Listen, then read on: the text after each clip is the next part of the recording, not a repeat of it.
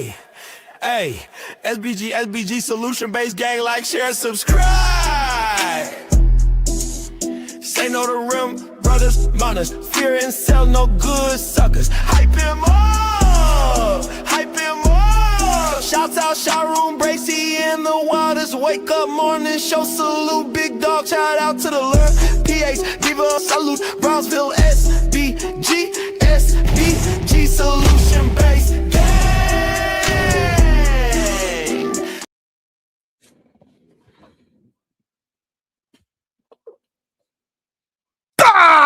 Let's go. Good day, everyone. Wake that ass up. Hit the like button. Hit the share button. Let's get it together.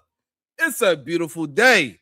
You know, over here, we have some of the greatest chat in all of YouTube.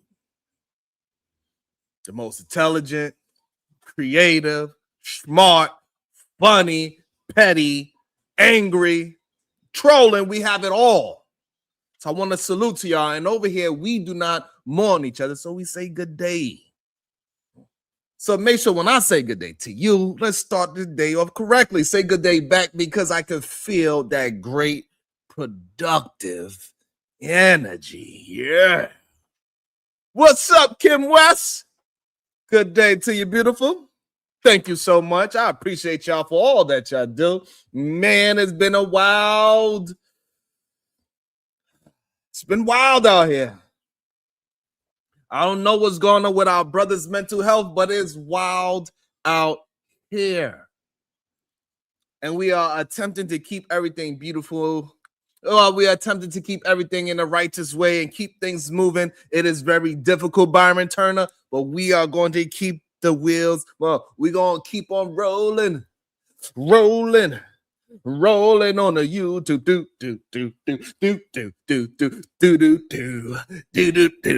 Sharon with the jazzy hands. Yeah. What's up, Miss J? Good day to you, beautiful. The weather is absolutely as crazy as these goddamn people on the internet, for sure. People are wilding out. I don't know what's going on. I don't know if there's something in the water.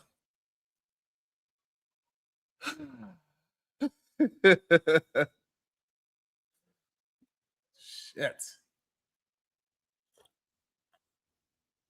There's so much craziness going on in the world.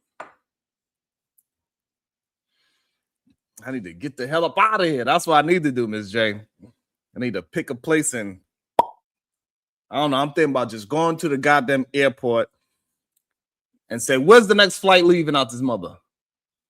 And they say it is, as long as they don't say Bangladesh, we going. Because I ain't going to India. I ain't going there. I ain't going to India. Miss J, I ain't going on. I ain't going to India. Nah. They are you know what I'm saying? Some places, if it's, I'm like, like, you know, if it's say like Colorado, I don't know. Colorado might be nice. I don't know. But I'm about to just go to the airport with a goddamn book bag and go.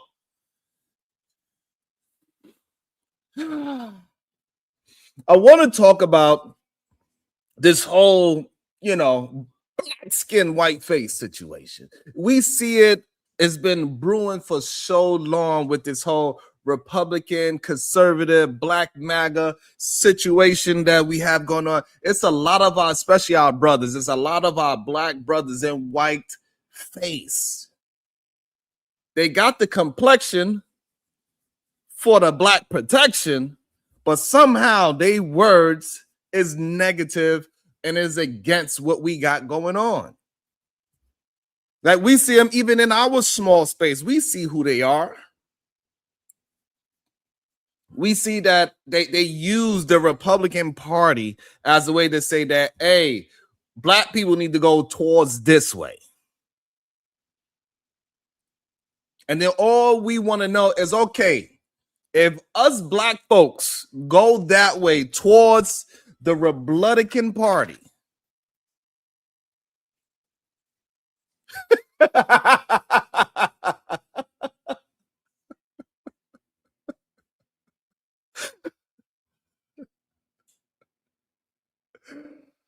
I told y'all we have some of the pettiest, funniest chat in all of YouTube. This is where it's at, man.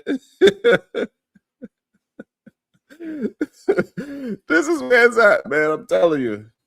If anybody tell you different, they lying to you. All we ask, if we was to all pick up and go to the Republican side, what are we going to get? Because so far, what we see doesn't look promising.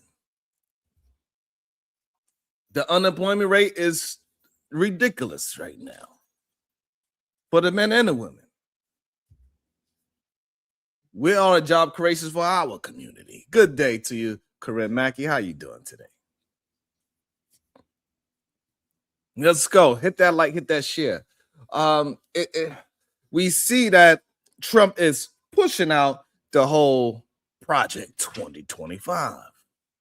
We see where it is going. We see the whole rollback of the DEI situation is starting to hurt the corporations a little bit. It's been a year since the black folks collectively just decided that, hey, we ain't going to shop at Target the way how we used to. Say, hey, Target, you want to roll back? You want to roll back DEI? I think you forgot who we are as a group, as a community. See, the problem is that a lot of places like Target and all these other DEIs, they believe that DEI only means black. And that's where they slipped up at. They don't understand we got a whole group of people that rock with each other, regardless of skin tone or nationality.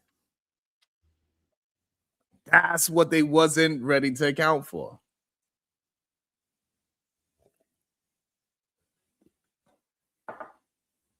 They was not ready for that.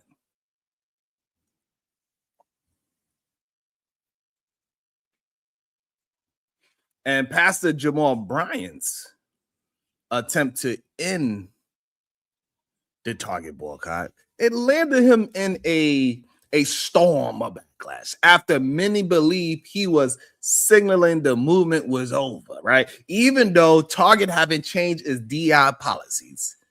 He later on apologized, saying he was out of touch and hadn't been paid by the company. But the moment, right, all of a sudden, yeah, we understand you telling us what you're telling us. But it sparked a bigger conversation in my mind. It's about trust, leadership, and how easily the community can feel misled.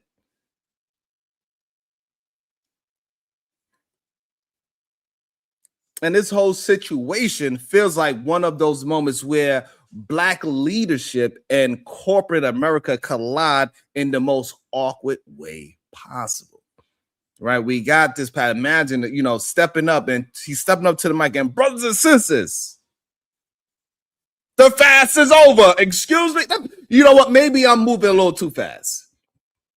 Let's go back to how it started, and what this is what it started as. That's him 1 year ago with his black fist raised up.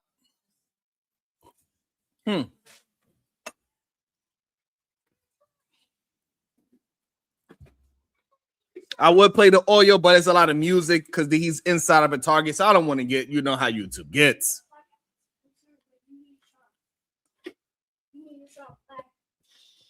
This is him saying that we need to boycott. And now you want to talk about the fast is over? We won? What you mean we won? What did we win? And now the community, we are looking around like, won what? Target didn't change a thing, but they priced it at a goddamn laundry detergent.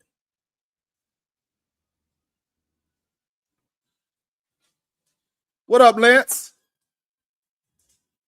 And these kind of moments, right?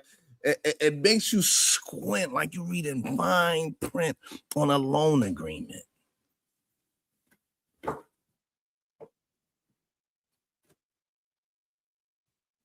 Like he had, we did this as a community. I get it. You was able to you garner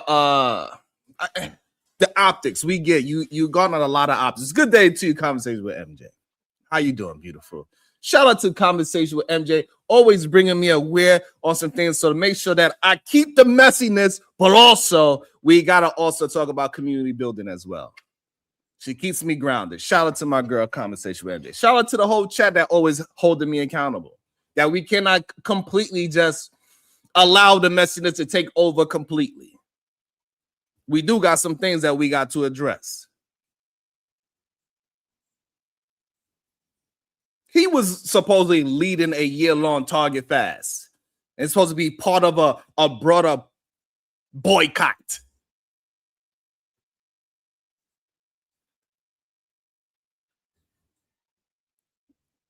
Right? When the company rolled back its DEI commitments,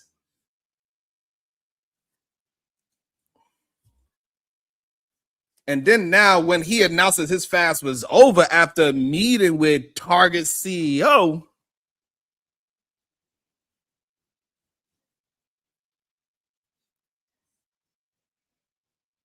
like, excuse me, sir? Woo, shout out to Conversation with MJ. Doing the 4 miles. That's really good, beautiful. I got to get back into running my goddamn self. I'm probably horrible. I'll probably die with 4 miles at this moment. No lie.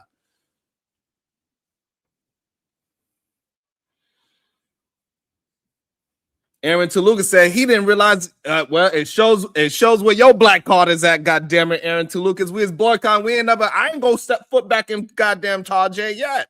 What you mean? That's crazy. What you mean you didn't know? You better. I got no light skin ass. I'll hold you closer to the goddamn black community, Aaron.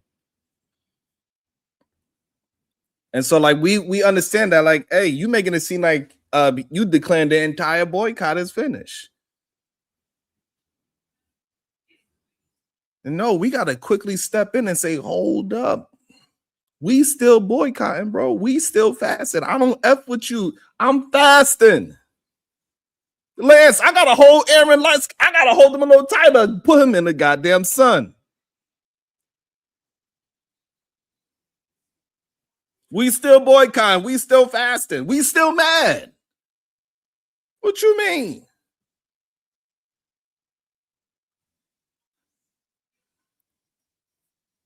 We still upset.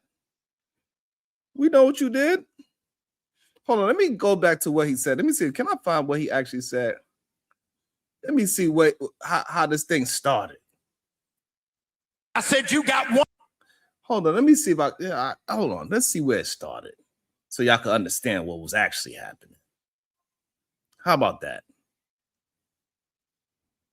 This is how it started.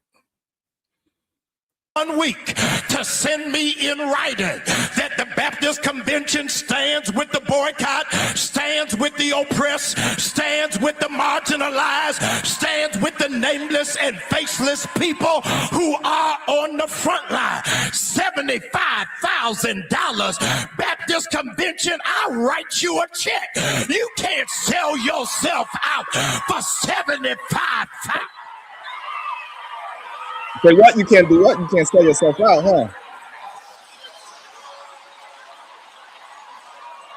Something has got to break. Something? Clearly it was you. Over the last couple of weeks, Target been playing in my face. Okay. Been hiring internet influencers to go online, rappers and artists and athletes to play and to broadcast outside of Target and in Target, thinking we ain't gonna say nothing. But you ain't got to talk directly to me. All you got to do is watch the rerun of The Color Purple. Until you do right by me, nothing you do is gonna work. We will break Target, we will break Dollar General, and we will break any company that doesn't honor our dignity while they trying to take our dollar. The devil is is a lie. You goddamn right. Something gotta break. Something gotta break, goddamn it. Got these people riled up. I do not have ire with the black church. Okay, what you because got? I recognize the fingerprints of satanic principality. Okay. It is the intention of the enemy for us to fight each other. Uh-huh. I am not declaring war on any of those Baptist conventions. I am declaring war of the spirit of division. Come on, y'all ain't saying nothing to me. I'm saying something. White supremacy takes delight at us fighting one another. But that's what they take delight in.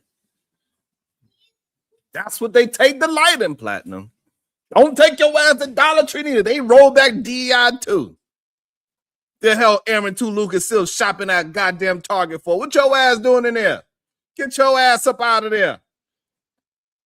Shout out to Aaron 2 Lucas with $2. The real problem is that no one built a competitor in 1 year. Aaron 2 Lucas in 1 year.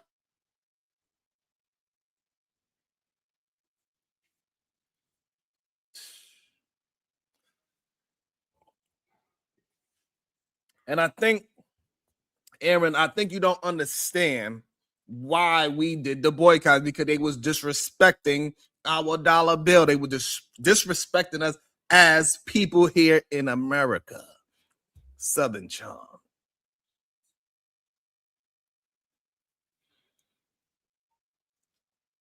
So we need to start demanding proper respect. We got to get it somehow, somewhere. We can't keep allowing people to just do whatever.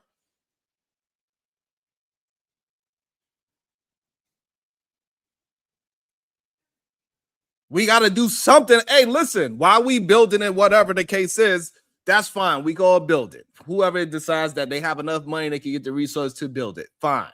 But it ain't going to take 1 year to do it. That's number one. Number two, while we building it, we still need to get our respect proper.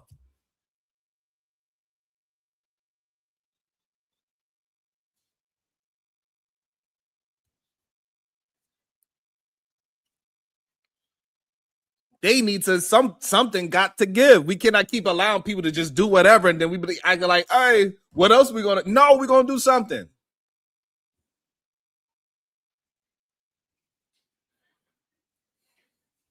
All right, so you go ahead and build the next Target.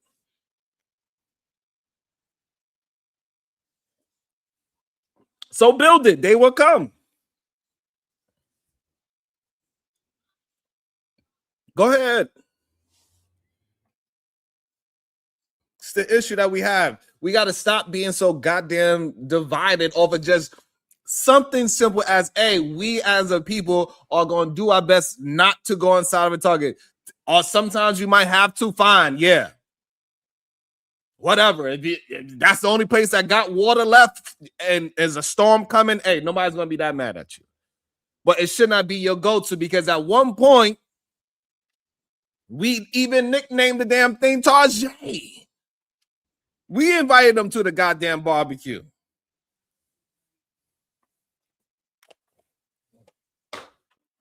Right? Because we felt like Walmart was for the trailer park trash. And we felt a little too bougie to go to the trailer park trash. So we decided to nickname it Tarjay. We all started to go there.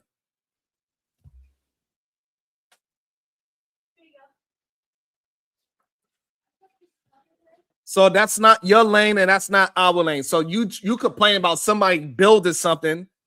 It's irrelevant, because at the moment, what we need to do is let people know, let communities know, let corporations know that, hey, we ain't having it. That's the first step. People always want to jump to the last step. Go ahead and build the alternative. Go ahead and build 500 stores. What?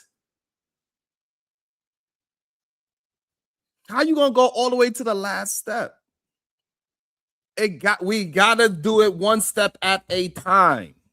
You cannot jump into, oh, we gotta build a brand new competition for Tarjay, a black version of Tarjay. You went all the way to the final step. Instead of, hey, first we damage them and show how powerful our black dollar is. Then we get people to stop using the N-word as a way to push out the algorithm. Like that other stupid lady on HGTV. She say the N-word, and now she's on the goddamn Breakfast Club. It's crazy.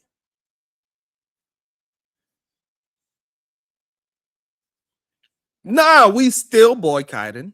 We still fasting, and we still mad.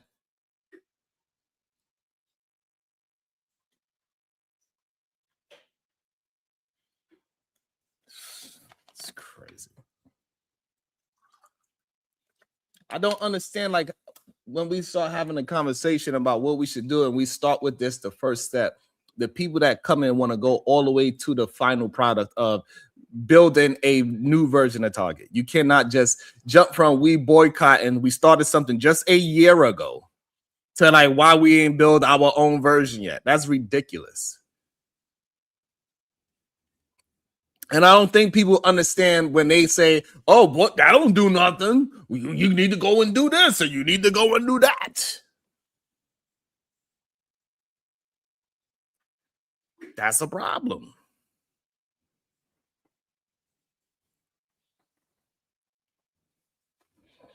And so, like, so he understands that he messed up because he had to come back and say, my bad, y'all. I failed this week. He understands where he went wrong. And it's time for our brothers to start understanding where they are going wrong with this goddamn thing. I made a right? We need them to start understanding and recognizing where they went wrong.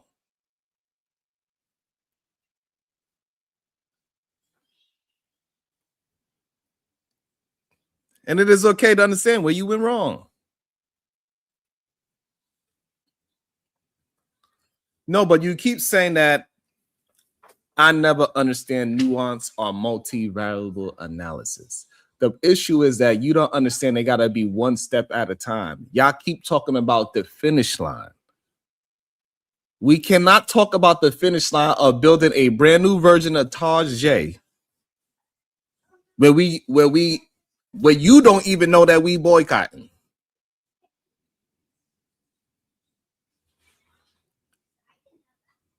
You cannot. You don't understand that sounds like a contrarian spirit. Hey, we boycott. Well, what is that going to do if we don't do this? That's ridiculous. If I'm talking about the foundation, you say, why are we talking about the foundation if we ain't going to build a house?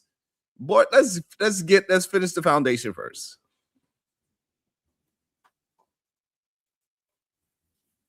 And the problem is, majority of our black brothers, they don't want to do things in sequence. They just want to go ahead and rush. Everybody else, these corporations, they do things in sequence. And that's the problem that we are not understanding. This is the problem that we have, especially with our black brothers that leans towards the Republican side.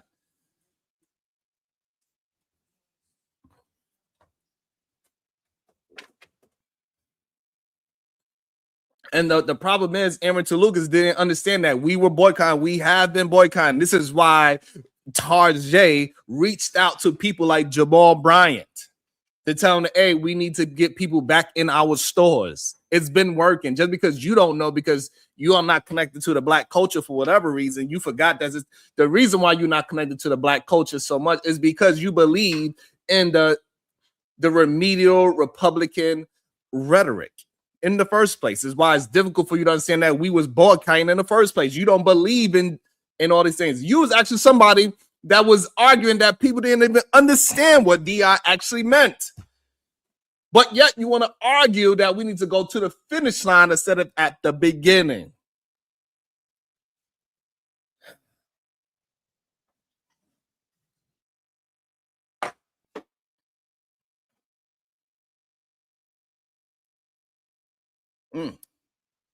But let's see what the pastor said.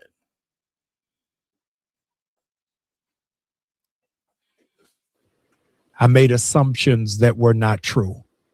And I wanted to apologize to you for being a leader that was out of touch with what it is that the community wanted and sensed what it is that the community were demanding. It's much greater than those four. And I've heard you, overwhelmingly so.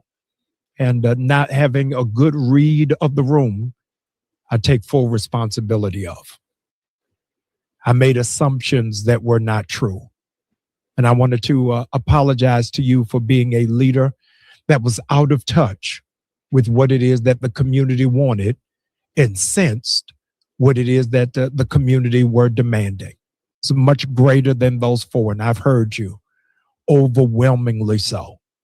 And not having a good read of the room, I take full responsibility of.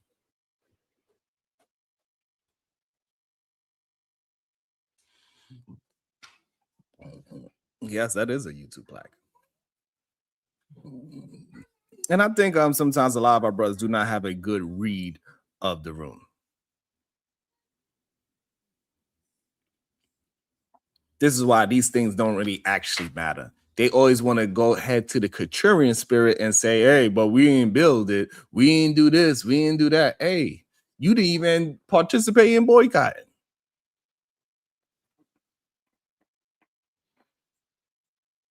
Shout out to my guy. About to be a situation. Hey, hey, hey. Aaron Toulouse with the $5 says, I know you still boycotting. It's called sarcasm. I live in the Black community. Tajay has always been packed. Still, though, is my point. I don't understand that point.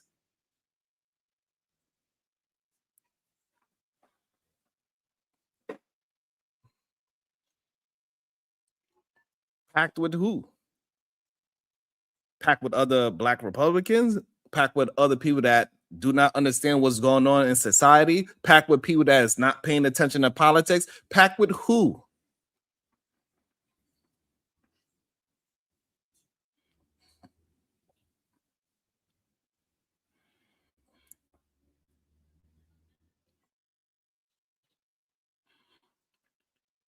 And the issue is that every time when we try to do something, y'all need it to be in 100% totality.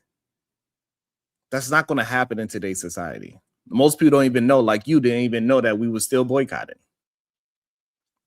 So you bringing up the fact that you see Black people in a Target is irrelevant to the conversation at hand, because clearly Target felt the pressure of Black folks boycotting across the nation, not just in your community.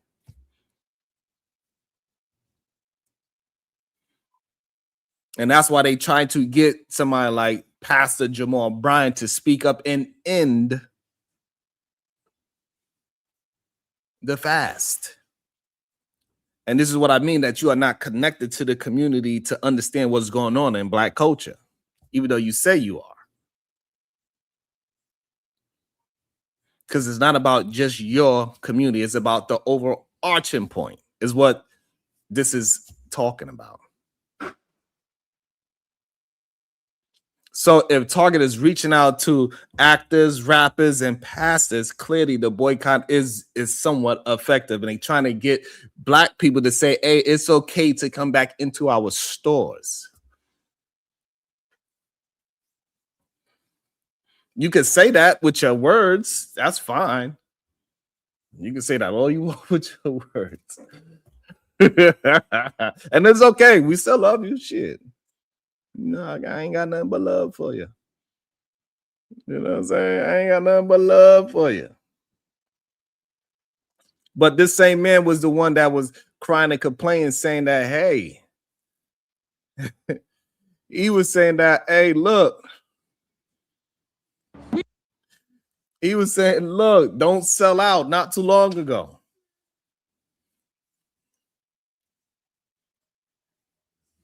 You know what I mean? Hold on, let me see. Hold on. That's what he said. We are asking. All right. Let me play this one. Let me play this one.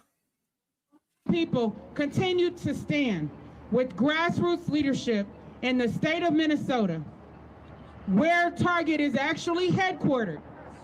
and not clout chasers, not fake pastors, not fake activists trying to co-opt our work.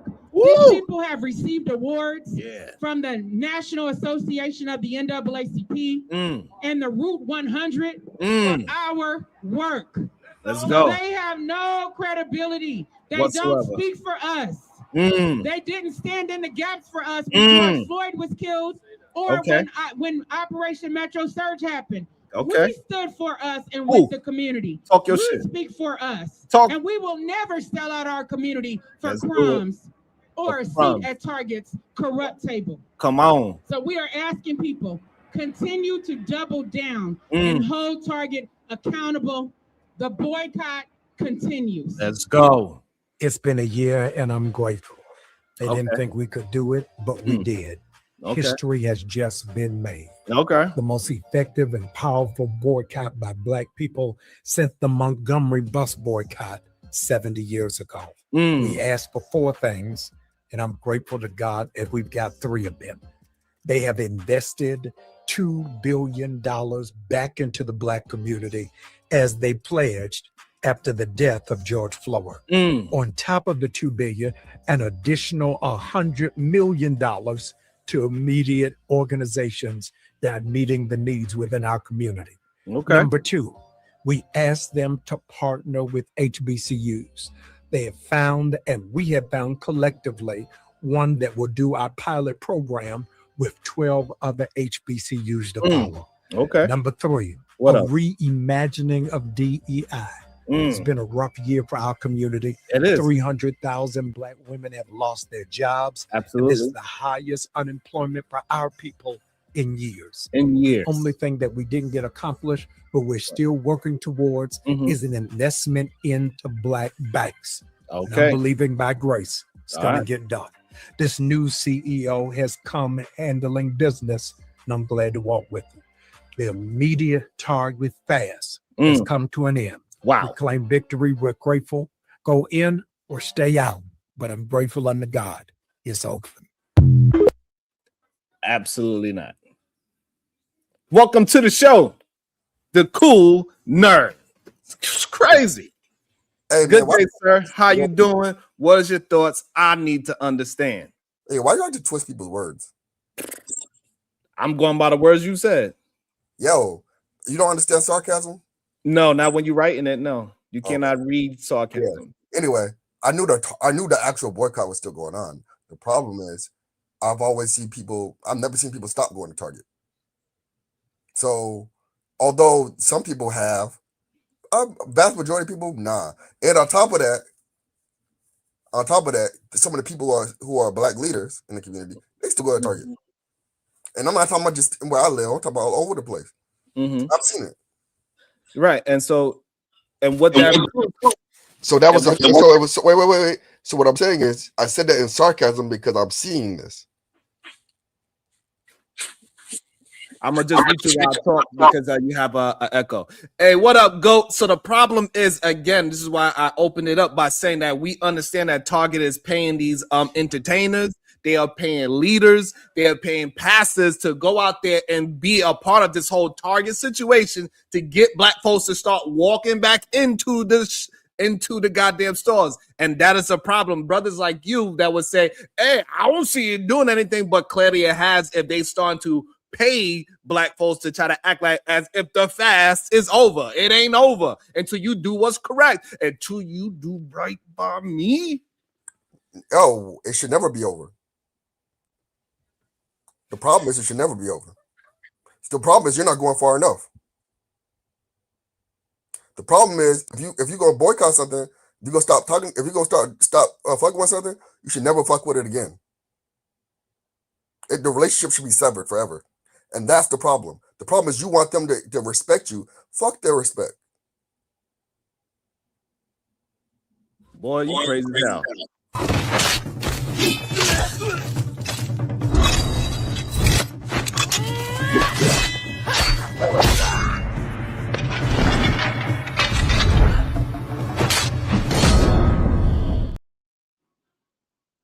Welcome to the show, Supreme Vaginal Vessel. How you doing today? What's your thoughts?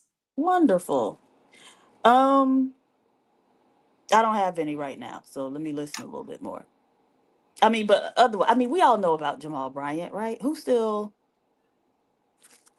dealing with Jamal Bryant or taking him seriously? After he got what they called it? Damn, when that dude basically kicked him off the block in Baltimore. Like people should have left him alone right there. They should have, but they didn't. They said, well, at least Target is still trying to support him by putting some. We don't know if he got any money for sure, but hey, right. We know he probably did, and they are trying to buy the facade of black people going back into these stores, like Aaron, cool nerd. Like he believes that black people and the leaders is going back in because he see Jamal Bryant and they saw him put money into actors and musicians back into Target to get this whole Target back. No, we calling you Target now. You ain't Target no more. We taking back your bougie car. Welcome to the show, the GOAT. Good day, sir. I'm surprised the GOAT was in Target the other day. I got pictures. I seen you. You on mute, GOAT. Nah, it's Taz. Yeah, I'm here. Listen, fam. I ain't gonna lie to you. I was there. I was in the building. Yep. I actually forgot though. I didn't really take in the boycott in the first place, and then moving forward, I certainly forgot. I actually take issue with this false narrative of doing this for black people though. When you're talking DEI, you're not talking black people. You're talking everybody. And I don't like the representation of it where he uses DEI in a sense that it puts black people in the forefront of a conversation. No, DEI puts everybody in the same conversation equally. So you're not moving us ahead the way you're presenting this. The boycott, I mean, I guess it could have been good for his business or whatever it was he was doing, but I don't see how that affects the community. You know what I'm saying? It's kind of cap in my opinion. So it affected the community because it put black businesses in a bad position in Target. And so people that was attempting to get their small business up and they was proud that they were in Target, now you getting those same black business up out of Target. And that's an issue for continuously moving forward with inspiring other black folks to build a business and hopefully get it into a major corporation.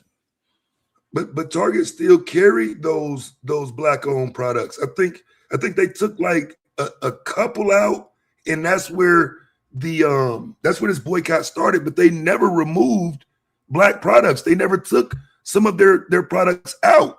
But because they had a handful of products they could point to and say, look, they're doing this to black people. It was cap. This was Jamal Bryant's personal crusade to make some money. But our community has been in Target ever since. They never took us out. Those sections were still in Targets.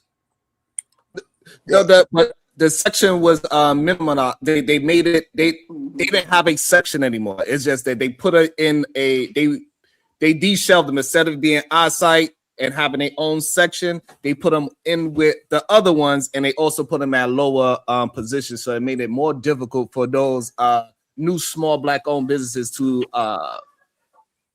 profit. But when they made him, wait, hold up. Well, two things. One thing. One, I agree with you. Was that Taz who said that? Yeah. What up, I agree with you, Taz. But two, I'm thinking like this. This is my whole thing. If you're gonna do something, do it all the way. Don't go back. Don't sit there and try to seek their approval. Don't go back. Who can? Hey, you know what? Jamal Bryant says, "Oh, you guys can go back now." No, just don't go back. Ignore him. If you don't want to go there, don't go there. Ignore him. Seek alternatives, and that's what I mean by seeking alternatives. Seek alternatives. But another thing is, don't you think that you boycotting Target hurts those black businesses more than the shelf placement they had? No, really. So those black businesses will be just fine whether you were there or whether the black people were there or whether they're not. So that's what you're saying. What I'm saying is that those black businesses need to create and find a different way to sell to their people. Yeah, but stop using Target as a way to sell to their people, because clearly Target don't give a damn about your people. But I So wouldn't. now when we get the black businesses to be on that same wave that, hey, Target is disrespecting our people, we got to find new ways to get to our people. So how do they disrespect your? So let's explain that. How do they disrespect our people? Excuse I me? don't shop at Target, so I don't know. How do they disrespect our people?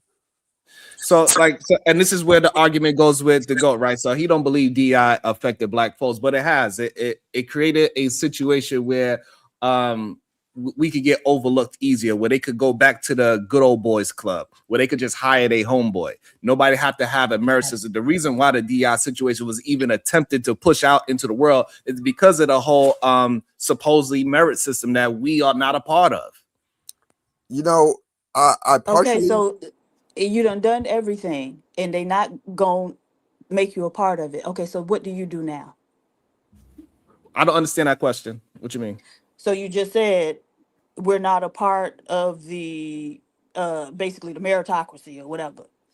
And so if that's the case, and you've done, everything to be a part of it, okay, then what is your next option?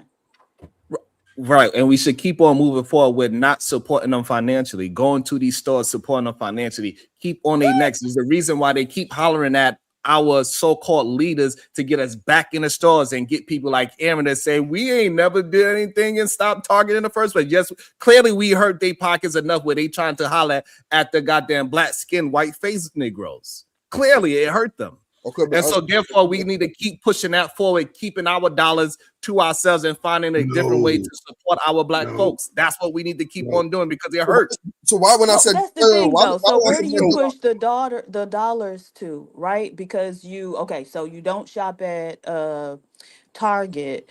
A lot of people were shopping at Amazon. Okay, Amazon got the same problem, right?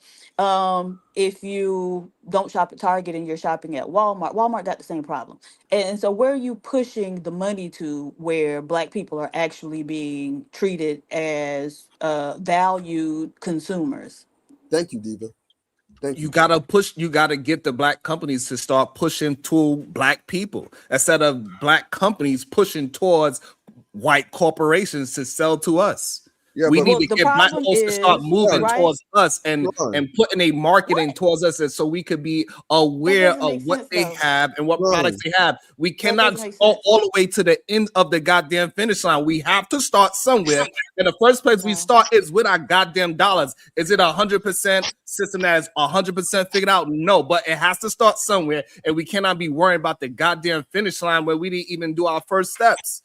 No, we still in training. You're talking about not black businesses not going through Target to market to us, but that was really the smaller part of it, right? They attach themselves to Target for distribution. They can't get all over the country by themselves. Thank you. Yes, they can. How? They just didn't know they can, right? So it's plenty of distributions when they making a products and they could still get it to different parts of the world. You don't need to be in a Target store. That was at one point that was very important, but now with the internet being how it is, people just need to know where you getting it and you could ship it your goddamn self. You don't need that middleman no more. Target is the middleman. And so when we realize that Target is the middleman, we understand that he ain't. What we realize is that what we realize is that Target is just like being outside, right? Where the GOAT understand this, right? We understand like you the middleman. Once you get rid of the middleman, guess what? You get more profit. No. But you don't have because used on the middleman though. Sure, Target is the middleman. Hey, can I ask everybody a question? Hey, so we said that Target has concentrated section for black or had. And still does have black businesses in their shelves, right? Does Walmart have that same? Did Walmart ever have that same program? I don't understand. Get to your point. Understand Walmart or like Amazon ever had that same program where they're saying here are black businesses that you could buy from at our store? I don't understand but get to your point while you asking this question so I can understand. So you choose. Like I don't think you understand. Like you choose to stop buying from the place that was promoting and showing black business because they got rid of a quote unquote DEI policy, right? Which, if you in actuality, in actuality, if you didn't notice, a lot of companies would say, "Oh, we're not doing DEI anymore to satisfy whatever the initiative was," but they kept their DEI. They didn't call it DEI anymore.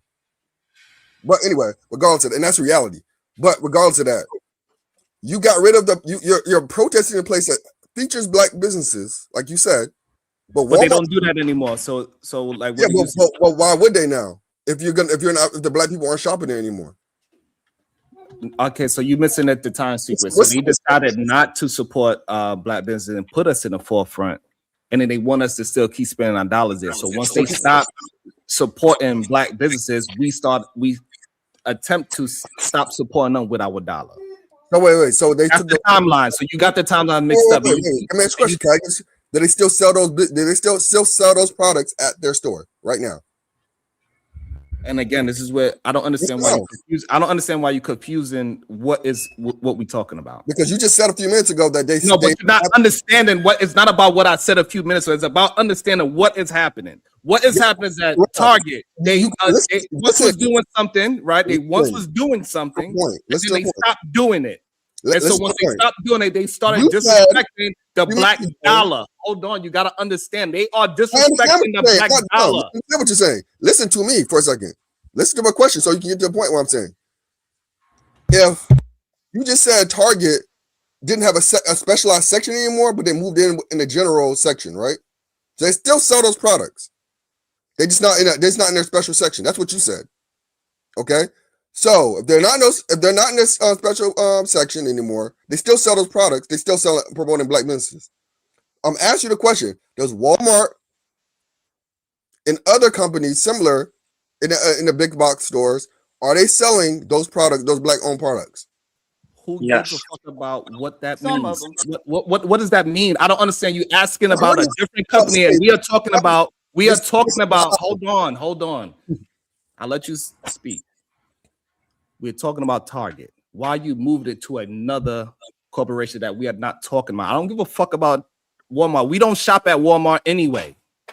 Because most people, if they're not going to shop I need you to understand. Black people don't really shop at Walmart like that. If they're not Walmart is the reason why we started calling Target Target in the first fucking place. Black people definitely shop at Walmart.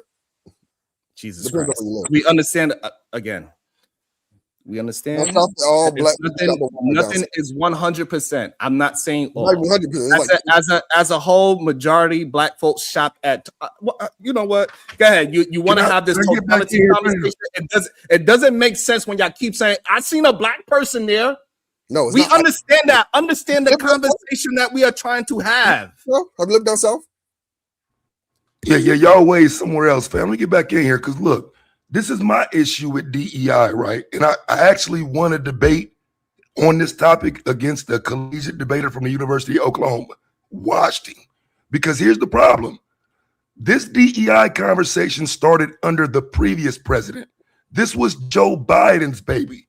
A lot of companies attached themselves to DEI because there was supposed to be some future kickback coming out of the Biden administration.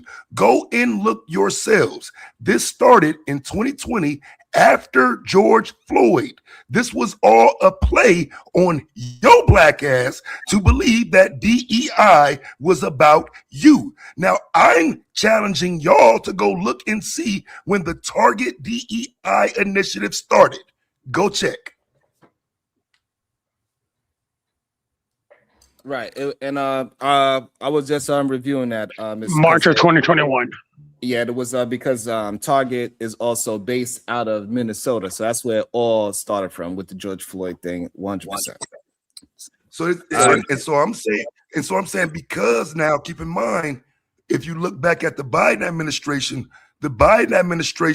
was giving kickbacks and showing love to anybody who incorporated DEI into their companies because Biden's approach was called a whole of government approach, in which the trickle-down effect of DEI was supposed to help those companies. The problem is there was no enforcement of it. So while people throwing this around, what they tend to forget, as soon as Biden left and them kickbacks ain't there no more and that benefit ain't there no more, they don't give a fuck about your black ass. So it ain't no DEI. DEI ain't the problem. The problem is the policies that were put in place that y'all still fighting for are another president's policies. Those were Biden's policies.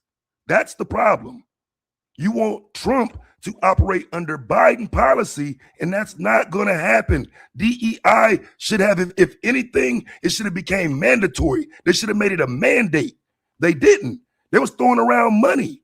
And of course, companies like Target and any other company is going to take that money in and use it to promote what they want to promote. It was an agenda for those companies. It wasn't about us.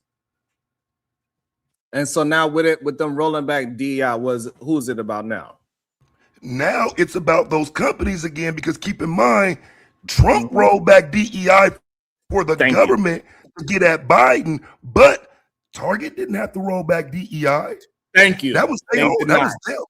That was them that did that. And so that's where the issue is. So Target decided to join the Republicans like Aaron. No.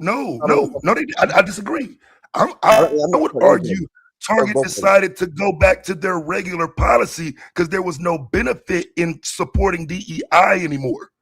Right. And but they use DEI as a what? As a way to say black people. And we all understand that what the propaganda was. When they had the whole Charlie Kirk, when he said the whole BS about DEI pilots, he wasn't talking about women or Spanish or any. He was talking about black male pilots. So we understand the temperature that was around DEI. DEI eventually meant black. That was a secret code word to talk about black. And we all know that's what it turned into. Now, whether the policy is actually that, and whether the policy actually reads, is completely different from what the propaganda behind the word DEI meant. So who did But Sharon, if that's true, why did the most people who got affected by DEI were white women? Exactly. I don't understand why we talk. I don't give a, who cares? Because because you're misrepresenting what it said. Hold on, because y'all keep missing it by saying that. Did it affect black people? Yes or no? It did, but not nearly as much as it affected white women. Okay, so that's the people I'm not targeting the people that it affected the most. Fine, that's your argument. Fine, that's your argument. It affected them the most. However, it affected black people. Okay, sure. I'll say that. So therefore, that's why we having a conversation and we're trying to keep it very specific to our people and how it affected us. Anything but you're conflating that we actually it's do being overblown though, Sharon. Other people, so we cannot act as if it doesn't affect us at all. So, Sharon, since we're going to talk about Target specifically, DEI affected the LGBTQ community in Target. That's why when it stopped, they stopped with all their LGBT displays. If we're going to be real about it, let's talk about what DEI actually affected.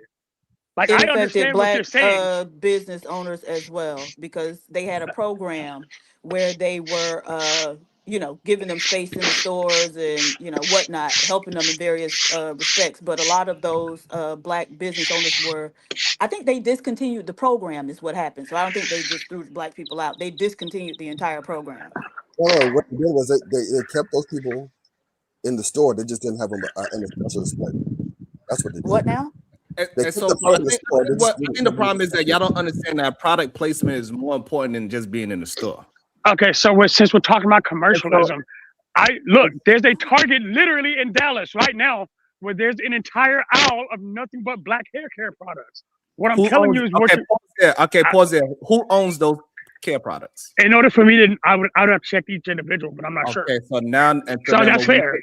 That's all fair right. And so what you will realize that yes, it says it's a black care product, but it's owned by a white company, so it's not a black care product. And this is the part that we keep missing. It incentivized to get black skin, white face. This is why I named it that, right? So a lot of these products is black skin, but it's a white face behind it. Same thing like Jamal Bryant. Same, there's a lot of these Republicans. They are black skin, but their face is white. Yeah, but I have a question. Right? A lot of liberals. If you see a program, if you see that Target actually had that program, right, with the black business, right, and Walmart didn't have that program, why aren't we protesting Walmart instead?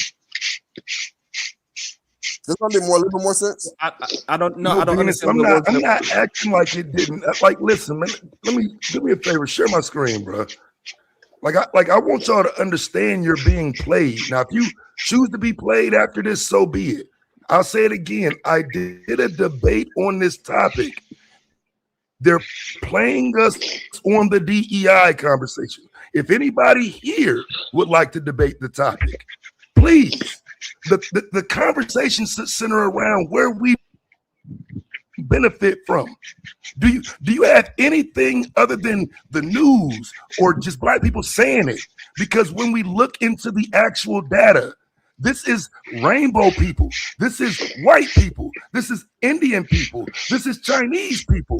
This is Latino people. And then somewhere in there, black people come up in the conversation. Y'all tripping, fam. I would encourage you to do your own pro research on DEI. It did not benefit us the way y'all talk about. So, but the issue is that we act as if the LGBT community don't have black people in it. That's number one. Number two. So number two, if it's 4% out of 16%, you don't think that's a lot? We 16% of the population. Say it again. Say it again. We are 16% of the population. 4% is a good amount. Is that correct? 4% of that 16%, Sharon. No. Come on, bro. Okay, so don't break down. Let's do some real math. Okay, instead of just making jokes, because I need to understand. So we are a very small portion of the population when it comes to getting jobs in the first place, correct? I agree. Yeah, no doubt. Sure. All right. So then when we have this conversation, we know that 4% is actually a lot, especially when it targets 300,000 of our women. That's number one. And then now we got 500,000 of black men as well. That's number two coming this year. So that's 800,000 people without a job because it all trickled down to us. And so this idea that we shouldn't pay attention to all these trickle down effects that is happening. That's who's that? The noise or that? Wait, are you saying that 500,000? So what I'm saying is that so we have 800,000 right now that's been affected by all of this trickle down effects. 800,000? Can you calculate that number again? 300,000. Sharon, do you know that our representation, black men? It was not our representation in the federal. If you break it down, actually, because if you look at the months that they say that for, it's for November through February, which is a lot of seasonal work. And then also, if you do a little bit deeper analysis, because I did some deeper analysis on it, actually turns out to be 180,000, which is typical for the fourth quarter. After you break down the seasonal work. So you can go and look at the federal workforce in 2000 and see the percentage of black people there. In 2024, it was the exact same. The issue that I have with it is Latinos moved up. In 2000, Asians weren't even on the list. Now they accumulate 7-8%. Black people stayed stagnant. We did not move up in terms of the percentage we make up in the federal workforce in 25 years. But other groups have saw growth. Why would we be fighting for DEI when there's no statistical data that says we benefited from it? It's cap.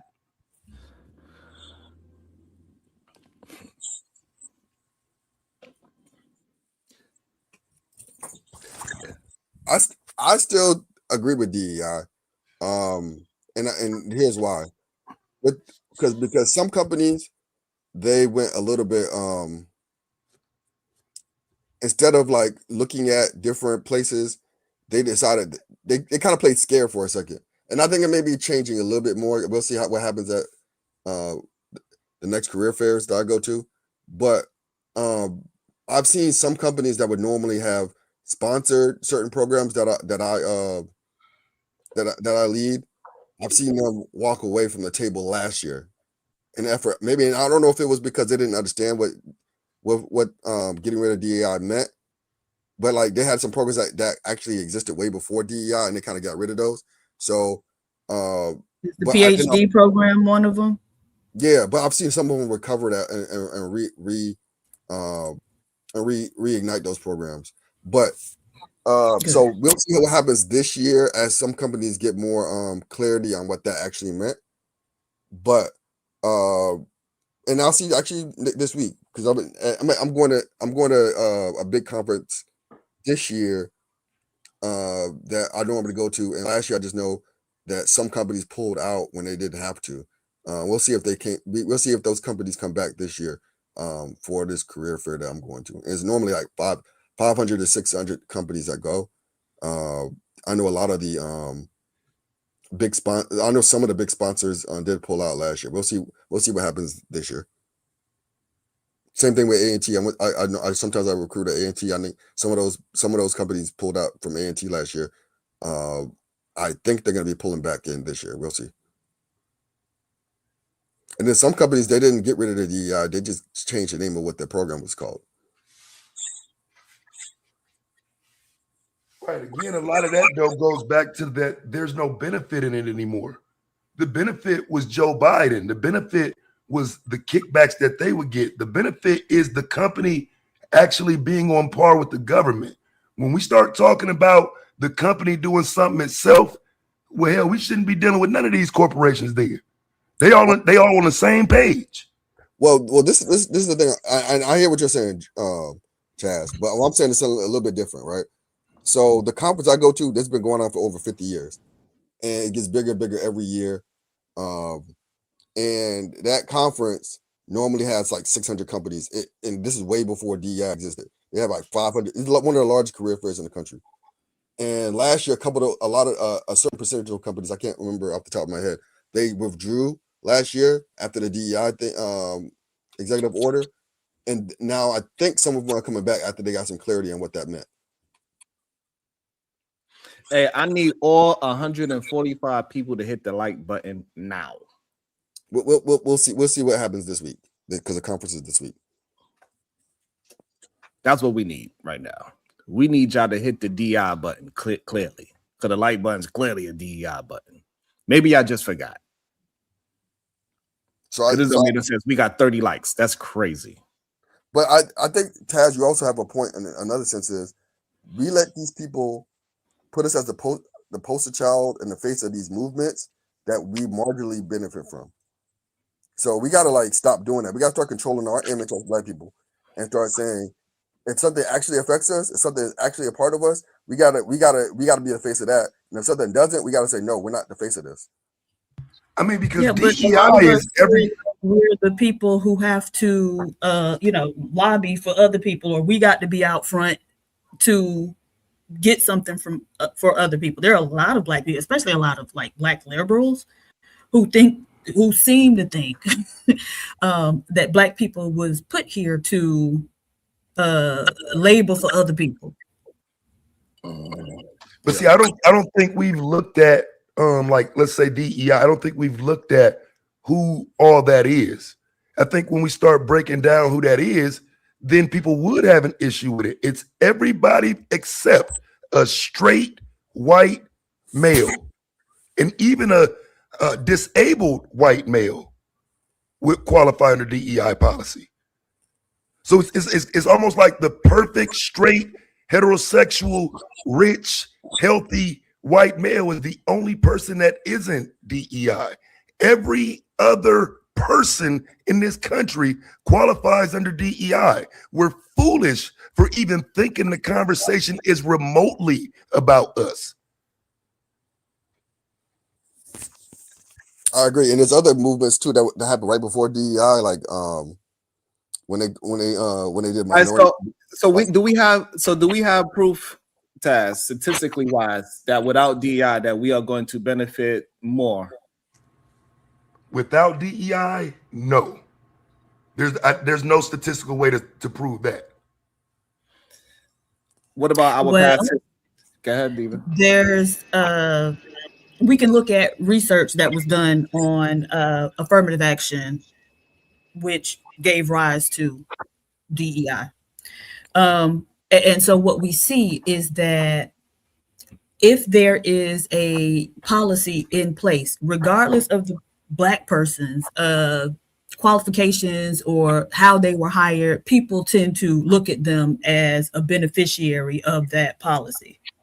So if we generalize that to DEI, to include DEI as well, simply by virtue of there being a policy, people are going to assume that the Black people came in under that policy and discount their qualifications and other stuff. Would we benefit more without a policy? You know, look, my thing is these people will find a reason. They always gonna find a way to justify whatever it is they want to do, right? So that's the process is we determine what we want to do, and then we're gonna try to figure out a way to justify it after the fact. And so no, they don't want to, like, these people are committed to ensuring that we are the backs that they able to climb to upward mobility. And so again, I just keep wondering, how do y'all want to be in league with these people? They've already shown you they're not going to treat you like they treat themselves. And it seems like our only strategy is to try to lobby them to act better with regard to us or treat us better. We're gonna have to start figuring out some other more effective stuff. But taking our money away is effective. You don't think so? So, okay, so we took the money away, and what happened? Did they bring it back? And so part of the issue is that, like, this whole boycott, hold on. This whole boycott strategy comes from the civil rights movement. It was called Operation Breadbasket, but we aren't even doing the entire thing. All we do is say, boycott them, right? And so they had an entire process that they worked through, and it was an interactive process between them and companies. We don't even do that. We just say, withhold your money. And at some point, I guess we can resume shopping whenever somebody done got something, and then they come and say, okay, it's all good, Black people, go ahead. We're going to have to come up with a better system or whatever than that. It just really doesn't seem to make sense. Right. So, but it has to start somewhere. And okay, what do you mean? Okay, and so they were there, and the people decided to do away with it. Like, stop being victims to these people. That's basically what I'm saying. At what point do we decide we want to stop being victims? My God, and it's always y'all that we have to lobby. No, you got it wrong. Us acting as if boycotting doesn't affect anything is wrong. You aren't even doing the boycott in the way that it's supposed to be done. No, absolutely not. They don't know. Us acting like we don't know. Us acting You're like not doing it the way it's supposed to be done. Us acting like we're individuals is the problem. Because guess what? I don't shop there, and I shop almost everything in my house is Black owned. But I can't get anybody else to go ahead and shop that way. Why? Because we keep having people like Aaron and Diva saying that it don't work. But no, her point is going back to Operation Breadbasket. Where are the people out in front of a Target to say, "Hey, Taz, what you doing here, bruh? You know we boycotting this, right?" She's referring to, and rest in peace, Jesse Jackson. That's him. That's his shit. That's fine. So as we having a conversation right now, I'm doing it right now. I'm reminding everybody because Taz forgot. He was there. He was in Target yesterday. Taz, the last ain't supposed to be there. I'm reminding you because we forgot because it was so long ago. And this is what happens with this is what happened with media, right? We forget because we let things happen long enough. You know, like how you did beautifully yesterday. All of a sudden, we could let the bad actors back in, and they could slowly come back in and realize and say, "Oh, see, I wasn't the bad guy. DEI is the bad guy. It wasn't me, Target. No, it was you too, Target. We ain't forget." It's Sharon. To this day. It's Sharon. We gotta stop giving them excuses and act like we are the problem. We are not the problem. We do gotta get it together where we are all as we are moving as one. Yes, we do gotta get to that point. So are you saying everybody should only shop at We are Target? not at that point where we could organize and have people in front like we have some goddamn union and we have rats in front of goddamn Target. We are not at that point yet. but we got to work our way through it. Should be. Ain't no work your doesn't way matter through what to we it when should- they was what- doing no, it in what we the should- 60s. no, no, They no, were what already we doing should- it. no, no, The no, problem no. is y'all don't What we read. should- no. That's your What we problem. should- You don't no, read. what we should be Yes, and is so you working got to spend towards time that. recreating the wheel when No, somebody already no. created the wheel for you. That's It ridiculous. doesn't. That will. It doesn't exist to most black people. It does. doesn't Stop make- being hold on, idiots hold and go on. read a book. It doesn't make sense. It does not make sense. They keep talking It about the does. goddamn finish line and what was presented 50 years ago when we don't see it. This your It's in a fault, book. Sharon. You Sharon, want So what? It Sharon, Don't don't go matter read what. I don't. It doesn't matter. Sharon. It don't matter. That's what y'all telling me. It don't matter. No, You're Y'all spazzing telling out. us talking to me talking If about you're it not even doesn't doing matter. it right, That's what y'all if you're telling not me. doing it right, Okay, all right, so therefore, I would never again bring up anything about black in my fucking life again because every time I do, it's somebody complaining about it. Bro, you're spazzing out without giving a solution. We're supposed to be solution based. What the I fuck give is you the no solution? I'm talking about What is the This solution? crazy. How I'm saying that we need to start at stage 1 and then work our way to something.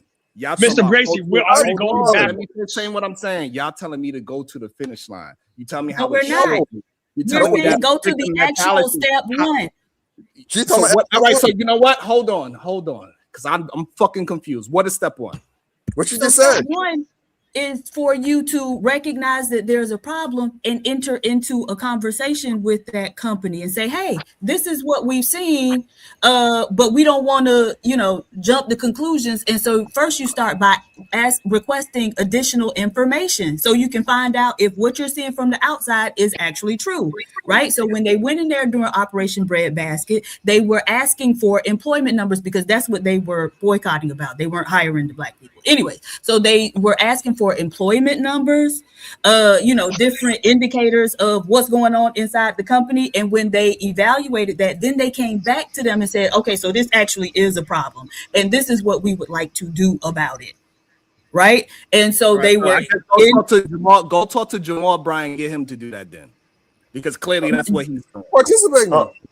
But he didn't even start at the why aren't beginning. we doing That's the thing. There's supposed to be people out there. Okay, so then when Target buck and say we getting rid of the stuff, okay, it's supposed to be people out there picketing against Target, right? As well as keeping people from going in there if we've decided not, to boycott the place. But you can't just say, oh, boycott the place. Like Dad said, he had forgot about it. I've been in Target. Right? A couple times that you and Taz is part of the problem. I'm not part of the problem. I'm part of the problem. Yeah, that's right. Really? The problem because y'all black asses forgot. Because Sean, you just saying shit. So I did in your feelings right now. But even still, I was Can you hear never me? just on board with it, just because I knew it was going to be more of the same. A, they're not doing it right. And then B, somebody, when they get something for themselves, going to say, okay, y'all, it's fine. It's over. All I know is this. When I come up with my black product and my black t-shirt, I want Taz and Diva be the first ones in goddamn line. Did you produce it yet? Hey, hello. But and that's the problem though, right? And I agree with you, Diva, right? But we got to take it one step further, right? And this is the problem with a lot of the protests in the civil rights era that I see an issue with. There were black alternatives that we did not go to, right? And the problem is we got to sit. Aaron, can you tell them to hit the like button? I'm a black alternative that they need to go to. Say that, hey. You have a problem, Aaron? Aaron, hey, Aaron, the same way how people promote Anton Dales, hey, make sure you promote me the same way. I promote you all the time. Come on, man. I'll be putting money in. I'm saying do it right now. Tell them to hit the damn like button. We not even at 50 likes, bro. Hit the like button. Hit the like button, everybody. Yeah, Can you hear me? Oh, y'all. Yes, hey, but this is the thing, right? We gotta do the protest, right? We gotta get the data, like Diva said. We gotta perform the protest, have a goal for that protest, but also let's have some black alternatives so we can promote our own businesses and I get our own businesses up. So we don't have to worry about no protesting nobody because we already have the people who are part of the community, partners businesses. I believe that PH Diva and Aaron are right, especially with Jamal Bryant. I think Jamal Bryant is, which we've been talking about him for months, and people have been talking about how great of a man he was, and Everybody talked about the situation with his wife, and he's been in the news a lot. But I think Jamal Bryant started something, and he didn't finish it. I think that when Jamal Bryant saw or they gave him what he wanted, or what he wanted to see, which they still hadn't showed the proof of that yet. But when he felt like he got what he wanted from them, then he said, "Oh, y'all, it's okay to go back." And I'm like, PhD, but if you're going to boycott something, you drain it down till they don't have nothing left in it. And he says, "No, I got what I want. Everybody go back to shopping there now. Everybody," and going back to what PhD said about books, she's right. Willie Lynch said it. If you want to keep something from a black person, put it in a book. Who the hell is And Willie Lynch? He's a made up character. Hold on. Willie Lynch is a made up character. That's number one. He's not even. It's not a made up character. So you need to start reading more. He was right. It absolutely is a made up character. He's not even a real person. What we start to understand, right? So regardless of how y'all feel, somebody made Jamal Bryant some kind of a leader of this movement. He did himself. Okay. And so now when he said that we fasting, the fast is over, guess what the black people said? No, it's fucking not. Hold on. But you got other people like Roland Martin. Roland Martin just said the same thing. It's okay to go back to Target. Roland Martin just did a whole thing. It's okay to go back to Target now too. So now what? Stop. So what does that mean? That Roland Martin is what? Not with us, correct? Oh no, no, we're not saying Roland Martin. Roland Martin is all blackity black, everything black. So what are we talking about? He got the Black Star Network, for God's sake. This is the problem that I'm having with my black brothers. You gotta chill, bro. This is the problem that I have. If somebody make a stance, we should be able to say, "Hey, you are not a part of this movement." He's not a part of the Target, DEI, whatever this movement is, right? He's just not a part of that. Maybe he's a part of another blackity black situation, but he ain't a part of this one. It is okay to say, "Hey, you don't get to tell us that we could go back and Target." That's the fucking problem. Every time when we try to bring up a situation and explain what is actually happening, people want to just be contrarians for no reason. Okay. What do you mean? But what kind of? Yeah, that's what I want to know that too, because Jamal Bryant has a lot of influence as a pastor, as a influencer. Period. And when he says something, so you brought that up to say what? When he said we are going back in Target, what did the people say? Most people are going back into like the PhD, which just said she was in Target. Okay, and this is most people. Hold on. The majority. Hold on, please slow down. And this is why you black Republicans is not really a part of the community like you think you are. No, a lot of people are saying like, "Nah, we ain't rolling with you, Jamal Bryant." That's why he had to make an apology and say, "My bad." No, the majority of people didn't even stop going to Target. I don't even know. The majority of people, black people, didn't even stop going. So those people that are still going there, that means what? That they are not a part of what? The boycott, right? And they're the majority. Okay, so why are you bringing up people that are not a part of boycott? What we need to be doing is getting people to understand why we still continuing the goddamn boycott instead of saying, "Well, people walk back in. I guess the fight is over."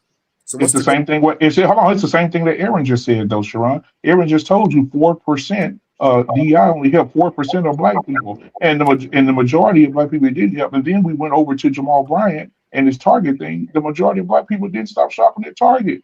It was only a minute number of people. So what are we talking about? What we talking about? That minute number affected Target so much that they started to pay people like Jamal and other content creators, entertainers, and artists to get black people to go back in Target. So therefore, it is working. We should not say, "Oh, well, it didn't work." What we need to do is double down it and start communicating again so people know that we are still actively boycotting them until they do right by the community. Okay, and guess what's going to happen? Only 10 of us. The problem is y'all keep wanting everybody to be a part of it. Everybody's not going to be a part of it. It's not going to be a part of it. But hold on, let me say this real quick.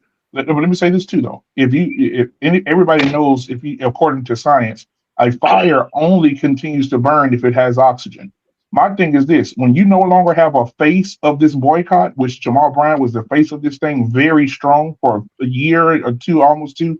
If you don't have a face for this thing, it's going to lose oxygen. Who's the face of it now? Who's the face of it now? Pause. Oh shit! And again, I don't know why this part is getting missed. The people rejected Jamal Bryant leadership, saying, "Hey, we are going back in Target." Okay. I don't know why that part is missed. He's out of touch. Just like you are out of touch and Aaron is out of touch. Okay, so what we'll do is, okay, so you're out of touch because I'm here in Dallas, Texas at that big ass Target Super Center that he's talking about, one of the biggest one in America. I'm here in Dallas, and I'm going to go and prove you wrong. I'm going to get my video camera. I'm going to walk in Target. We're going to count how many black faces you see in there today. Right, and so I don't know what you're talking about. It'd be packed with black people. I don't know what you're talking about. You could go ahead and show me black people in Target. That is fine. But what you're not understanding is what we are talking about. The Super Target by Laredo is mostly. We are not talking about Dallas alone and that one Target that you are talking about. We are talking about nationwide. Target is being affected so much that they are trying to pay black influencers to get black people back into the goddamn Target. You know, 30% drop in stock is and huge. again, you can show. Hold on. Again, y'all can show us your anecdotal situation of your neighborhood, and that's fine. Nationwide, nigga, Dallas has 3.5 million people. I don't think exactly, bro. I don't think y'all. Hey, listen. Hey, so what you think we should do? We should do nothing, then, right? All right, go ahead. We could follow. We'll follow BMU, Shadow, Aaron, and PhD, but we'll do nothing and let them keep on just running us over and continue to be the victims. It is what it is. No. We should just do what worked already. Okay, so again, hold on. Again, so all I want to hear is this. I want to know Aaron, PhD, BMU, and Shadow's solution. Go ahead, so we can follow that. Go ahead. No. I'll go first. What you're saying right now is crazy, Sharon. Because the thing that you have to understand is that when are we going to get to a point where the leaders or the people who want to boycott can't not be bought off? I need a solution. Please go ahead and give a solution. Go ahead. And what's the solution to what? Because I want you to tell me what it is so we can go ahead. Me, PhD, or Aaron can go ahead and where you can be speechless for the rest of the show. So what is your question? Solution to what? To the conversation of getting these corporations started one corporation at a time, right?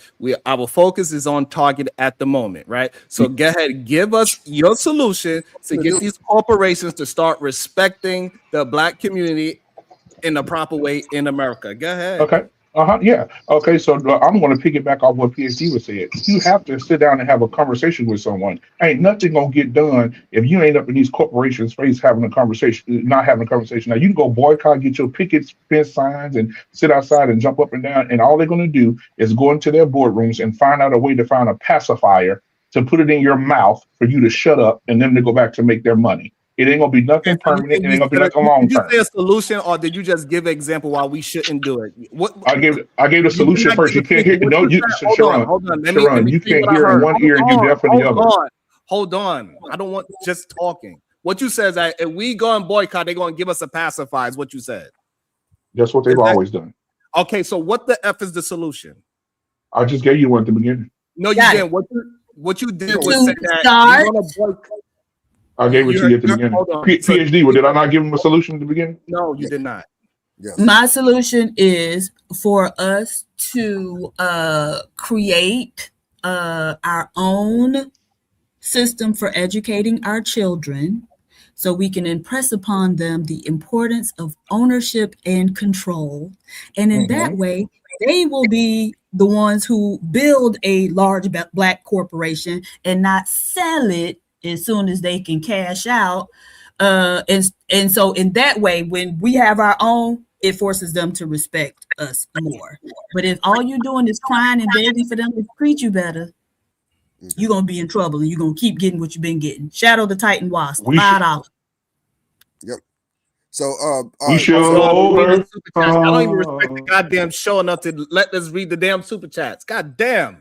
You can't say hit the like button. You can't hit the share button. I mean, goddamn. Go ahead, Diva. Ain't nothing there, nigga. Acid bath. Shadow mute. Laugh on mute, goddamn. Acid bath, $2. You're out of touch. I'm out of time. It's your YOU''RE.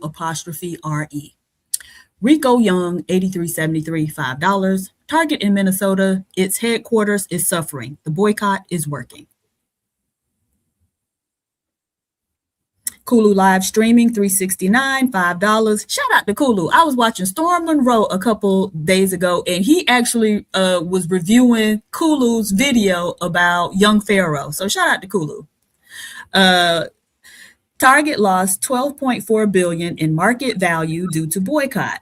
8 to 9% foot traffic drop during boycott protests to lose billions. Equals a lot of people boycotting. Yeah, I think more than just black people have been boycotting, because when I have gone in there, absolutely nobody's in Target. I won't allow it, Diva. Nope.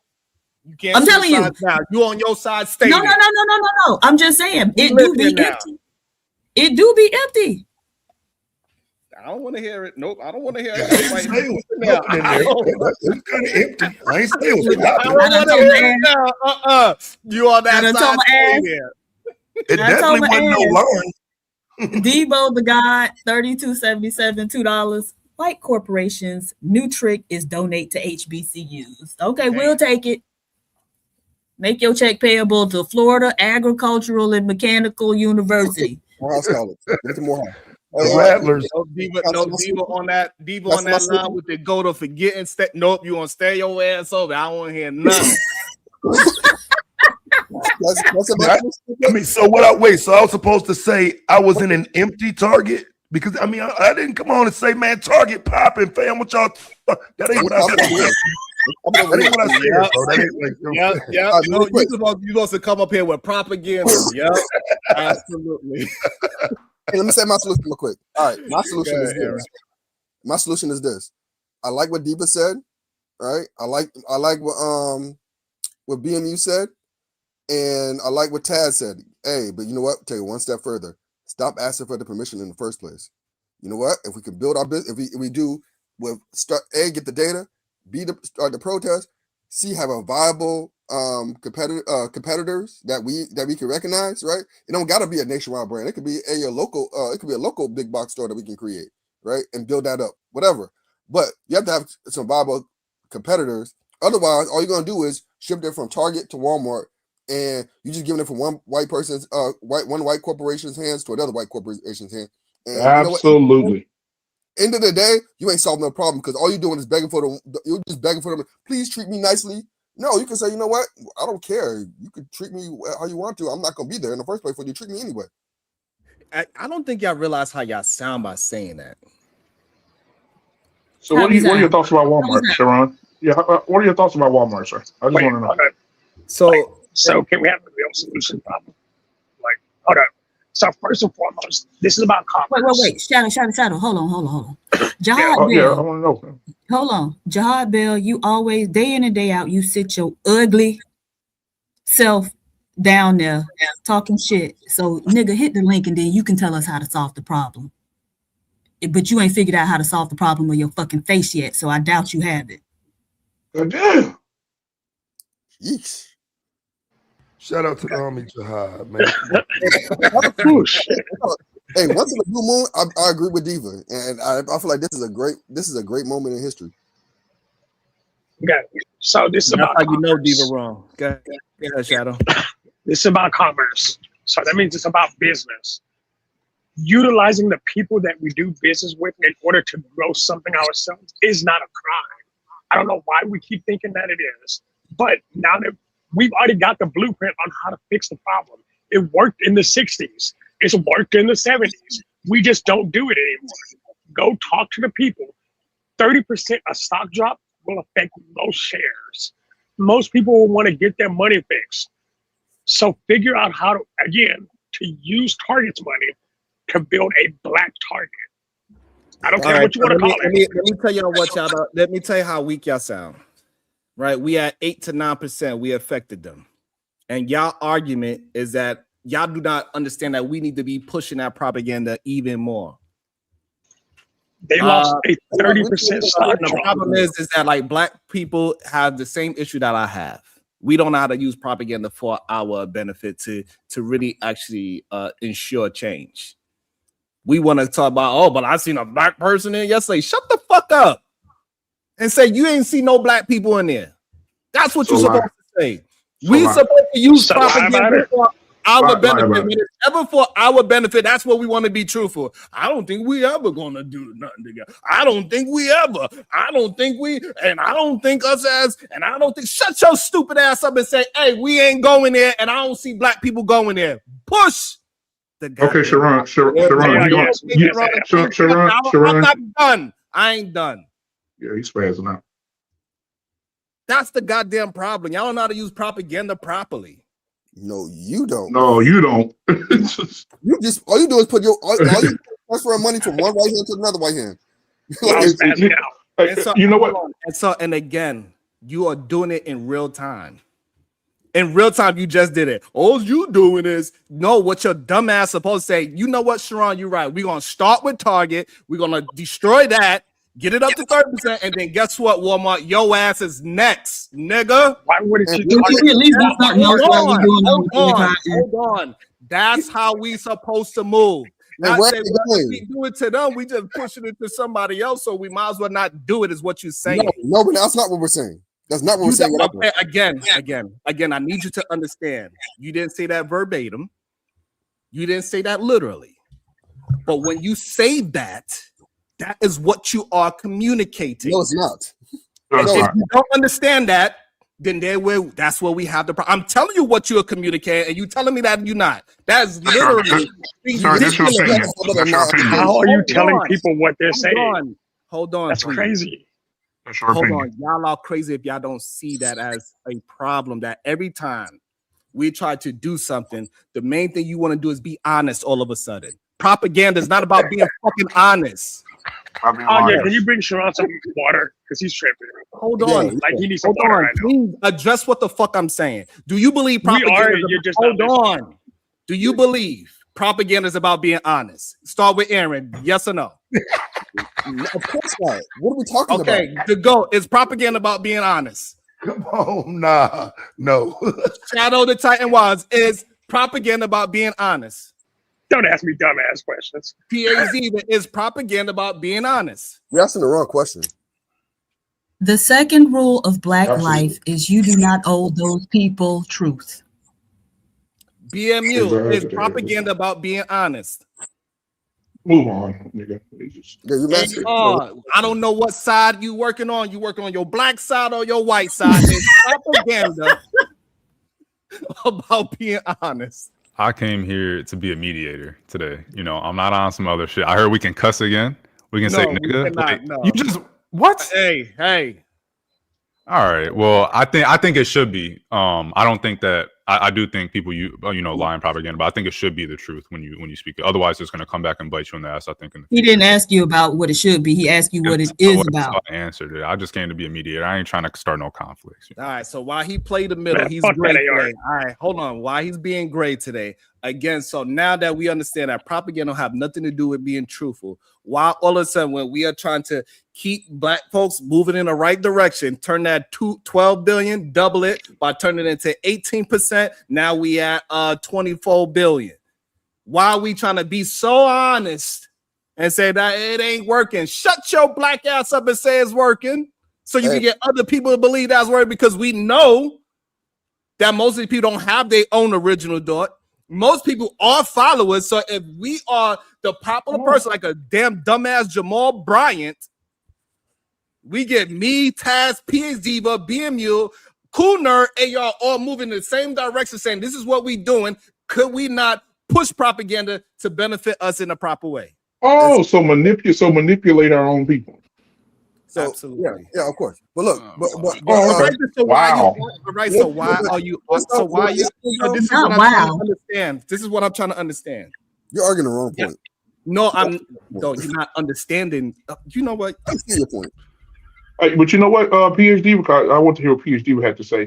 But PhD, I think this backfired on us when it came to, and y'all could correct me if I'm wrong, when it came to the Martin Luther King situation, or when it came to Planned Parenthood and all this other stuff. Well, we went into our communities, and Margaret Sanger had Black people going into the community, nurses or doctors going to the community, and tell those women it's okay to go get these abortions. It's okay to go get the baby deletions. It's okay.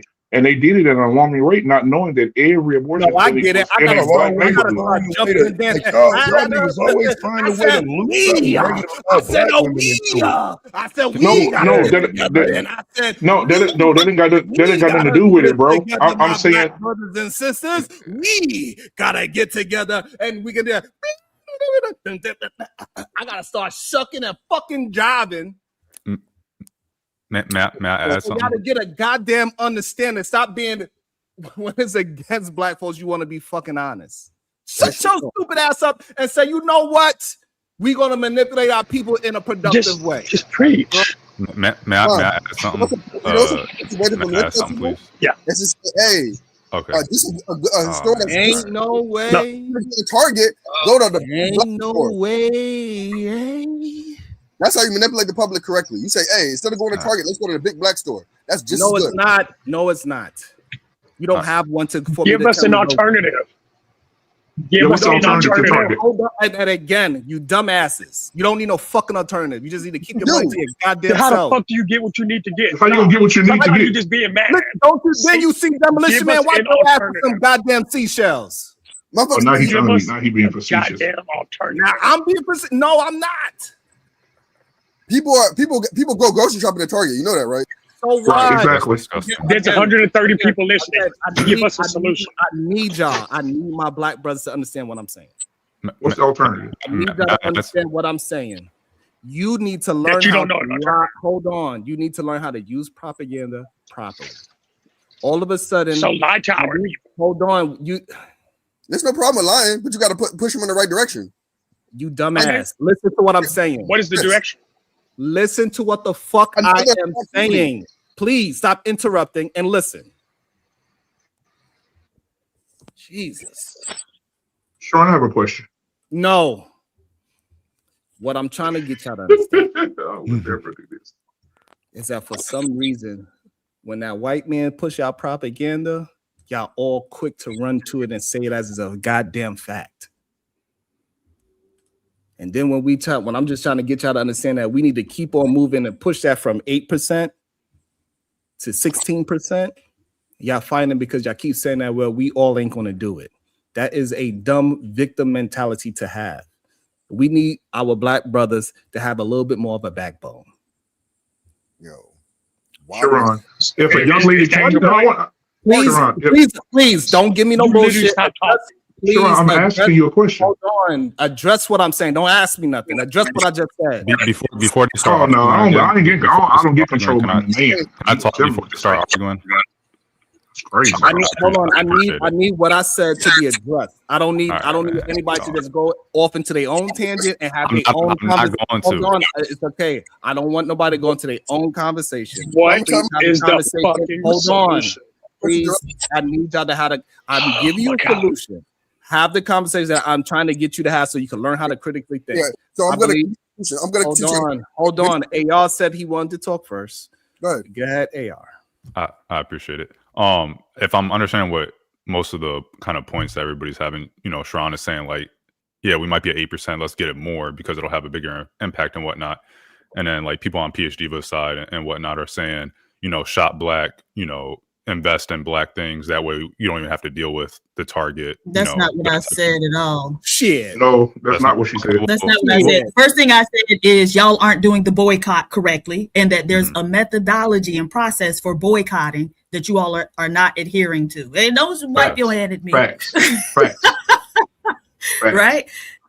And my other point is I don't care what somebody in the chat asked. They wanted everybody on the panel to go down and say whether they're for or against DEI. And my thing is I'm not for or against. My orientation is always that it's up to me to make sure I'm straight regardless. That's why I don't vote, right? Because regardless of who in office, it's up to me to make sure that I'm straight. These people don't give a fuck about me. Well, I thought you had said something along the lines of one of your. And that's why we don't pay you to think. And I do. PhD, bro. Hold on, boy, you're in the military. Ain't nobody paying you to think. You getting paid to take orders. Okay, so it's I'm not in the I'm a civilian right now. So more of the story, the gist of what I was going to get to was that I don't see why it can't be all those things. because they can all have an impact and they can all be you know, it's like you don't have to do one thing and not the other, you know. So it seems like the argument is almost purposeless, because it's like you can do what Sharon is saying, we can do what you're saying, whoever is saying the other side, and it can all be one thing being done, or people can do it this, you know. I just don't understand why the you know, back and forth, because it just seems like something to do. Like Malcolm X and Martin Luther King were complete opposites on how to handle civil rights, but someone may argue that it took both of those ways happening at the same time to get the progress that we got. So I don't know. And I think that's throughout history. It doesn't matter what, you know, change you look at. There's usually, you know, a more passive aligning push. And then there's also a more active and, you know, engagement and, you know, other ways to go about it. And those usually are how that it helps change typically. So I don't know. I just don't understand. Like, you can boycott Target and shop black, or invest in black communities, or do all this other stuff. Okay. Let me read these 3 super chats, and we get to GOAT question and BMU as well. Go ahead, Diva. All right. Kulu live streaming 369, $5. Walmart employs 1.6 million employees, 410,000 are black. Target employs 400,000 employees, 60,000 are black. Walmart employs more black people than Target. Woo! Bar. That is a bar for cool nerd's ass right there. That don't mean shit. It doesn't mean. Well, the thing is, that's not the sum total, right? We also want to see the breakdown of black people in the organization. So what jobs are they concentrated in? If they just own the floor, right, and it's not any in management and the professional categories, then that's still an issue. There you go, PhD. No, it's not. We got to get one part at a time. Hold on. That's literally not how that works. The only one that could interrupt the damn super chats, not y'all. Y'all slow your asses down. All right. Go ahead, Diva. Shadow the Titan Wasp, $2. Say it to my face, Lulu. I saw you in Target Friday. Liar. Conversations with MJ, 20 ball. Everybody manipulates their community to make sure that we stay at the bottom, and we manipulate our community to also stay at the bottom. Can we once use it for a betterment? I can't believe what I'm hearing. Okay, what are y'all hearing? Yeah, I'm confused. What are y'all hearing that's so crazy? PhD, can I ask you a question real quick? PhD, answer her question. PhD, so if for you, PhD, if a young lady came to you, or a young man came to you, and answer said, her question first. She asked the question. Don't change. I thought you just said ask the question. What do you? No. Okay, what do you want me to do? She asked the question. Diva asked it again, so BMU can actually answer it. Okay, go ahead. Well, he probably won't be able to, because he on the side that y'all talking about. But I was wondering what they're hearing that sounds so crazy to them, because I haven't heard anything that sounds like really crazy to me. So the thing that go ahead, you want to answer it, BMU? No, I don't understand. Yeah, I'm with PhD, but I don't understand either. The thing that we are hearing is that the thing that we are hearing is that y'all want us to do nothing. That's not what we said, though. That's not what we said at all. I want to know what the goal. I want to know what the goal is. Right? Sharon, that's kind of what I was just saying, right? I want to know what the goal is, because maybe it boils down to what you're doing doesn't actually end in a goal that we see as a benefit. Okay. So what I'm suggesting that we continue pushing the needle from 8% of an effect to someplace like Target to push it to 16%. Instead of saying that it doesn't work, this doesn't do this, this doesn't do that. Because once you start saying all these things doesn't work, even though we show that it did work with 8%, when you say it doesn't work, you push people to not do anything at all. No one said that. No one said that. Hold on. I need you to understand I need you to adjust what I just said. Don't tell me what you didn't say. I'm just explaining to you what I'm picking up from what you are saying. So address what I am saying, you, and don't tell me I didn't say that verbatim. I know you didn't say that verbatim. I just think we don't need a fight. You know, like you can do multiple things. I want to hear BMU question. What's your question, BMU? My question is for everybody, but PhD, but you can answer first if you don't mind. So PhD, if someone came to you, a young woman came to you, or a man came to you, anybody on this panel and said, "Hey, I want to be able to stand tall on what's going on with Target and not shop there. Can you give me an alternative to shop at that my money won't go to the same corporations that are against us? What would you recommend me buy my family's groceries? What do you recommend? And what would your answer be?" Oh gosh. Just because again, we don't control, means of production for anything, right? And so we're always going to be buying into a company owned by somebody who don't really see it for us until we actually start getting our own companies and actually have a supply chain and all that other stuff. Yeah, you better woosah. What's the alternative? Okay, what's the alternative? So we would likely have to come up with a strategy whereby we gonna decide, okay, we gonna pick the lesser of the two evils, which y'all are so used to doing, right? All of y'all vote people. That's all y'all ever do. And for the meantime, right? And so we divert our money over there while we're boycotting this place. But again, it can't just be a one thing that we do, right? We still have to start educating our children so they can build their own corporations. Y'all don't get tired of having to go to another group of men that ask for everything? Yep, absolutely. I agree. Anybody else want to answer that question? What's the solution to not going to get your groceries and food at Target? Well, so here's the thing. All right, so you gotta go to Walmart. There's a local store in your community right now that's black owned. That's a grocery store. We should start supporting that. No, it's not. Oh my God. It's not no whole lot of black owned grocery stores. Come on. Yes, it's one in Chicago. There's a couple in Boston. So you want the people that live 2 hours away from that store in Boston, what you want them to do?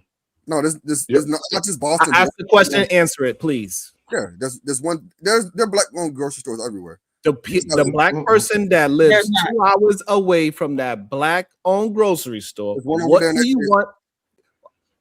do you want that person to do? Go to the black owned grocery store in their area, which there exists. Okay, I'm gonna say it one more goddamn time.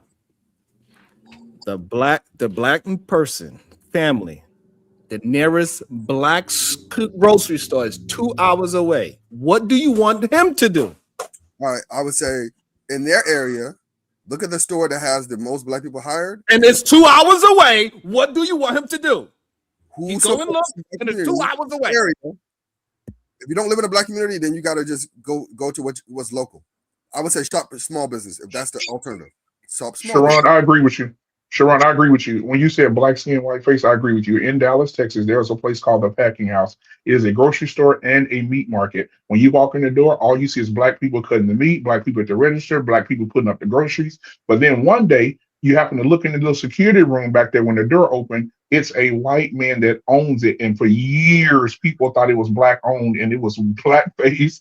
It was exactly what your title is, black skin, white face. That a white man owns that establishment and it's been there for 40, 50 years, passed down from his daddy. All I'm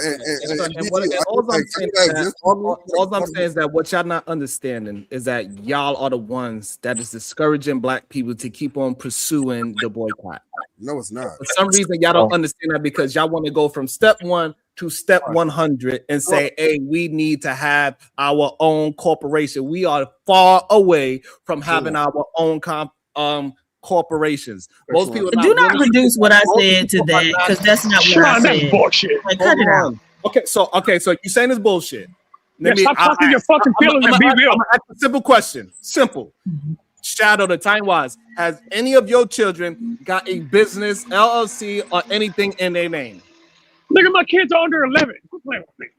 Yes or no? That's the dumbass question. Like, if we're gonna have a fucking serious conversation, this is the problem I have with my brothers. I don't know why it's so difficult just to answer. Yes or because you're asking a stupid ass question trying to make a point. It's not stupid. So some people do have that type of setup. Again, so the reason why it's not stupid. Sharon, we're all grown ass people. The reason why it is not stupid because my 11-year-old has her own business bank account under her name only. So is my son. It's not something that I'm just talking. Y'all niggas is just talking. Can't we get along? That's my problem. All I do is asking you questions. All you gotta do is answer it. And again, the problem is y'all don't want to do anything because y'all so caught up in all this analysis paralysis. Well, you know, if I'm going to be the only one, I still see a black person at Target, so therefore I guess the boycott is over. That's the dumbest thing I've ever heard in my life. I don't give a damn. We need to be pushing propaganda to say, hey, no, it is working. We got it at 8%. We got it at 8% in 1 year. Let's double that and let's do it again. Let's get it to 16% in 2 years. It's only been 1 year. So are we trying to shut down Target? Is that because that's what I'm saying? What's the end goal? The goal is to get black folks on one accord so we can start moving in a direction so we could get our own corporations, our own groceries, all those own things that y'all want to go 100 steps down the line. We have to start somewhere because guess what? When we did it to the goddamn buses, we failed when we allowed it to say, hey, we just started riding buses again. Yeah, you know why we failed? No, that's not how that happened, bro. Come on. Buses. Let's not get lost. You know, the point is that all Sharon is saying that we got to start somewhere. That's all he's saying. Right, and I'm saying start somewhere to get where? To get where? Where are we going with this logic? Where are we going? I keep asking, where are we going? So where we going is to get to where Diva is talking about, when we can start getting our young people to start building corporations. Think in a different way. Stop thinking in just only consumer base.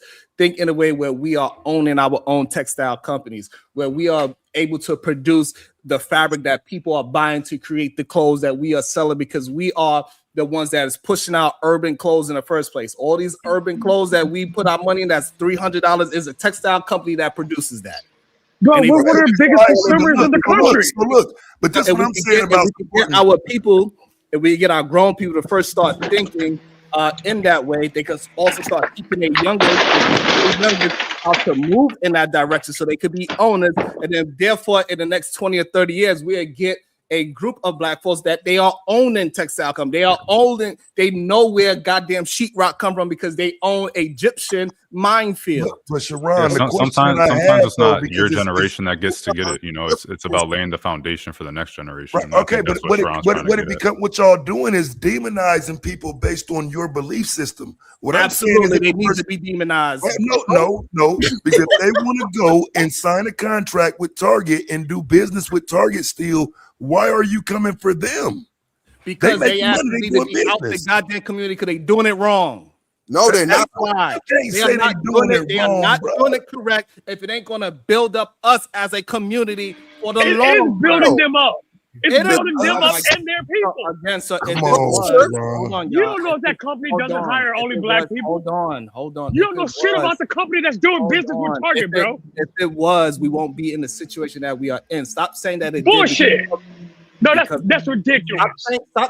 Can y'all please just stop saying bullshit and lies and gaslighting? Well, then stop overrunning, thinking that you're about to. And please start having that.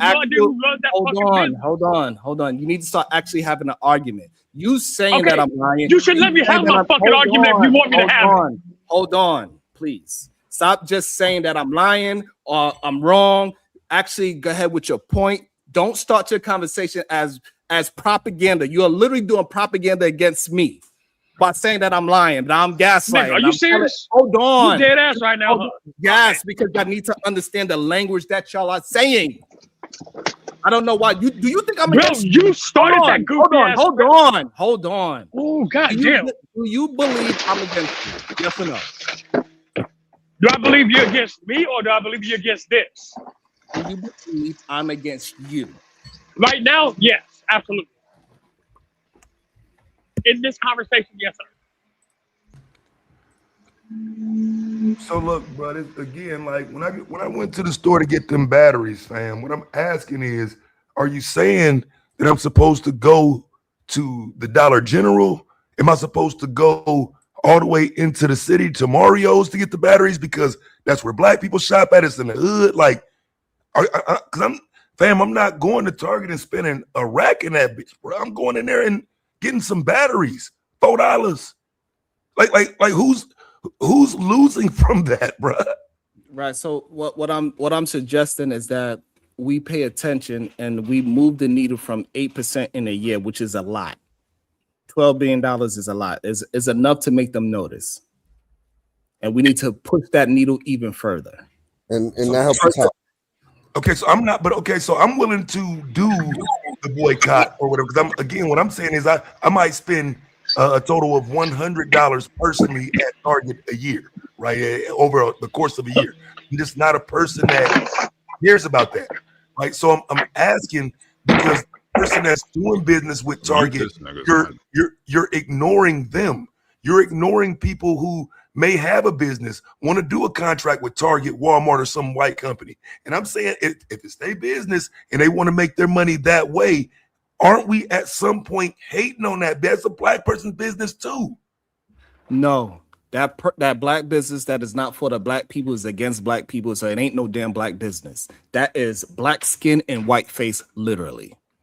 So if you do business, okay, I understand. Just like P. Diddy, we all thought Ciroc was what? A black owned. It wasn't.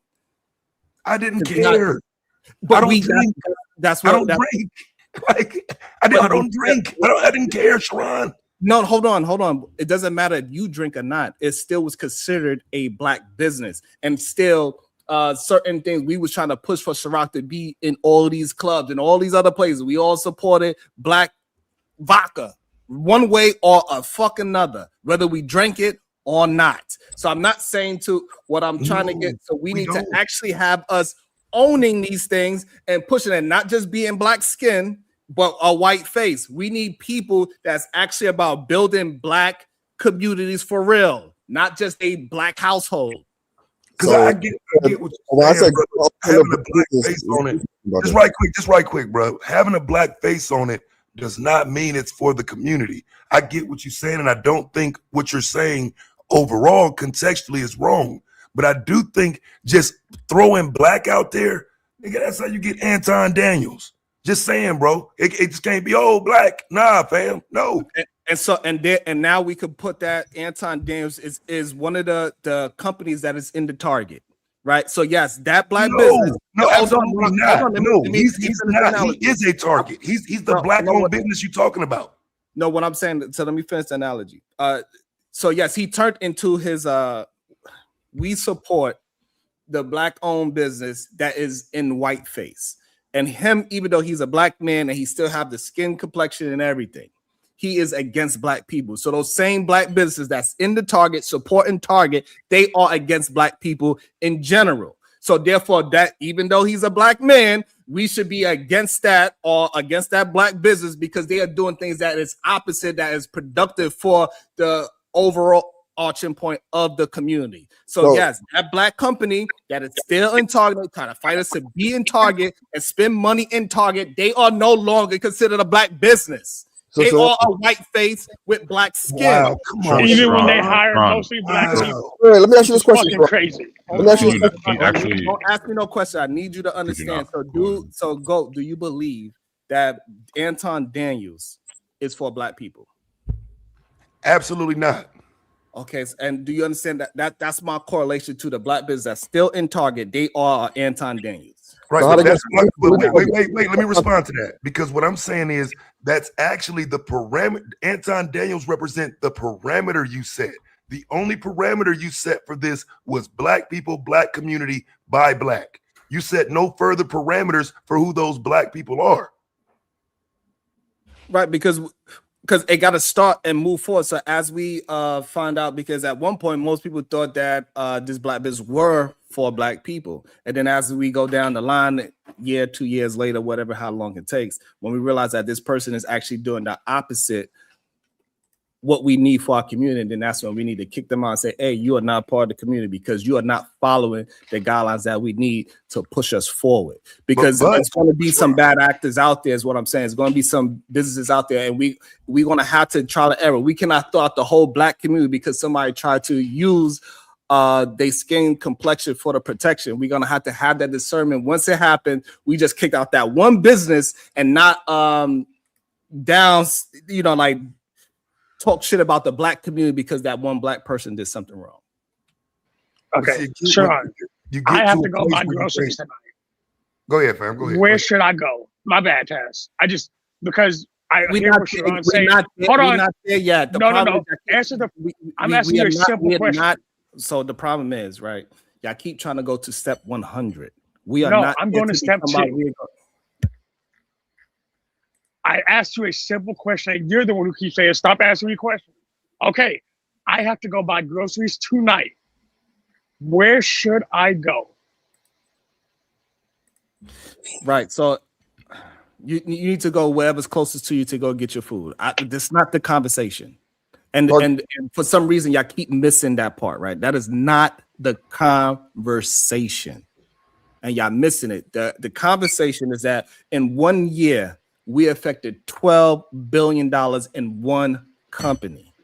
The 6 months before they dropped it, they had a 30% You need to drop. understand what I'm saying. So once we did that in 1 year, now we need to say, oh shit, we can move as a unit and double down on that.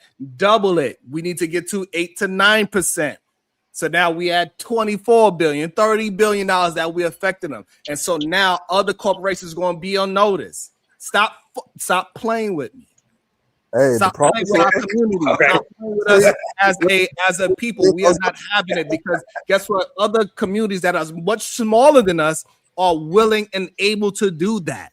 So we keep on building that until we can get to a point where we have our own community. Like some of the smallest people, they have a whole entire community where it's only them and it's just stay in their own little community. We know exactly who they are. They running rampant in Brooklyn.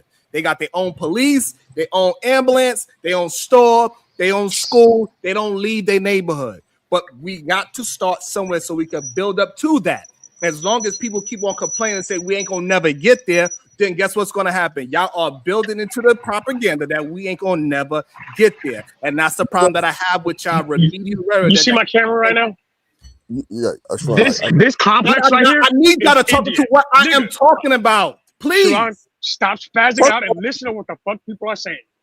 Because the reason you're not understanding why everybody's saying the same thing is because you're so busy trying to put your propaganda out. You're not listening to the problems we're presenting to you. So I am in an area right now that is completely Indian. Completely Indian. 100%. Stores and all. So I'm now asking you, when I go back home tonight, because again, you have 140 fucking people listening right now. And you're saying, don't go to Target. Let me correct you. We had 200. Make sure y'all hit the like. I bet 200. Sorry, correction. We got 200 people in the chat right now. There's 200 people, whether they support Black or not, they have to go get some real shit done tonight. Hey, 30 of those people might need to go get gas. 20 of those people might need to go get groceries. What should we do to put, because I want to correct something else. Target had a 30% stock drop during the height of this boycott. A 30%. And guess what? Because necessities started coming up, people started saying, you know what? Clearly, I need to get there to go get this. Well, maybe I can go get this. The reason I was in Target Friday, which I didn't actually see Kulu at, I lied on him, whatever. Again, the reason I went is because I had to go buy something for my daughter because it was just convenient. Now, if I'm going to exclude convenience for the message, what is the solution that I now have to do to put my money into to support this plan? The one that me, Diva, and Taz have already agreed to, that you're not giving an actual solution to. You're just saying, let's talk about it. No, we need to do something. And the thing we need to do has already been done before. We need to go to Target's board and say, hey, present your actual hiring. Yeah. And then stand on that. Yeah, I don't know. Yeah, because right quick, Sharon, because I think the issue is right now, nobody who's talking about this can show what it is that we got out of it. We're literally talking about what Jamal Bryant got out of it. How is that community based? Right. And what I'm saying is that so we already decided that Jamal is not a leader in this anymore. His ass got kicked out of the whole situation, right? They said, hey, you said we ain't fast no more. Well, then we ain't rocking with you no more. It hurt him so bad that he had to go ahead and push out an apology. So if we could continuously move together, we could continuously move the needle. So it's not go all the way through. We cannot. There's no clear goal. No more. Say that again. To be clear, you saying it's not Jamal Bryant's movement no more? You saying it's beyond him now? It's beyond him now. Yes. And the people have spoken, and we need to get the people more involved in speaking in that tone. Like, hey, they didn't correct. And this is the reason why we boycotted in the first place. So they didn't correct the reason why we started the boycott in the first place. So therefore, no, we are not done yet. And we keep on pushing that agenda. We only been doing it for a year, and we were not together. Taz and PhD forgot about it, right? Other black people forgot about it. Right? Are we trying to shut down Target? Hold on. Hey, that's like Slick the third or fourth time. Man. You ain't hearing these deep. Keep on trying to throw us under the bus over this boycott. Like, bruh, stop, bro. But you know what I'm saying? So, we gotta keep it pushing, so this way people can understand that we can get together on something and keep pushing this shit forward and stop worrying about the finish line. We will get to that finish line eventually, but before we get to the finish line, right, we're not even in the race yet. So you know, when you train for marathon, you are running miles and miles before you even get to the point where you are in shape. Right, so we are in training right now, and people keep talking about the finish. We're gonna finish the goddamn marathon 2 hours. We are far away from being conditioned to run a 2-hour marathon. Is what I'm trying to get us to be. That we are understand that we are in training. This boycott is just the beginning. We just started walking. We walking around the track. We ain't been running in the street yet. Hey, so because once we get into the street, that means that we are actually, when we get into the street is where we at, where PhD, where we actually got pitchforks and all these other things. We are not there yet. We are just in training. We are on the track. We walking around the goddamn track 4 times at a time. Let me also welcome into the show the voice of Venus. I know she don't got much time. Thank you, Marvelous, for your patience. And I'm going to read the super chat after Venus. Go ahead. Okay, I legit got like 5 minutes, but listening to this shit is annoying as hell. I agree with Sharon. You guys don't realize it, but you're coming off very discouraging, very pessimistic. Fucking Shadow. It took me 2 seconds to type in Black-owned supermarkets in Texas, District Market, Houston, Texas, Authentic Afrobeats Food Store, Houston, Texas, African Giant Market LLC, League City, Texas, ASO Rocket Market, Houston, Texas. It's like you guys are tasking Sharon in a very disingenuous way to find solutions that take you 4 fucking seconds to find yourself. And this is my issue with Black people. Whenever there's a Black person who even has a positive attempt to go in the right direction, the shit is not going to be perfect. But he keeps on acknowledging, hey, we did make a dent in Target's income, profit. What is everybody keeps skipping past what he's saying to keep on talking about why this ain't work, that don't work, shouldn't do this shit. Like that shit is crazy. No, okay, so wait, so how are y'all qualifying we? Because like I was kind of just letting that slide, but like I don't think you're in position to make these arguments. I'll qualify that was Black people now. No, wait, hold on. Qualify that was Black people who led to this. Wait, hold on. I'm gonna tell you who I'm talking about. I'm talking about PH Diva. I'm talking about Aaron, and I'm talking about Shadow. And my point. You argued my point. Not Sharon's point. You argued the opposite of Sharon's point. You argued my point. Hold on 1 second. I'm talking about it was 4 people I was listening to. I think it's Aaron, PH Diva, Shadow. 1, 2, 3. Yeah, I think that was. You didn't challenge what I said. Black Man Unfiltered. Yeah. Okay, so now if you ain't challenged, because I'm saying because I got something different than them, but if you wasn't challenging what I said, then yeah, I ain't got nothing to do with it. Wait. What do we do? Where do we go? When Google gave me solutions in Texas, I'm in fucking New York in 2 seconds. Like you don't need to. And guess what? The area you just named is white owned. Venus. But here's the thing: he just told you the area you named. You didn't name the Dallas one, and it's all about white man, lady. Wait, I understand what you're saying. No, Shadow. Stop for a second. I know. I get her point though. Stop for a second. Number 1, Venus. What was my point? I just want to make sure you understood what my point was.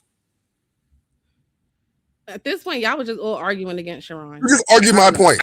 What you just said was my point. I didn't hear you say that. I did not hear you say any of this. Sharon, you heard him say this? Any of y'all heard him say this? I didn't hear you say this. Point was, wait, stop. My whole point was if we're gonna boycott something, you have to have a competitor to go to, so you can stop. No, you do. Okay, all right. So again, Right. so for That's some not reason, the argument. That's not the argument I made. Go to my super chat. Okay, all right. So hold on. Let's just kill Vitas. Let's just kill Aaron's argument. When they boycotted the bus, what was the competitor? They had other black. No, it was their feet, nigga. But no, they had other black. It was their feet, nigga. They had other black. It was their feet, nigga. Listen to stop real quick. Listen to Dr. Claude Anderson. He said in North Carolina. Again, hold on. We're not going to no book. Don't change it to North Carolina, bro. What are you doing? Hold Wait, on. Stop. Hold on. So what I'm trying to get you to understand, hold on, please. Hold on, please. Stop just trying to be right. When we started boycotting the goddamn, hold on. Anderson says this all the time. Hold on, please. When we was boycotting, okay, let me real quick. When we was boycotting the bus, people was walking. So we don't need no alternative. Stop saying that we gotta have all these other things. We need an alternative. That we had to have all these other things. Let's start with position one. You keep trying to run to the goddamn finish line. Slow your ass down and understand that we are walking right now. Hey, Tron, can I get 2 minutes just to talk? I just need 2 minutes to talk. Just for a second. Yeah, but the problem is y'all want to talk about things that I'm not. Exactly what you just said. Well, let's give him a chance.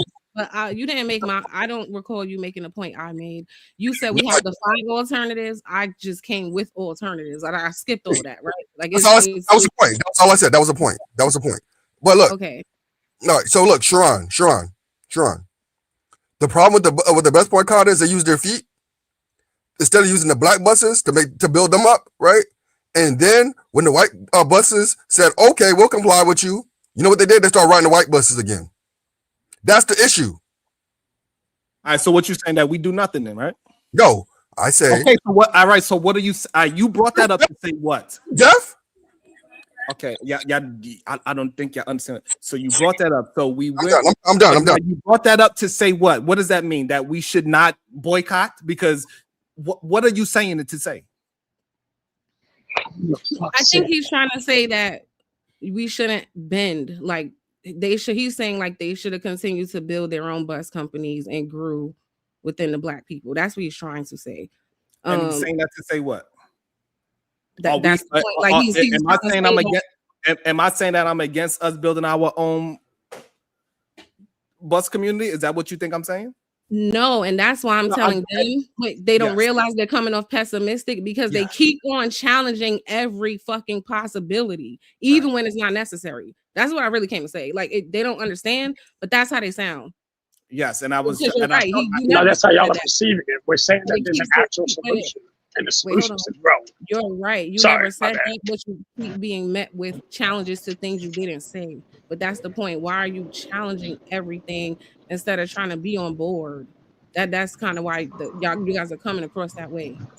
Venus, to answer your question, it's because if I say, hold on, Shadow, what do you think this means? I say, hey, we need to cross. Fucking time you've done that, and you told me because you're not understanding, right? If I say we got to cross the street, and you say, well, people getting hit by cars, does that mean that you're saying not cross the street? Yes or no? No, it's saying we need to be careful of how we cross the street, and we need to do it properly. That's actually what I'm saying. People are getting hit. And we should probably figure out how to do it. If that's what you think you're saying, then you don't understand the art of communication. And that's okay. fine. One last thing, and I gotta drop. I understand what you're saying, Sharon. I think. Can you please mute Shadow? By the way, you be your background noise on this show. Like when you're not talking, you should mute. You be throwing shit around. It sounds horrible for the listeners. But anyway, I agree with Sharon. There are several different avenues whenever people want to make change, right? Like we could look at this in a reverse, and maybe you guys don't understand it. When it comes to systemic racism, right? They've attacked your food, they've attacked your education, they've attacked your employment, they've attacked where you like they redlined. There's been a series of events simultaneously happening at one time to a direct cause. And so I say that to say, you guys keep asking Sharon, what's the one solution? But people who want to make change in a big way don't just do one thing. They do several things at one time. So that's his point. I think what's his name? AR said that earlier. What we got to do what Diva's saying, we got to do what Sharon is saying. Like there's not, but you guys keep on trying to minimize it. What's the solution? No, we need 20 different things happening at one time. Boycott the damn store, shop black owned, hire black people, do this, educate the kids. We need all that shit at the same time. That's a solution. So I just think it's disingenuous to ask like him, where do I go right now tonight? What's the one solution when it's way more complex than that? And I gotta go. I'll be in the chat. Oh, PH Diva, you there? Thank you so much, Venus.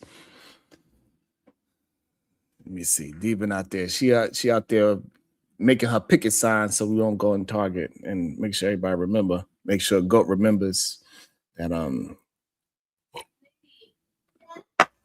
I guess she ain't really there.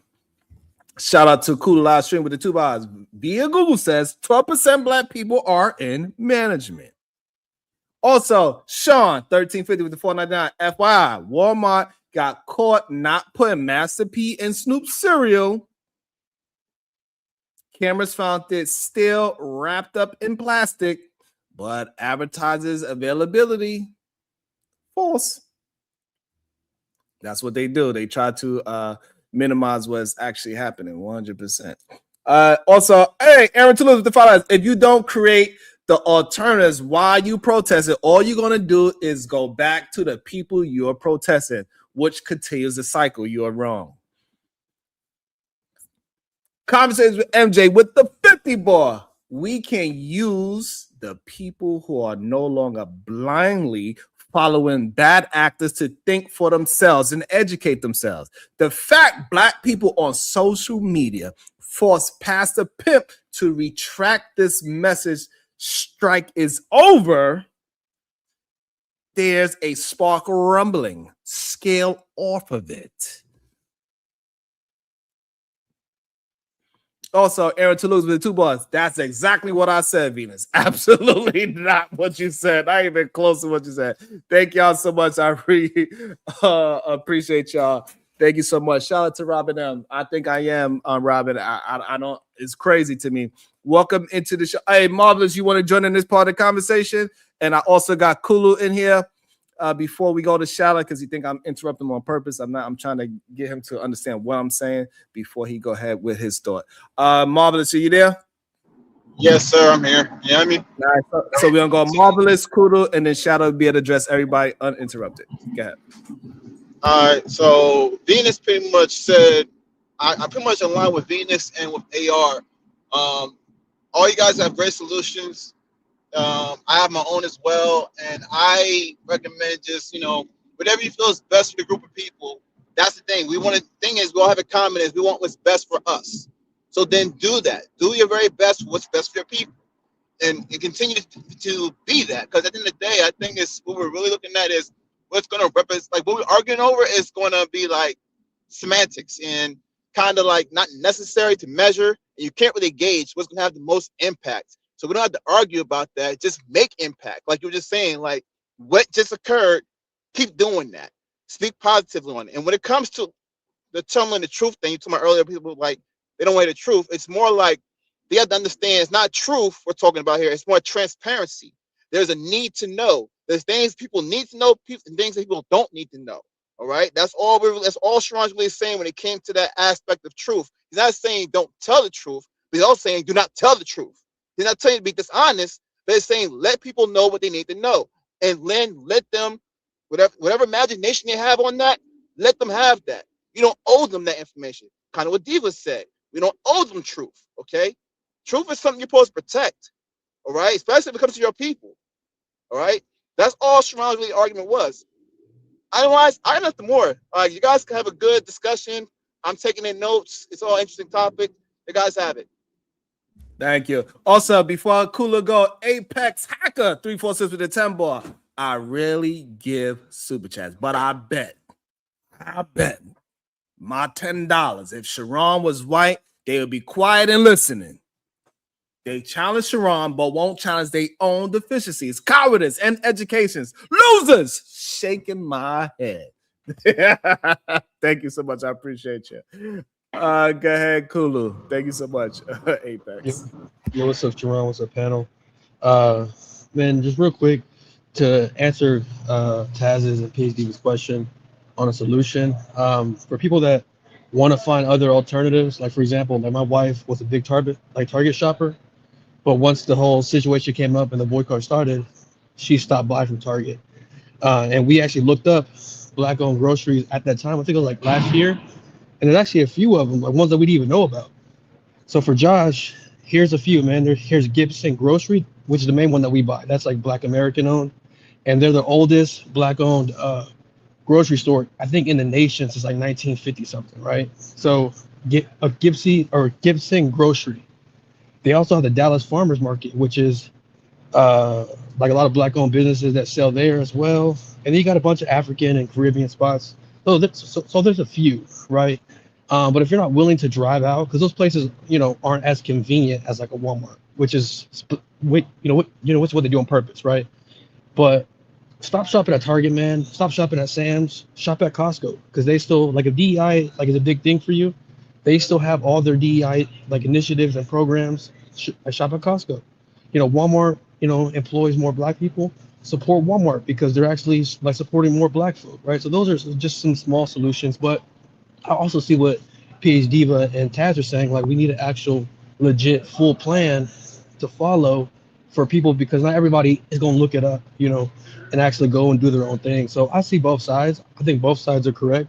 But it's just a matter of people actually going and looking it up. Like Josh, like, go shop at Gibson Grocery, bro. Like, it should be right next to you.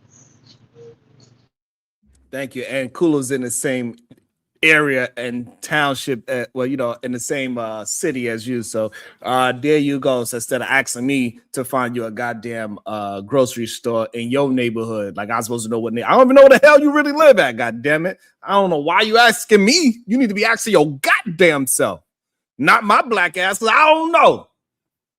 When I ask you a question, it ain't a dumbass question. I'm asking you things because I do it. So when I ask you if your baby girl, your baby boy, or whoever under the age have a business, is because I did it myself, and I got when she was 8 years old,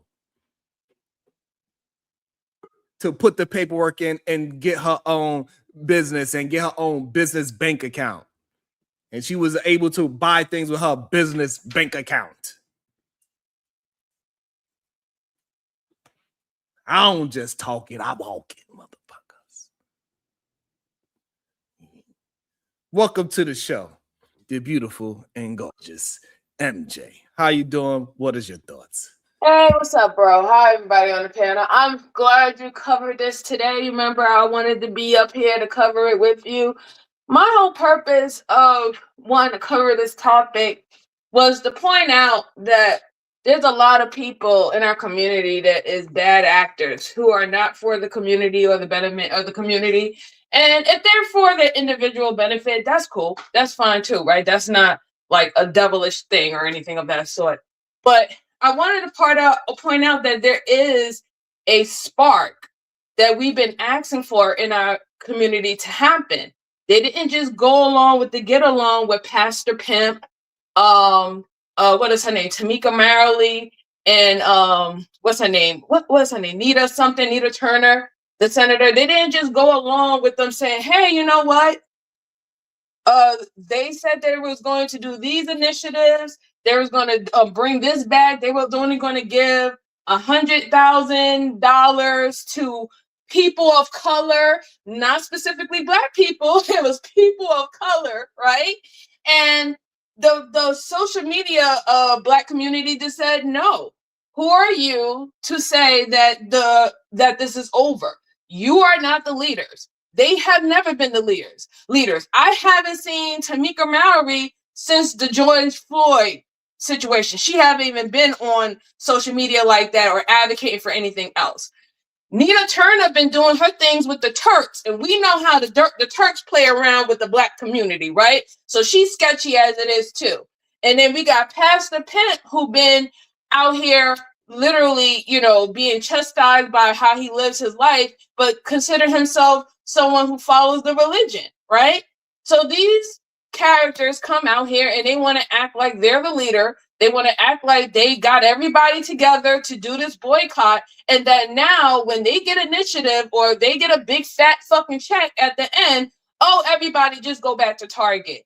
And I love the fact that people was like, no, we're not going back to Target, to the point where he had to retract his message. I thought that was great. That means that people are starting to pay attention, and then there's just not just going for it just because we have a figurehead coming out on TV saying, yeah, we're going to do this and we're going to do that anymore. And this is what we wanted, right? We wanted people to stop being followers. So I just think that we need to just utilize that, you know, make them be more comfortable being educated instead of hearing the perspective of someone who researched something, knowing that they're putting their twist on it, and maybe they're not really giving you all the details that you need to find out about it, right? So that's the only real reason why I wanted this conversation started. But I do like the fact that PH Diva, Taz, and a couple other people that came up there was talking about somewhat of the end game. I really do, right? Because we can't just start there. And PH Diva is correct. Even though we are boycotting, we are not boycotting from our original stance of how we boycotted. There was many things that was a part of it, and we're only just doing the basic thing with just like removing our money. But I'm in agreement with you, Sharon. Is one step forward to something that we wasn't doing before, right? And we can continue to move on that. And even if we're not making the biggest like change, or we're not seeing a drastic change, it is getting people to talk about it. You know what else happened when black people said that they weren't they still not going to Target and the strike wasn't over? You had a whole bunch of white people on social media said, I'm following the black people and I'm not going to Target. I'm still not going to Target, right? So we should know that our community, if we don't have no power in anything else, we have power and influence. So we need to start utilizing it correctly. We manipulate our community to do degenerate things, to say toxic things, to be a fucking derelict online and everything on that side to get money. We can try to utilize it in a better way that will be beneficial for us in the long run. And I'll drop the mic. Thank you. I appreciate that, because, man, I got to learn how to have a little bit more patience. God damn it. Yeah, got me screaming and cursing on my own damn show. Welcome to the show, the man Williams. Yeah, I think just sitting back listening to this conversation, I know it's hard. It's hard because I hear the same voices qualify people saying they're not black enough and they need to be out of the black community, or they are a coon, or they all these things. And then when the black movements come, they want those same people to galvanize and be a part of the black community. And I think other people don't hear that. And so it's hard, man. It's hard for one day you can be in the black community when it benefits the black community, but then you're not black enough when it comes down to them describing it. And I kind of understand Shadow position. I understand when people say, hey, man, I'm going to do what's in my best interest, because when you guys don't even include me in the black community, but now since you guys got something that's going to benefit y'all, now I'm supposed to be black first. So, but I do understand what you guys saying. There's a lot of people who leverage the black community to make money. I think there's a lot of people who's manipulating the black community. I agree with all those things. So we got to ask that question is, if we going to ask the black community to stay together, when they do something that we don't like, do we just kick them out again? Yes. Well, I believe that there's certain people that should not belong in the community. But here's, like I said, my stance on it too. If you want to be an individual, that's fine. That's okay. That doesn't mean I have to support you.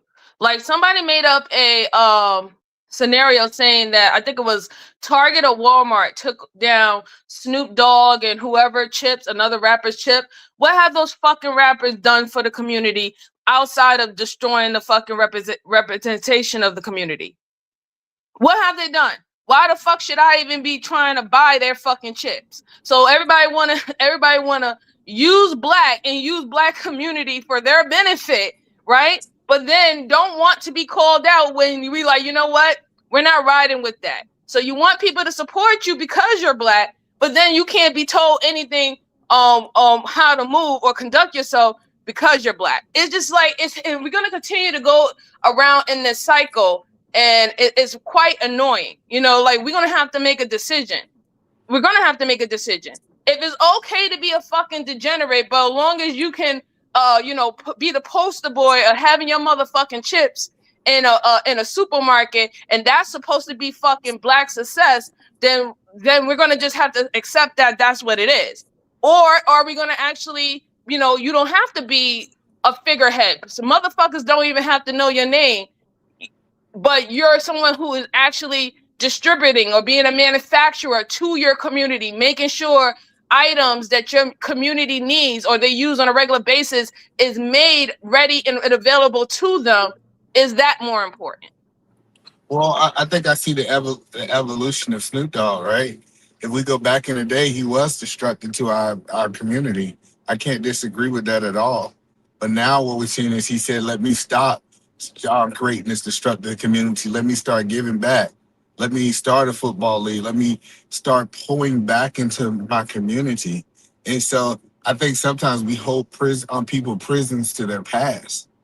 And so, but I do think that Snoop Dogg is giving back. He's not just rapping anymore. If you kind of follow Snoop Dogg, that was the point that I'm making. So when them pulling his potato chips, and we know that he got black football, he got these black foundations that he's giving back to, I think that is coming and taken from the black community. But that's just my perspective. Welcome back, Venus. You on mute, baby girl? There you go. Oh, okay. I want to address what Eda Man said real quick about being called coons and asking for support. I don't recall asking anybody for support. What I said was, don't discourage the who want to do it. That's what we don't need. If you don't want to be included in the movement, nobody's forcing you. But you don't need to go out of your way to step to the people who do care and try to intervene and throw them off and challenge them. Cool. If it's not for you, then it's not for you. But y'all don't never just accept that it's not for you and move around. What you'll do is the black people that it is for, that want to be a part of it, now you want to make it your business to discourage them, challenge them, tell them every way why it can't work, why it didn't work. Nobody needs that. So nobody's like doubling back on a coon. If you're a coon, we don't want nothing to do with you. We're not coming to you for support. We're saying like step on out the way, because coons are always the most damaging anyway. That's why we don't want to deal with them. Y'all always against everything that's for black people, because proximity to whiteness is you guys' top priority. And anti-blackness usually goes hand in hand with proximity to whiteness. So since we understand this about the coon, we don't want y'all involved, because all y'all will do is undermine us from the fucking inside anyway. So to be clear, nobody's looking for coons to be involved in anything. Just like stay on your side. So, but then based on what you're saying, stay on my side, but be quiet. Listen to what you're saying. That person don't have the voice to speak on their side based on the words that you're using, but you want them to be quiet and not be able to talk. So if you're going to put them on that side, they should have the right to speak on that side. No, what side would you have?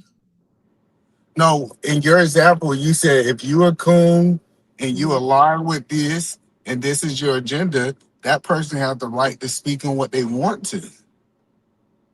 What's your side though? Like what I'm getting at is, let's say right now, I don't know, the small hat community in Brooklyn were rallying for something. I don't have a side, nothing to do with me.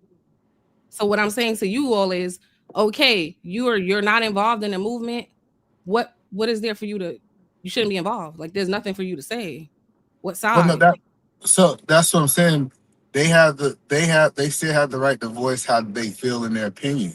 So that's what I think we do sometimes when people don't agree with us. We try to silence them. No, I think and you're a smart businessman. I know you understand this. I think when things are important and you're trying to focus on a goal, you don't waste time on irrelevant distractions. Right? So in this case, if you're trying to unite on a cause, as black people, and you have other black people who want to fight with you. In my mind, I would rule them out as an irrelevant cause. I would not want to hear what they have to say. You're right, because it would be irrelevant. It doesn't help my cause. It doesn't help me. It actually slows me down and hinders me. And I don't need that. I'm focused on a goal. So no, we shouldn't entertain you all. It doesn't benefit us. So the only point that I was making is being in business, I learned that business thrives when you have an opposition. I know people like this idea that everybody supposed to be kumbaya and all on the same path. Even on these panels, if we always agreeing and it sounded like an echo chamber, it doesn't push the message forward. That's Believe a it or lie. not. Let me, I Okay. want to address All that. right. I want to address Okay, that. It's a lie. People actually gravitate to echo chambers more. It's the reason why somebody like Anton was able to get as big as he got. He didn't get there because people disagree with him. He got there because he created an echo chamber of disrespecting black culture, disrespecting the Democrats, disrespecting black women. He literally, most of the people that have big platforms, they literally have a echo chamber. I don't believe that. I think there's controversy. I think It doesn't matter what you think. It doesn't matter what you think. They have echo chambers. Please, this is my last thing. This is the problem, I think, with the internet and entertainment. You guys don't know how to discern when it's not about entertainment anymore. So yes, when we look at entertainment, yes, arguments and pushback, that's fun. Yay, entertainment. Wow. When people are focused on a specific goal, though, no, we don't have room for contrarians just for the sake of. That does not help the goal. Like, you guys are like having a hard time separating the internet from reality, right? There's actually a boycott going on with black people that was today. Affected. Right. Like that actually affected Target, affected like the, and it's like you guys will jump into serious things and want to be a contrarian just for the sake of. Why? What I'm explaining is I saw black people speaking about this whole situation, negative and positive, push this movement forward, especially on the internet, because the internet was advertisement for the movement. Now, I get it that if you feel like it should have been only one-sided, but I think both sides is what makes people talk about the subject. We saw that with the whole quote-unquote Anton Daniels. More eyes was drawn to him because how many people was talking negative about him. Okay, so when they wanted to pass the Stop Asian Hate Crime bill, can you pull up some channels of Asians who were arguing with other Asians saying no, we don't need that? Can you pull that up for me? Can you do that? So I think you arguing a law versus a movement. You're missing my point. I'm arguing what I said. When people are serious about a goal, there is no room for people to be contrarians just because. Other communities understand this very well. You don't think there's a lot of differences within the Little Hat community? Guess what? You said not Venus. You won't know about it though. There goes you back. Go ahead. The issue with black people is y'all don't understand time and place. It's not always time for that. It ain't always the place for that. Again, we're now talking about something outside of the internet that's real, right? That actually affects black people. That's not the time for other black people, for the sake of just doing it, wanting to come, well, I want to be a contrarian because of Anton. We're not talking about Anton. It's for entertainment. We ain't talking about that. I 100% agree. I 100% agree with Venus. Y'all be tripping. Y'all do not know how to separate entertainment and reality TV show kind of content from real shit. There was no Asian person that I have seen on any social media platform advocating against the Asian hate bill. They was all for it. And it's like it is crazy because it makes it seem like y'all believe that the only way that black people can even get things if they provide, I guess, public pushback to their own people advocating for things for them. If you don't seem like you're, cult-minded or herd mentality, then that makes people feel comfortable where they will want to work with you. Do y'all believe that? Yes. Everything is about appearing to not be a victim, appearing to be so strong, so individualistic. But what you guys refuse to acknowledge is that all the other groups around you that are thriving, they do not have this individualistic mentality that y'all think they do. They don't. Power is in numbers. People make things happen when it's a lot of them. When you want to be the only one in your group going against the grain just because, what is the point? Like, what is the point of that? Like, what do you gain? If I can respond is, I understand that Black people are different from other races, right? I understand that we actually Wait, before you go, can you tell them to hit the like button? You know, we've been here for 2.5 hours and we didn't get to 100 likes. That is crazy. Yeah, come on, man. Like y'all say, y'all want me to have conversations like this. Hit the like button. Support Sharon channel. Do you really want conversations like this, or do you really want dick and coochie conversation? It sounds like y'all really like the gender war more than y'all say, because that's what y'all dollars say, and that's what your likes say. So make sure y'all like, make sure y'all share, and go ahead and send a couple $2 and buy old Sharon a nice little coffee. So the point that I was just making is that I understand that Black people are different. Like, we rule the entertainment world. Matter of fact, that's what we rule. Like when I'm talking about, we are the most influential when it comes down to entertainment. And so when people say, "Why do we lean towards that?" It's because that's our lane, and that's not their No, lane. no. Okay, go ahead. That's not gonna But you're cut not it. even you. But What you're not even utilizing. I'm sorry. Go ahead. we don't rule that. No, we don't. Most media companies, most movie companies, production studios, they're owned by white people. No, we don't rule that. And you even making that argument makes me feel like you're still missing the point. We are not talking about entertainment at the moment. But the point me and MJ are making, and what you just did, is you guys do not know how to differentiate at this point. Even when we're talking about serious issues, you feel the need to entertain or make it about entertainment. This is not about that. Like, I don't understand how that's getting lost. My thing is, if how many people don't believe? Oh, matter of fact, how many people believe that this boycott is like BS? Is nothing's gonna come from it? How many people believe that on the panel? Well, I think you got to define what Well, to answer your question before he clarified, I think boycotts for Black people work. We seen it happen with like everybody. We seen it happen with Tommy Hilfiger. Like we seen Black people completely turn on brands, and those brands get flipped upside down. I do think boycotts work, and I think it worked with Target. Okay. well, It's a lot of money they Aaron. had started.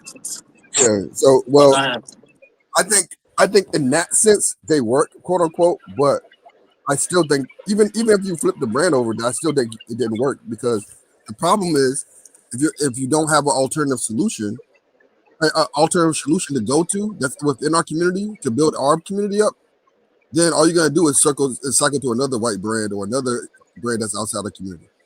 And what we do is we are successful in flipping brands, and we're successful in destroying other corporations per se with a boycott. But we rarely create an alternative for us to go to that keeps us out of that cycle going back to them, and that's why I think they fail. I wouldn't Okay. consider this a So, but you. Yeah, you do. So you initially think that it's successful, but you don't believe that we have follow through, correct? Well, I don't think we developed the follow through that keeps us out of it, right? Like it's one thing, Okay. for example. Okay, that's fine. Yeah, like for this Target thing, right? If we said, okay, we're gonna protest Target and we're gonna go to other things, and while we're doing that, we're building up the black big box store, whatever, and then all of a sudden, and while we successfully wean off of Target, wean off of Walmart, we're focused on this black alternative, this black competitor. Now I think that's successful. This is not. Let me say why. If you make a $12 billion dent in anyone's business, that's success. We're not going to tell Black people they were not successful because it didn't look the way you wanted it to look. Okay, I don't like that. This is the diminishing of Black people's efforts. Number two, Target Target sells everything from groceries to electronics, right? We got to keep that in mind too. So we cannot expect Black people to have an alternative for all these different industries that are being housed under one roof all at the same time. Businesses that get built like that take years and a lot of money, right? So it's not even fair to be saying that. This is why I said what I said about y'all earlier, Aaron. This is what I'm talking about. Why can't we acknowledge that the 12 billion was a success and it did make an impact, which would force a company to move a little differently with us now, which was the goal. And that's okay. It doesn't have to be you build another Target today. You know how much it costs to build a Target? So you know how hard that is? Black people are not in that position, obviously. Stop for a second. Can I just say something real quick? Just real quick. I just got to address, because you said multiple points, and I just want to address it. Number one, I don't think you were listening to me. I didn't say that it was not successful overall for that portion of it. I said it's successful in that portion, but the problem is, and I said the problem is, if we do not build a competitor for us to go to, we're going to go right back to either that store again or to another store that's similar, and they're going to do the same thing, and then 10 years later, we're going to be mad again, and we're going to be protesting that store again, and the cycle continues. What I'm saying is, wait. I got to say this one sentence real quick. Mm-hmm. You said there's $12 billion that they lost, right? What would be successful, in my opinion, is if we took that $12 billion and we forced it into another store that we think supports our community or that we created ourselves. And that's what I think the success is. If we took that 12 billion, if you said, Target lost $12 billion, that $12 billion went to the big box Black business, and that's what it's called. Target is a big box business, right? The Black business as a big box, and we're starting to build that up. It's not all the way at Target's level yet, but we're building it up. Kunard.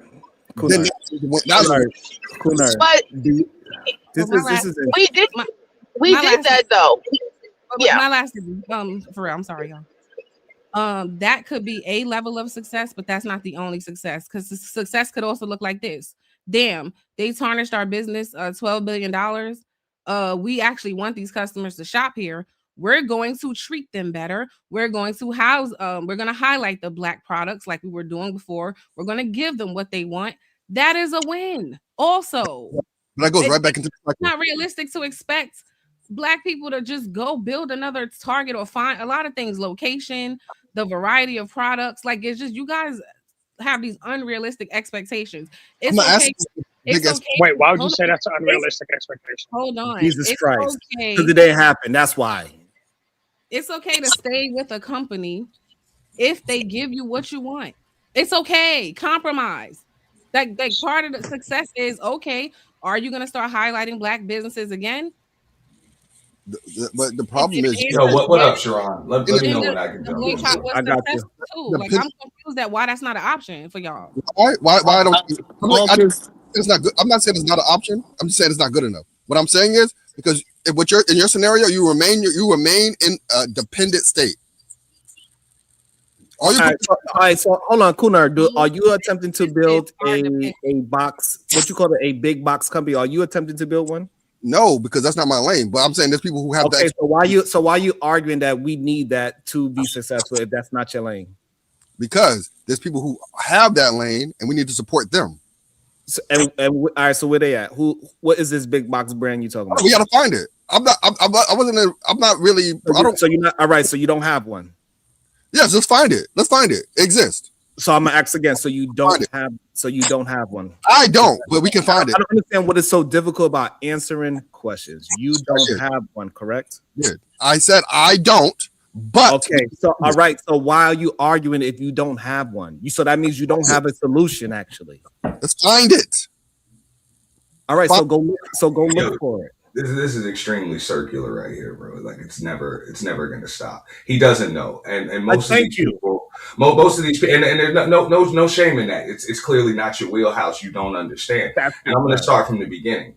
The reason why it's not viable for folks to try to compete with big boxes like Target or whatever, they've got a huge head start on you. You know what I'm saying? It's like getting in the ring with Mike Tyson when you've been sitting on a damn couch. You just went top of for jab the last year. Like, you're not going to win the damn fight. These are professionals. They got more money, all of that stuff. And then you also got to understand the business that they're in. Target, for example, this is just one.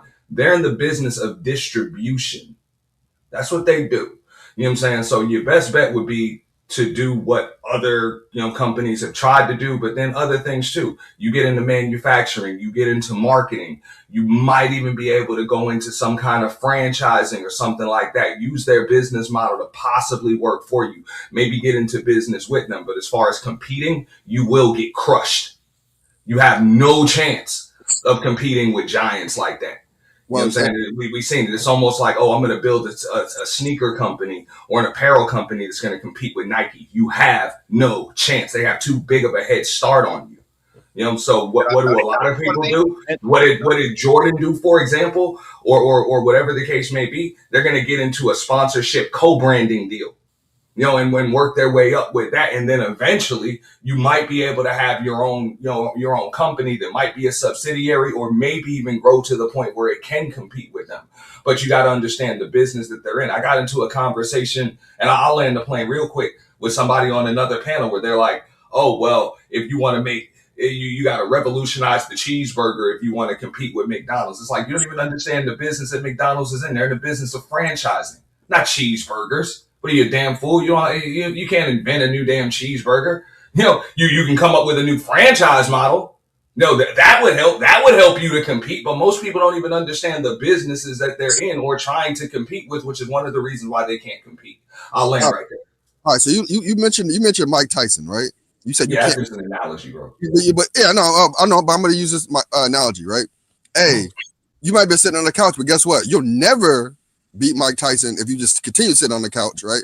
You'll never beat Mike Tyson if you said, you know what, I'm going to train a little bit and then I'm going to sit down. I'm going to train a little bit and I'm going to sit down, right? But what you will do is you have at least a chance to compete if you get if you go to the boxing gym real quick and start, and every day you work on it. Maybe it may take you 10 years. It may take you 15 years, but you'll win eventually. If you have the determination, you train that. No, I'll tell you. I want to jump in right there. So now if I'm on the couch and I say, hey, I'm going to the gym, I'm training to fight Mike Tyson, and then you go ahead and say you will never be able to do it because you ain't gonna never be able to fight the people that he fought. You ain't gonna be able to get into the ring. You don't got the proper management. You don't got the money to do. That is what you are telling that person. What is that person is going to think that is sitting on the couch that is attempting to do the first step, which is get off the couch? He's going to think what? He's going to answer the question. He's going to think what? Is that positive reinforcement, or are you telling him you don't have a shot? I don't know. I didn't say that, so I don't know what you're talking about. Right. Hey, that too. But like literally, you're arguing the other man's point. I got to answer questions. Yeah, you don't have the experience, you don't have the mechanics to be somebody like Mike Tyson. So your best bet would be to put $1 to work and possibly sponsor a fighter.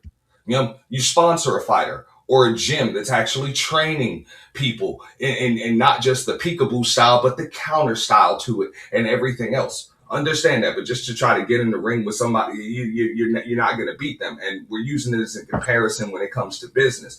How the hell are you going to compete against businesses in an industry that you don't understand? What if Netflix took that same stance? You think they would exist? What are you talking about? They understood what they were in, and they understood what their competition was. Okay, then. So okay, those are things that we need to do in order to do it. Fine. What are you talking about? What? Hold on. You are conflating things that do not correlate. No. This is an exact correlation because at the time, who was Netflix competition? Stop. Who was Netflix competition when they started? When Blockbuster Hollywood Video. Okay. I think at that point it was kind of more like Redbox. It was going to an end. The industry was actually changing. Yeah. No, they forced the change in the industry. No, they. Jesus Christ! This is insane. Redbox hit before Netflix did, bro. Blockbuster was done. Either way, hold on, please. Hold on. This is crazy to me. Blockbuster and all those goddamn video companies that when they wanted to rewind and all that, it was already dying when they started mailing out CDs. And then when people were able to press out their own CDs and then Blu-rays started dying. Like once the internet was able to stream, that shit was done. Industry, hold on. This is why y'all don't understand what the conversation is, right? That industry was done long time ago. Facts. It was on its way down when the DVD came. Yeah, it was slowly dying every single year. It was dying and dying and dying. So it's a horrible correlation to what we're talking about, because what we are talking about is black folks getting down with a movement and continue to push the movement forward. That's what we are talking about. Yes, and for some reason you are jumping from a movement all the way to creating a whole new version of Target where we don't have the money to put into. You know how much money Target spends? Listen, it was a supermarket in Chicago. Great, all black owned. Even the farmers was black. But guess what? Because they do not have the money to market to the people that needs to know that is a black-owned supermarket in their area, it was going to go bankrupt and close the stores. And you know what happened? Once that information got out, guess what happened? They wound up getting free marketing because people's like, hey, we need to do something about it. And social media took over. And then people's like, people that been the store been there for 10 years, people did not even know it existed because you need marketing behind it. It ain't just what you're trying to make it seem out to be. So stop trying to belittle. This is what you're not understanding. Again, this is the part that you are not comprehending. No, you're not comprehending. You are not comprehending. You gotta allow me. Yeah, you're really not comprehending, bro.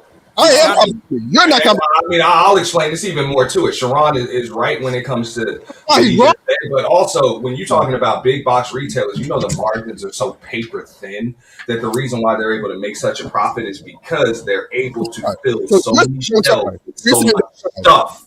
Their margins are paper thin. So unless you can fill an entire warehouse. Like an entire warehouse with all of this stuff and be able to make 15, 25, 30 cents on everything that you sell, you know what I'm saying, and still make a profit. Still stay in business, bro. Like they actually have the money behind them to be able to make millions of dollars on paper thin margins like that. You don't have the connection. We are the biggest contributors to that money, though. And that's the thing that's irritating me about this dumbass conversation. Hold on, please. You keep telling me to fucking hold on every time I say something. Hold on. I know y'all need. Hold on, please. Hold on. I know y'all need to be right. I get it.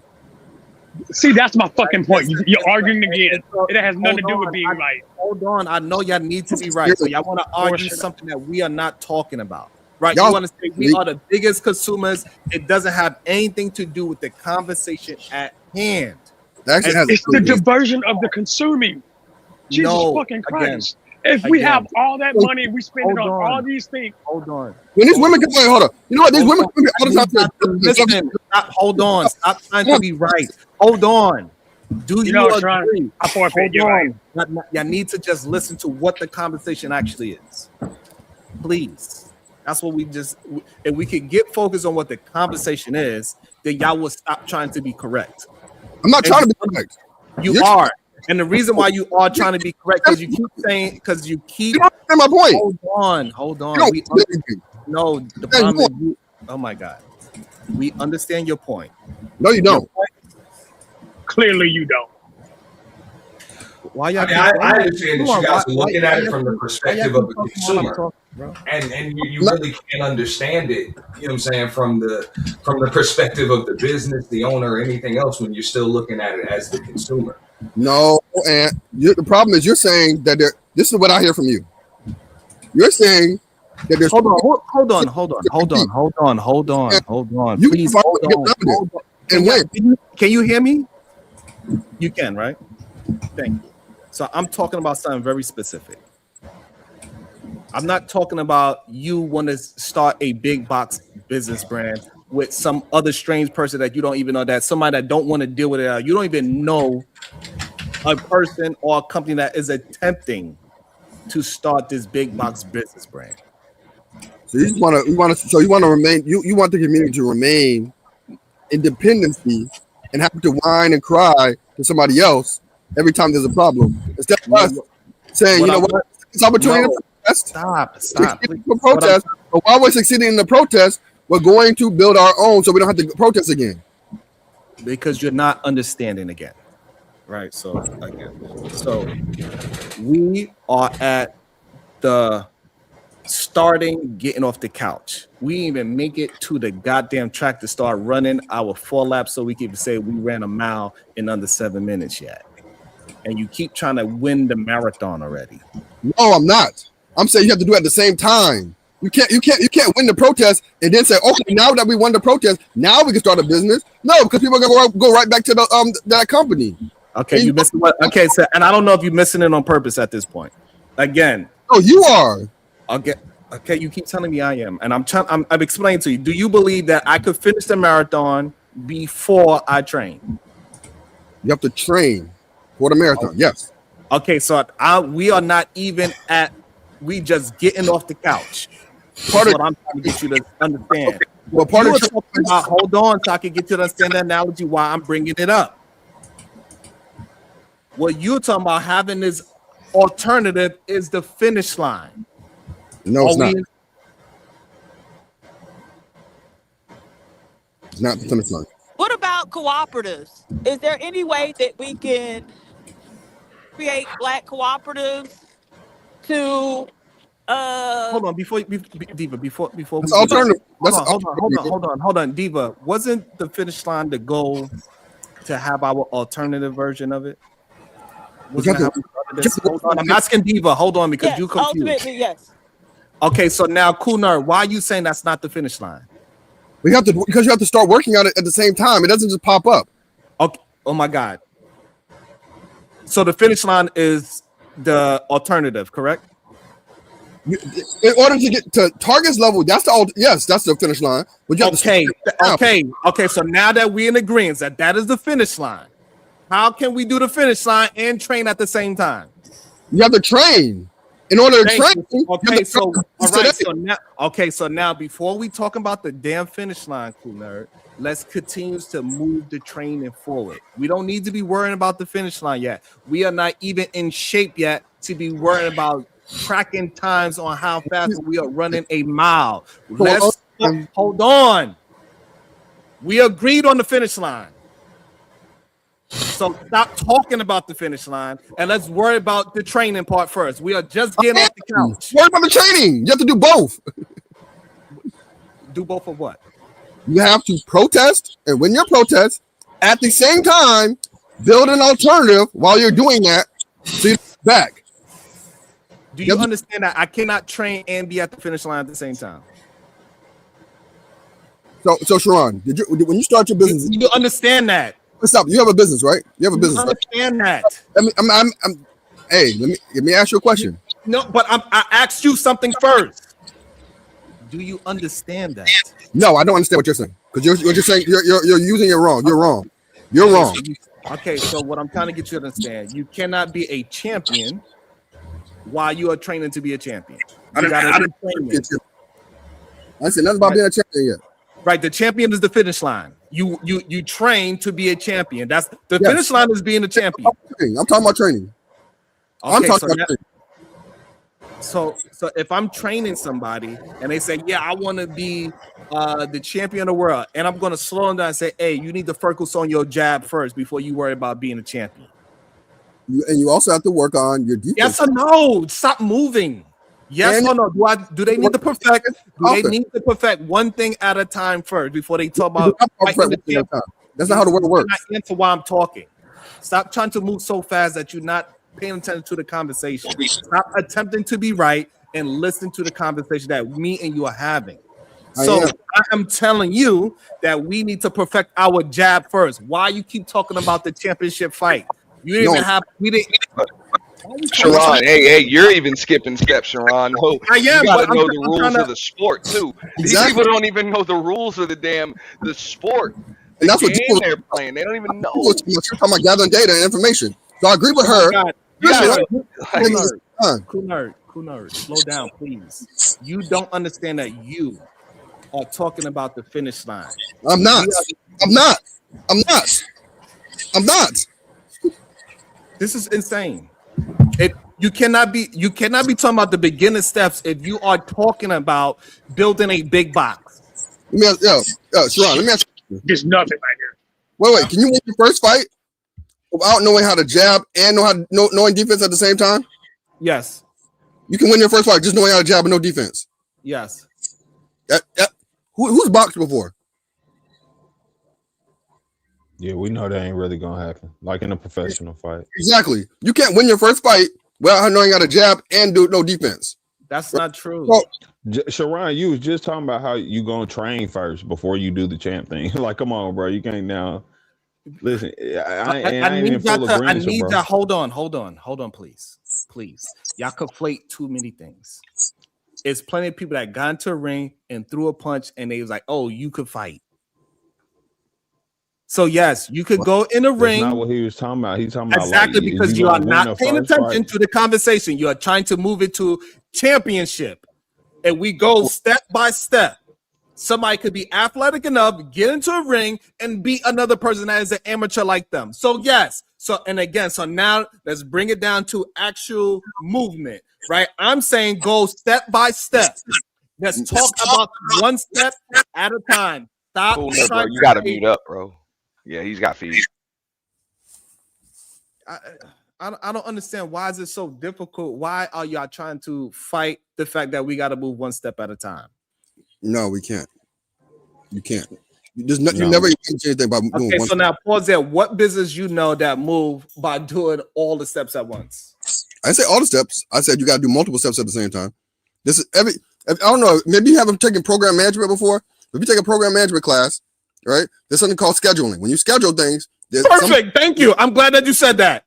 Yes, it's perfect. I'm glad that you said that. So now, when you do that, do they not go one step at a time and say, and then when you get to a point of a problem, that is put in a backlog, and then you got to fix that backlog before you move forward? No, because you got to do multiple. So, for example, if I'm designing something, right? There's a design engineer part of it. There's a person who is manufacturing part of it. Perfect. Thank you. Each person. Hold on. This is things at the same time. Insane. Hold on. It's not at the same time. Yes, they do. They do things at the same time. Oh my God. I do this for a living. Hold on. Listen. Hold on, please. This is really bothering me that y'all just arguing to arguing. It's really starting to bother me. I ain't gonna lie. I swear that's your go-to. Whenever you don't understand what somebody's saying, oh, y'all are just arguing to argue instead of actually understanding what this man is saying. I clearly understand what he's saying, but somehow you don't, and you're talking. It's okay. Make that shit make sense. Because even while he is saying that nonsense, it's still one thing at a time. It's still one thing at a time. Like we all understand, right? Because I'm pretty sure you dealt with project managing, you dealt with Scrum Master, you dealt with the goddamn storyboard, you dealt with all those things. It is still one thing at a time is how you get a project done. No, that's not how you get a project done. Not at all. I mean, look, hold up. In the sense of like, let's look at it like a school project, right? Everybody's gonna have 3 different roles. You're right, but that's what he's getting at, Sharon. We're talking about we, like a community of people, right? It'll be stupid to have all 10,000 people just focusing on one thing. Like that's how he pointed it. So in that terms of like the community, we can like do multiple things at once. Everybody, like he was saying earlier, everybody correlate that. So correlate that to this movement, please. Okay, so while you are doing your protests, I have no problem with you doing that. I think that's cool. That's fair. While you're doing your protests, you build a business and you build businesses, or you recommend alternatives that already exist that support our community, and we go to them. Oh my God. And we build those up while we're doing the protests. Because you know what? It works hand in hand. You know why? Because they can say, you know what? I don't want to go to Target anymore, but you know what? Sharon's convenience store has what I need, so I'm going to go there. And then we're going to say, hey, we all got to go to Sharon's convenience store. Hey, Shadow, go to Sharon's convenience store. Ant, go to Sharon's convenience store. We don't got to go to Kunard, Bam. please, Hey, hold on, let me get to this, Sharon. Stop. please explain to me where this worked at with what you were saying. It works all the time. No, hold up. Let me jump in here real quick, Sharon. They work for white people. Nah, but that's the thing. If everybody stops shopping at Target and goes to quote unquote Sharon's convenience store, what happens when Sharon runs out of inventory? Real quick. He gets a new distributor. You find somebody who specializes in New logistics. distributor. And the logistics. He's going to need more than a new distributor. He's going to need new facilities to warehouse, hold his inventory. He's going to need a new connect on. He's going to have to pretty much restructure his entire damn business. It's no longer like So now. He's since no we're longer, talking about he the cannot run a logistics trade, convenience store. Can't feed a damn neighborhood with one damn convenience store. So since we're talking about logistics and we're talking about the people involved in it, all the money, the $12.2 billion that Target could have lost, most of which could have been from us. Let's just make a few assumptions, since we're making assumptions anyway. That money would go into supporting this syndication of Sharon's business. So he doesn't just have one out there. He now has one in Dallas. He now has one in. Will you let me ever fucking wonder finish? why the prices on basic things are astronomically high at convenience stores as opposed to big box retailers? Hey, listen. Hold on. No, you know what? That's why I said we need to Let's start just keep forming talking. Hold on. I need y'all to understand this. We can't even do it on a fucking live stream that we could get 100 fucking likes. The fuck are y'all talking about, man? Hey, so No, I don't need you. I need y'all to understand what y'all are actually saying. I vividly understand what I'm saying. You are not. You are putting the cart before the horse. Okay, wait, all right, Sharon. All right, cool. I'm putting the cart before the horse. Sharon, one step at a time. Tell me how do you build this alternative with the protest? Tell me how. The finish line, right? That's the finish line. How do we build it? You tell me. I've been telling you. No, say it again. No, you just bitch a lot about Target being mean. Can I chime in, man? I've been quiet for a bit, and I have a little bit of business experience. The way how we saw it, we got to stop with that shit. That just because you've been quiet, that means something. Just because you want to leave, that means something. Let's slow down. Let's slow down. KT been waiting as well, John. Anyway, y'all disagree with me. Y'all haven't came up with y'all saying we need to build something, right? and y'all don't understand what is actually happening. Sharon, please stop saying we haven't come up with anything. Please. That's the only thing I'm asking you. Stop saying that because you disagree with what we're saying. Can we talk about cooperatives? Divas brought this up now 3 times and Sharon skipped over it. This is not a fucking thing. Hey, PH Diva, I agree with you because that's a viable alternative too, right? I just brought up one of many viable alternatives. I agree with you on that. I'm just saying, whatever we're doing, we gotta have somewhere else to go to so we don't have to go back. That's all I'm saying. We have to make forward motion, not just stop the motion that's already going. That's all we're trying to say. We're not trying to disavow anybody. We're not trying to say, oh, we'll go to Target anyway. Niggas, we're literally saying, hey, stop going to Target and start going here. Go with all right. So again, Kulu came up and gave you other options to go to other than Target.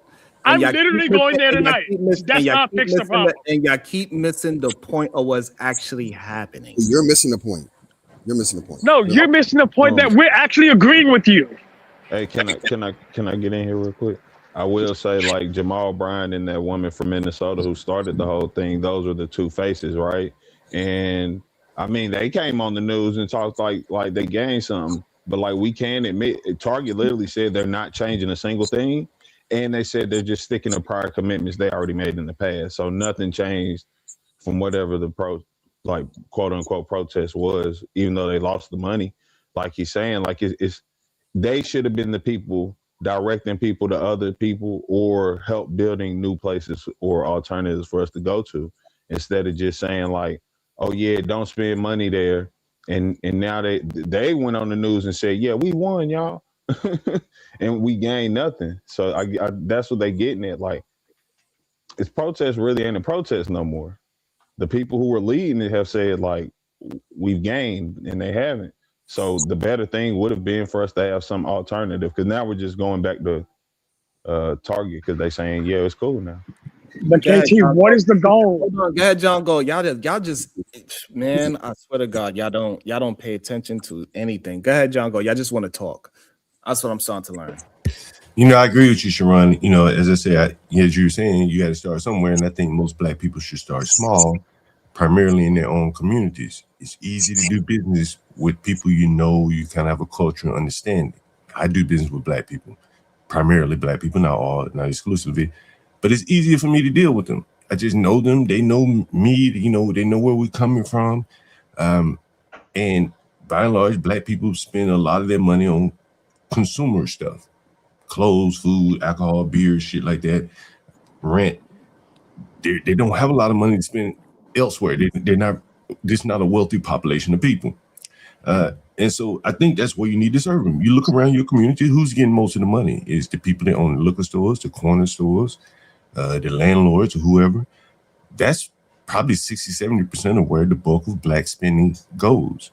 The other 30% trying to sell them, you know, fancy clothing, shoes, concert tickets, stuff like that. There just isn't a lot of, you know, leftover after that. And I think that's where, if Blacks are going to be successful, is getting into that 60%, the rent, the liquor, the beer, the food, the consumerism stuff that they buying in their neighborhood. And when I walk, and I live in a Black neighborhood, Southeast DC, primarily Black city, everything I buy over here is from foreigners. Everything. If I go buy liquor, some peanuts, a pack of gum, get my car washed, there are no Blacks washing cars, there are no Black owning the car washes, the liquor store, everything. That's where you have to start. That's the easiest business. You'll have a lot of, you know, this is the one thing I talk about. Man, you get the things that you can get away with doing business in the ghetto, go try to do that in a nice neighborhood. And those are the cost of business, which allow it to be a lot easier for you to do things. I rent a garage to a Black guy. If I rented that same garage to him in a white, Slap the taste out of your mouth. I'd like to see it. Yeah, fuck all that dumb shit. Shadow, dog. I'm Did okay. you have to drop him right there? I had a question for him. I Maybe did. you can answer it for me. No, since you didn't kick him. No, it's all good. No, I was just gonna say, is Shadow the he, Titan Wasp, $20. Good night, John. Oh, okay. Marvelous 0071, $5. Can I get a moment to speak? Let me add my $5 to sense of the situation. I don't even know what that means, child. Go ahead, Marvelous. My apologies. I meant to say 2 cents, but it is what it is. God, I would say, Sharon, to give you peace of mind, what you're doing right now is part of the stepping process. You're looking at interests and you're gathering thoughts. You're pretty much spitballing a topic, but it's a good topic. It's a good cause. Now, the question to yourself is this: are you going to be the architect for this project, as far as leading your people, or are you just basically going to continue spitballing?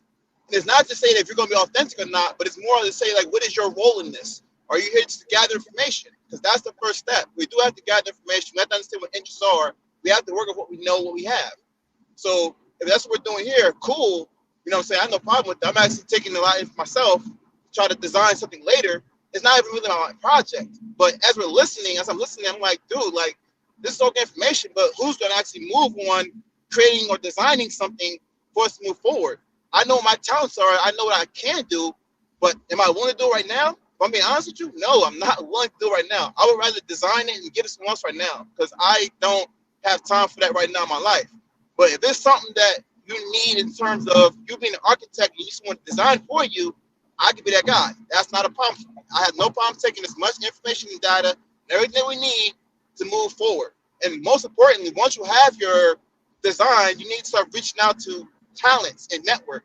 And also, when the last person was talking, not PhD, but before him, the guy, he said something about markets, stuff like that, right? There is something to be said about that. There's a reason why Black people are perceived to be on the bottom of things when it comes to the market. It's always been that way. The pyramid's been upside down. When I say that, I mean like the people on the bottom have always been markets. People who sell things. People at the top used to be royal families. Then you had special skills men, soldiers, and then you have those who, farmers, and then you have like merchants. Merchants were always on the bottom of society. So if you want to continue to sell things, then yes, you're going to be on the bottom of society. It's always been that way. You have to get on top. You have to rule things. You have to be in control. You have to be king. So if you don't have that mindset, you want to continue to be on the bottom, just selling things. If you don't want to at least, I don't know, be a specialist, but underneath that, you're not going to see much growth as a community. That's just something I've seen with humans in general. But that's my 2 cents. I'll try to have it. Continue on. No, real quick, because this was gonna be my question to John Galt. And before you go into, let me just say, hey, instead of complaining, y'all could spend $20 to bring them back. Don't ask I'm why. just saying. I'll play the game. You got dropped because somebody spent $20 to drop them. If you want them back, then spend $20 to bring them back. Somebody else can answer the question. And just for fun, I'm gonna keep bullets loaded just for y'all. Let's play this game. Go ahead, NT. No, real quick, because maybe Marvelous can do it too, because he kind of touched on it too. There's a lot of different roles to be played. So even what Galt was just saying, as far as the different markets, people are buying beer, they're doing this, they're doing that, but yet he still purchases this stuff from foreigners in the first place. There's still a role of investing when it comes to all of these other industries that people are talking about competing with. So I want to know how many people up here know how to get in touch with a Black-owned venture capital firm? Because that's where most of these other businesses and companies that you see that just pop up out of the blue, that's where they get their money from. They crowd fund, you know what I'm saying? They have seed rounds, they go to venture capital firms, people actually invest in their vision and their business model. Where is that in your community? Because until you invest, it doesn't matter how much money you got, if y'all ain't investing in each other. I don't see how you're going to be able to get a return on investment because there ain't no investment in the first place. Yeah. So, Auntie, I totally agree with that. And in fact, I listening to what you're saying, which is fine. I just think that you're presenting a lot of the obstacles that are involved in it, and I think that's great. And those are things we need to think about as we're building things, right? As we're doing things. So I totally agree with you, Doc. We have to, and I think a lot of people don't understand those things as they're scaling, right? Because let's show off real quick. There are actually Black venture capital firms. It's just most people don't know how to. They don't. Yeah, I agree. I know about them. There are a lot. Yeah. But like what I'm saying is like but like a lot of people they think like that's why it's hard for a lot of Black businesses to scale because they don't take into account. Okay, I've gotten to this level, right? Now I need a super investment, right? A big investment, right? And there's different levels of investors, right? There's some investors who will give you less than $1 million, and there's some investors who are looking for only big ideas over $3. We can't invest $1 billion. What that got to do with Boycott and Target? Well, it's about how you would at the same boycott Target, and then as you're building a business to compete to eventually work as an alternative, how you build that business at the same time, right? You start with boycott and Target, and while you're doing that, you're saying, okay, we're going to go to Sharon's store, and while Sharon's store is gaining popularity, now you have this. There's a certain level you have to scale to, which means you are looking for an institutional or angel investors, which will take your company to the next level, and now we can spread it to further places. At the same time, you're still protesting the Walmarts and the Targets, right? You're getting rid of them, or you're taking their attention off of them, and we're diverting the Black people to the. Okay, so now we invest in Sharon's Target. We're gonna call it Target, and I built one in whatever state you want to call it. How is that going to help somebody over in California? Well, immediately it might not, but yeah, they're going to take a few years to do it while they're protesting. Okay, so why are we talking about things that's going to take 10, 30, 50 years? Target was open since 1962. Why are we not? That's any plan that we bring up. Like everything's been, worked on for some years. The problem will be with like where we're not. Just give me 1 second. Bro. Problem will be we still got to take the time. Yeah, the problem will be where we're saying like, nah, because we can't compete, we shouldn't try to compete. Like both of y'all were wrong with that Netflix thing earlier too. They started with DVDs in the mail. They weren't like, yes, they weren't. That's what I'm saying. Like So even Netflix understood, and when he was saying like Blockbuster, they did help put Blockbuster out of business. Like, but they came at a time period where it didn't seem like they should, for real. Like, if I'm not mistaken, Netflix tried to sell themselves to Blockbuster or some shit, and Blockbuster No, like, that's not. ain't. No, that didn't happen. No, I was working at Blockbuster when they did the whole Blockbuster online thing. And this is why I interrupt y'all. Right, I'm talking about a topic, and then now y'all want to talk about fucking Netflix. Well, the problem is Hold on. You stop talking. I did not. No, you stop talking. I mean, even if you want to use that analogy right there, Hold on, y'all. look, Hold on, a lot of y'all, huge please. conglomerates. Hold on, y'all, please. Hold on. I need my brothers to learn how to be focused. This idea of this business that nobody wants to create. Aaron don't want to be in no big box brand. He don't even want to create a goddamn electronics store. I do not understand for the life of me.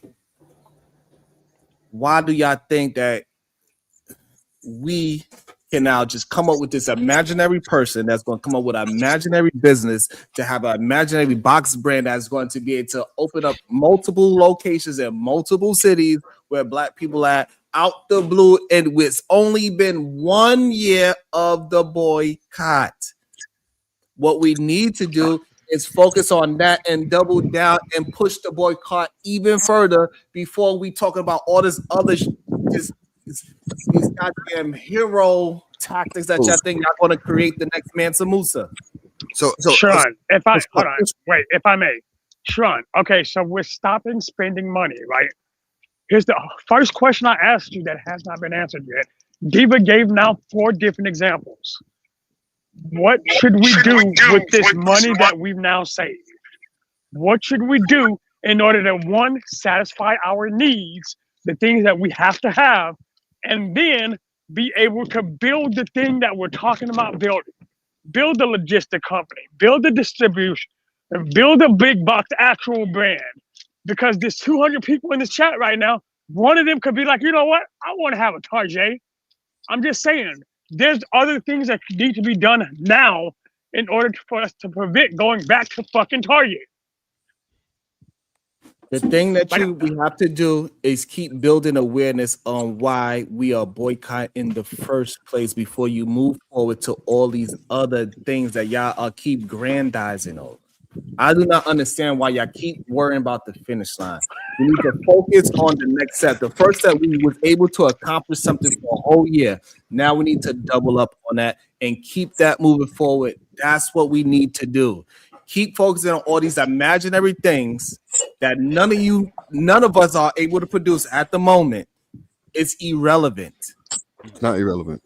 Well, I mean, I just watched 3 people. I just watched 3 black people agree with walking them. the I Target. understand what both of them are saying, and that's one of the reasons why, like, the boycott's not necessarily going to work out as far as a community as a whole, because you're not establishing any leverage. Even if you were to take that money and build other Targets or competing big box retailers, now you got to compete with Target. Do you have better products or the same products at a better price? Do you have that? If you don't, you probably can't compete. You're going to end up out of business. Right. And now we can talk the business aspect of it. I can see that being the problem. But if we have people who are willing to invest that leverage, that loss that we're probably going to take in that first 3 years, not first 3 years, but still continue to focus on that brand will not only outshine Target, it could ultimately beat it. But you have to make the attempt to get it done first. That's all I've been trying to say this whole time, bro. Exactly. Also, we don't have to actually beat Target, because if we're talking about black consumption in Target. Hold on 1 second, because y'all be pissing me off. John Goat, you got 3 minutes. You was hit at 12:15. You got 2 minutes. Go ahead. Don't worry, I got another bullet point. And go ahead and talk nonsense that don't actually help anything. Go ahead, keep on talking. Go ahead. That's We not got nonsense. KT, That don't help anything. we got KT, Auntie, Cooner, and we're gonna bring MJ back into the conversation. Go ahead. Jesus, I don't know why you get mad. Yeah, no, we don't need to beat Target per se, because let's be very honest, like Target is mostly for white consumers. We need to build something that's focusing on black products. Like, so a store that focuses on, like, because we're black people, right? We know what we think is like hip with us type shit. You know what I'm saying? So we would get what would be most appealing to us, even in terms of pricing and stuff. We don't have to actually make another Target. That's all I was putting. All right. I mean, look. Okay, so I think I was next. Look. On top of that, yeah, you can get things that are hip and cool, but where the hell are you gonna get your rice from? Where are you gonna get your beef from? Where are you gonna get your chicken from? Where are you gonna get your milk from? Okay, yes, you do have to compete with Target because those are the things you need. Where are you gonna get your deodorant from? Y'all trying to start paying $12 for candy bars now? No, Because if you don't have the connect, that's what you're going to have to charge for it. That's why the convenience stores are charging astronomical prices for this stuff. You can't stay in business without a But that's plan. where somebody.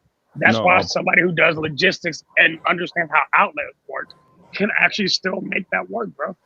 I hear what you're saying. How it's a problem. I'm not but there's saying a it's not way around possible, but it requires planning, organization, and work, and it requires right. infrastructure. I agree with that. Yeah, absolutely. Yeah. Like and what you said, it requires work too, but it requires. But my whole point is it's just possible. a dream. Yeah, I'm realistic. I'm just saying that you can't be too afraid. You got to be able to. You got to make a step. And the ultimate thing is you may fail. You got to understand you might fail, and that's cool too. But you got to start. And we might fail a few times. If you don't start, all you're gonna do is like the protest works, but it works it ultimately works when you protest and you have somewhere else to go, because then you don't want to come back. All right, so we know Gucci is against black folks, right? Correct? Gucci did blackface, right? Absolutely. Yes. Okay. So if I go and find the textile company that creates Gucci's t-shirts, are you gonna buy for the same price as Gucci? I mean, are you still supporting the company that supported Gucci? Like, that's a logistic thing. Answer the fucking questions, please, y'all. No, answer my question, sir. Fuck that noise. Because you're not going to just make a math problem. If you no, I'll answer. If Or you have do you support it's the support company? Get the fuck out of here. He's saying he's saying he has it. Basically, what he's trying to say is he has the same quality as Gucci, but he's not Gucci anymore. He's trying to replace Gucci. Hey, maybe I might. I don't know. Depends on what you put out there. I get it. Can you make a poll for the ladies? Just yes or no.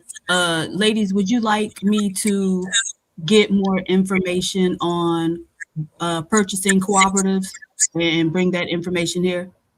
If so, I will. Oh yeah, I love that. Yeah. I like that idea too. No, she's right though. Co-ops are not a bad idea, and it was something that was pretty prevalent. I mean, I can remember in the '80s.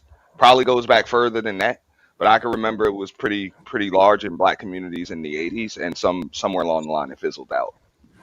So maybe y'all can tell me more about that. Yeah, we can talk about that too. That's cool. Like, I'm just trying to say that we just need an alternative. That's all I'm saying. Whatever it is, we just need an alternative.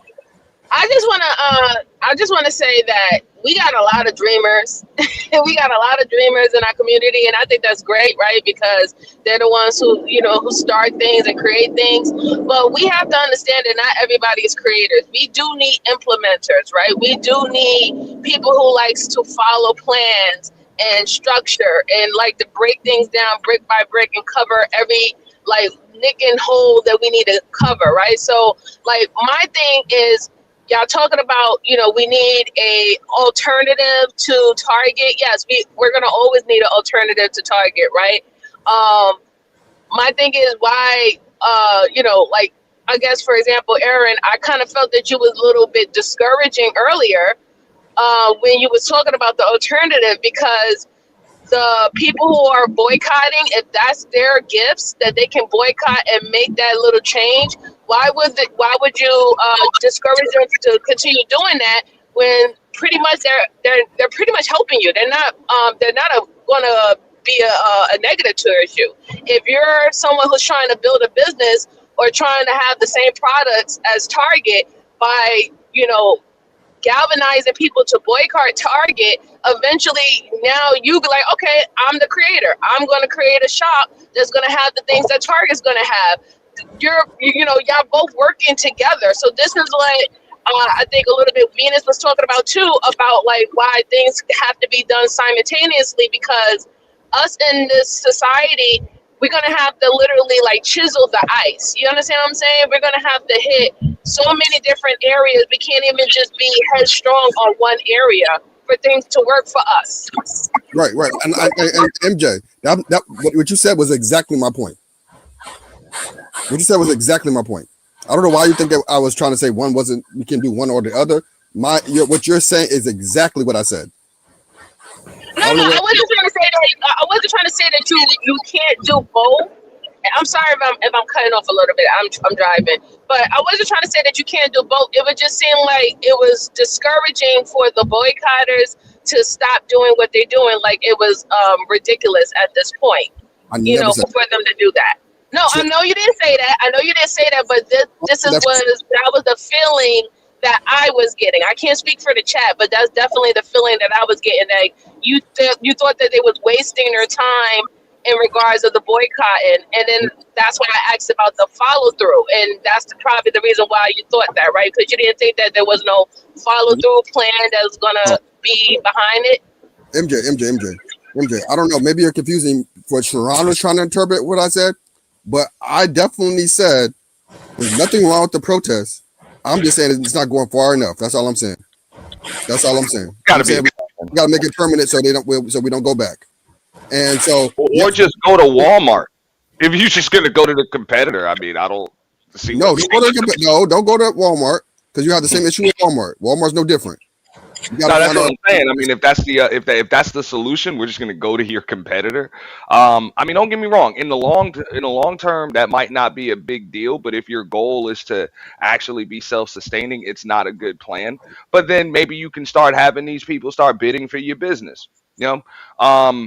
And maybe some conditions will change if that's the goal. It really depends on what your goals are. But let's keep it real. A lot of them protests, there is no goal. Let's keep it real.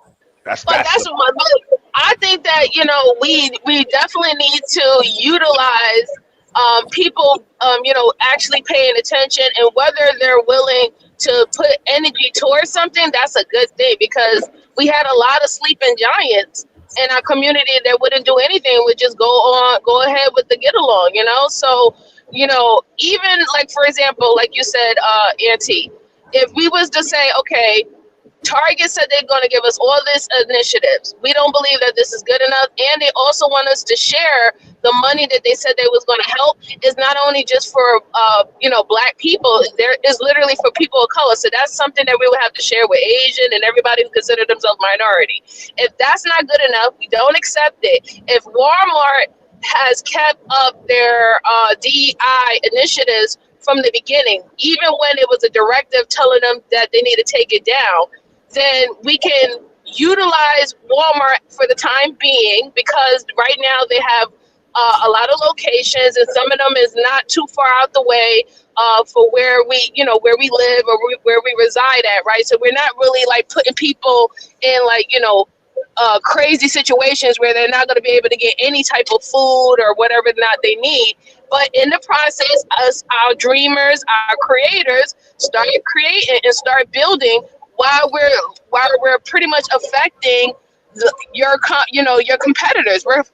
You're affecting your competitors while you having people promote, hey, don't shop at this place, don't go to this place, this is the reasons why we shouldn't shop at this place. So I think that's why I'm talking about doing it simultaneously, because it's only going to be a benefit if we're now if boycotters, the ones who want to boycott, continue to boycott, and y'all take this little time to start building and actually having that real alternative that we want to see. Yes, I agree. Yes, 100%. Okay. We got John Goat and PH Diva. The chat has answered. They want you to go ahead and talk about co-ops. Before we go into Diva's co-op situation, John Goat, what is your thoughts on the topic at hand? No, I'll just reiterate what I said, man. I think out of your mouth. I'd like to see you try. Shit. Look at Shadow face. Shadow the Titan was $20. John, night. I'm a Supergirl about today. Stop smoking on camera, nigga. XL Junior $2. These Black-owned organizations, companies already exist. Yes, and we should push them. Right.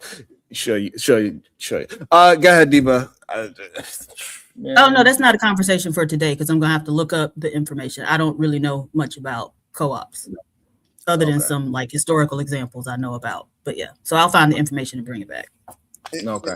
Diva, I agree. I totally 100% agree with you. I just think that whatever it is, just an alternative. Like that's all I'm saying. Because it's about, it's kind of like Sharon. Let me explain it like this. It's like, have you ever seen somebody go on a diet and they lost all this weight and they worked out, right? Whatever, right? And then they went right back to eating, like a month later, they went right back to eating bad, right? Yeah. What I'm saying, that's what I'm trying to prevent.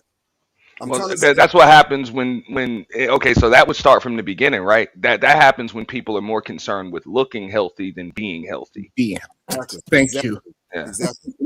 And now you're going back to what I'm saying, actually, right? And what me and Anthony is saying is that, hey, we got to start with the foundation and build that up. So once you start eating properly, you're not worrying about, hey, can I make it to this wedding dress? No, you're concerned about just being healthy. Right. Because most people, they get in shape just for a season instead of getting in shape because they want to be healthy. That is the problem. What you're talking about is just getting in shape for the wedding. No, I'm not. No, I'm not. I know you. Okay, but people keep hold on. So I need you to, because y'all keep saying that you're not. When we keep explaining to you, right, that this is what we are receiving from you, y'all need to start understanding. Hey, maybe I am missing the point. I'm not just saying it. Venus came up here and said it. MJ came up here and said it. Other people are saying that what you are saying is discouraging, but you say I'm not being discouraging, even though that's what we are gathering from you. Yeah, but my statement isn't a or statement. My statement is an and statement. And I'm gonna say it one more time. Maybe I can't understand multiple variable analysis. I don't know. Maybe I can't understand two things at the same time. You can't understand what you're communicating is not what you're saying. What I'm trying to get you to understand. You are not communicating it effectively, and you have multiple people telling you that you're not effectively communicating your thoughts. But then you sound like you are saying this, that, and the third. But then they go ahead and what you are saying, I'm not saying that. Wait, no. But then they go ahead and say exactly what I'm saying right after that when they said this is what. Right. Okay, forget it. But you're still wrong either way. You're still wrong either way.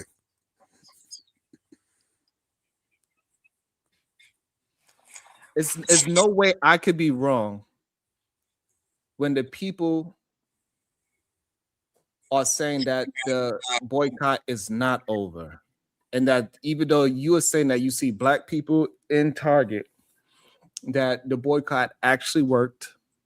Yeah, but that was $12 billion in effect of the situation. So I cannot be wrong when I got the history on my side. You don't have the history on your side. I stopped talking about that 2 sentences after I got on this. Listen.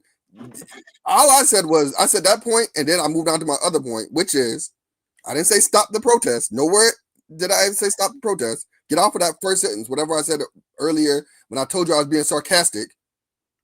I said it. I said this is sarcastic about them being in Did somebody else come up and say that you was being discouraging? Yes, I don't know where do you get that from. Okay, so all right, so now that you recognize that, you say yes. So maybe you should change the way how you communicate because people are picking up in a discouraging way. All right, so wait. Since you say I'm being discouraging, what part of what I said is discouraging? I'll let you know. What you said earlier was this. You said it's not doing enough. When you're saying something like it's not enough, it's more like we need an alternative. Let's do something else. No, that's not what I said. I'm saying, but that's what it's communicating, bro. When you say that this is not enough, like, yeah, it's something that's not enough, that is discouraging. Well, How?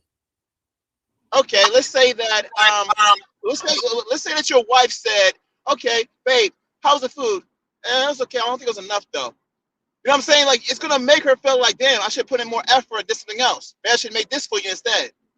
No, that means you should have added some a biscuit to this bit, you know, or a extra piece of chicken or something. Like, can we do, have this? This is what good. Hold on, but we need to do some other stuff too. That just means that means we're doing this, and we need to do something else as well. Perfect, and that is discouraging to most people. If I say your ass is fat, and hold on. If I say your ass is fat, you say, well, not an equivalent analogy. Hold on. If I say your ass is fat, you come to me and say, well, I'm going to the gym. I say, well, bitch, that ain't enough. That's discouraging. That's not what is happening here, right? So nobody started with an insult. No, what I'm saying. No, because he didn't start with an insult. Saying. He just said that's all well and good, but it's not enough. What I'm saying is that I'm saying we are going to the gym, and y'all saying, well, bitch, that ain't enough. That's discouraging. So what that tends to do is make the person that's going to the gym go ahead and sit their ass on the couch and eat a cake. That's what usually happens. Okay, well then y'all weak then. That's what that is. What? All right, so okay, so people are weak though. Hold up, Diva, you know that. Hold on, I'm glad you said so. Okay, yes. Now we agree that we are weak as a community. We already understand that. So now, what can we do to give them positive reinforcement so they can get confident and strong? What can we do to do that? Fuck! Do more. You need to do more. Nerves. That's what we need to tell Get on my damn nerves. I guess you can. Ain't enough. Because Sharon, if I tell you that you need to go, and you're going again, you're trying to lose weight, and I tell you that's not enough, you need to change your diet too, in order for you to lose, for it to be more effective. And you say, "Oh, well, I guess that means I just got to go and sit on the couch and eat cake." Then that means there's nothing I can say to you because you ultimately don't want to. That's not true. It's not. What you're saying is not true. So majority of the time, when somebody, I don't know. This is crazy to me. That's not how it works. When somebody is struggling with weight and going, and you give them more motivation. You don't say, "Well, you ain't going to be shit anyway." That's not what you said. But that is what you're communicating. When you just because you said it in a nice way, you don't say those exact words. I'm confused. If your woman, all right, so let me. If you giving your woman all you got. You said, I need to go deeper. And you say, that's it. I'm going to try to go deeper. Not he ran out of deep. Hey, if that don't work, I got my tongue too. Hey, you put your feet on the wall and start pushing. Hey, what I'm trying to get you to understand, majority of men are going to feel discouraged. They're like, well, I'm not that's enough. So now we're in agreement. So most men would say, I'm not enough for her. And so therefore they will be discouraged to be dealing with her. They'll try to find somebody else. Thank you. And guess what? You know what? Ain't no guessing what. Don't move it. Stop. Nah, I don't understand why y'all don't understand what's encouraging and what's discouraging. It's mind-boggling to me, the gymnastics that we're going through to Sharon, not understand. You being weak here, Sharon. You wait. It's being discouraged just because you're saying do more. You guys are missing the context of what he's talking about. If we're saying that the most majority of people are weak, they need to speak their language. You need to speak to them the way they need to be taught. You're speaking to someone who don't need this encouragement. You might be in that position, and that's good. But most people ain't you. That's what we're getting at. Hey, you know what? I don't know. I don't, and I'm going to say this right now. Y'all need to tighten up then. Y'all need to tighten up. I don't know how to. You know what I'm saying? Stop being weak. Like, that's what I'm saying. Stop being weak. What the hell? If somebody tells you, so Marvelous, right? So if I said, if you're doing, you can't use us. We're not the example. We are not the example. Stop. Let me talk for a second. So if I said, if you are playing basketball, right, and you have a good shot, right, and I say your shot is great, and you should learn how to dribble. If you get discouraged by that, I don't know what you can do. I said your shot is great, and you need to learn how to dribble. I don't see how that's discouraging. I'll tell you what's gonna do. It's gonna make that person insecure with their dribbling. Yes, they got a shot, but now they got something else they didn't know they had. A weakness on. Okay. So you mean to tell me we can never give anybody any feedback that ain't saying, "Wow, you're doing everything perfectly." No, it's not, Steven. Hold on. It's not that. It's that most people, honestly, most people cannot take criticism. That's one. Two, usually if they ask for it, it's okay. No, most people really cannot take criticism. That's a real fact and matter. Most people do not like being criticized. There was no It criticism. doesn't matter what you like. Get strong. Nut up. No, hold Nut on. up and get your shit together. Hold on. Let me try to bring it back for y'all. Okay, so we can understand. How'd y'all get to school?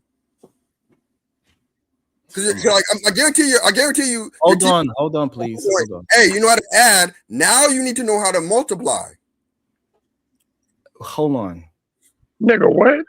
Hold on. You're really good at addition, so you should learn how to do multiplication now. Yeah, that's not how that goes. That's exactly how school goes. You learn addition, then you learn multiplication. This is what let me how about let's change it to, I don't understand how y'all I don't know what's going on. Maybe the world is in a fucking Mercury retrograde. Because this is you just gotta fall back on Mercury. This is not possible that people are not understanding to me. Like, this is very I don't understand. If we see somebody running down the street, they jogging, are you going to tell them good work, keep going? Or are you going to say, yo, fat ass ain't doing enough? You threw in something nobody was talking. Oh shit, we actually are in a Mercury retrograde. What? I thought you were just been saying that. No, we are actually in a Mercury retrograde. Oh shit, my bad, Sharon. Okay, so again, we see a fat person running down the street. Are y'all suggesting that we tell them, no, you need to do more with your fat ass? Or you say, good work, keep it up? Depends. Are they shuffling? Oh my God, don't please answer the fucking you just asked a question. Instead of adding nuance to a question. This is insane to me. Again, I'm gonna give you the reference again. I'm gonna give y'all the reference again. You see a fat ass person running down the street. Are you gonna tell them good job, keep going? Or are you gonna say you need to sit your fat ass down? No, I'm gonna say good job, keep going. Why the fuck would we tell them to stop? That's one person. Cool Nerd said that. What you gonna say, Shadow? Why would we tell them to stop? Okay, KT to go. What would you say? I'm gonna say good job. What are you doing for like weightlifting? Are you lifting any weights or anything? And that's what you're gonna tell the person running down the street. Yeah, I'm gonna tell them stop eating so much. Especially if I see you running for the last 6 months. That's the thing that he getting at too. Like we watched this person run for a long time. Come on. All right, so again, the fat person is the black person. We already running. That's the boycott. While we running, y'all should be saying, good job, keep going. But y'all idiots are saying, well, what the fuck you eating? Why you still fat? I just started running 1 year ago. You just started running a year ago. I'm giving y'all the analogy. Don't change it for what I am telling you. That's terrible. You started running a year ago. Hold on. I'm telling you something. Don't tell me no. I'm telling you something. I'm giving you the analogy of what I'm saying. How did you get? The fat person is running down the street. That's the black people. And while we running down the street, you you need to sit your fat ass down. It's been a year. You didn't lose no weight yet, is what you're telling me. No, we're telling you run farther, run faster, run faster. Maybe lift some weights. Okay, so hold on. To build the analogy, to run faster, run harder, what means that we're going from 8% to 16%. Because I've showed you I already lost weight and I need to keep on going. That's what I'm trying to get y'all to understand. And y'all talking about, you should already be a Victoria's Secret model. You plateau at a certain point, and so you got to start adding some stuff to the repertoire. Can't stand your ass. Yeah, you can't wild out on Diva like that. Cooked you up right quick. Cooked you up right fast. Absolutely not. Yeah. I'm sorry. I I get frustrated. I put my hands up. I think people are missing it on purpose. I think if I was I think if I was a white man, y'all would not even argue. Y'all be like, "Yep, you know what? That white man is correct." I think y'all believe that y'all. I don't know. I think sometimes people believe that contrarian spirit is actually helpful, and that y'all want to miss steps on purpose is weird to me. The things that black folks did collectively, $12 billion in effect, 8% went down, 30% a stock dropped. It is effective, and we should continuously go on because we did not get the goal yet. So we should continue running with that situation, in my opinion. But if y'all want to just say no, because we can't, whatever Aaron is saying, that we need to do what he is saying, even though he has not contributed towards that at the moment, is wild to me. Like I just don't understand. Sharon, can I ask what the goal is? Sorry. Absolutely. It's not possible for you to ask what the goal is right now. When Sharon, I just what said is the goal? I just said it. And it is to continue. To continue. That's what I heard you say. Yes. And that does what for us? How the fuck is that a goal? That's Like, what I was you about don't to say. understand why that sounds like people who actually want to solve the problem. Now, see, You're this just why you've saying, been running hey, for a keep year, you going. still fat. Because at this point, you need Ozempic. At this point, you need a whole nother plan because your fat ass is still running. So you sound like Forrest Gump. You just gotta keep running. Yeah, guys, we're arguing over context and nuance here. There really is no real wrong. Either you understood him and you keep going, or you don't understand him and you keep arguing what he was talking about. Because The question is, what the fuck is the next step? Stop mistaking what we're saying. What is the end goal? Wait, hold on. The next step. Hold on again. The next step. Hold on, please. The next step is to double up. We are at 8%. We had cost them $12 billion.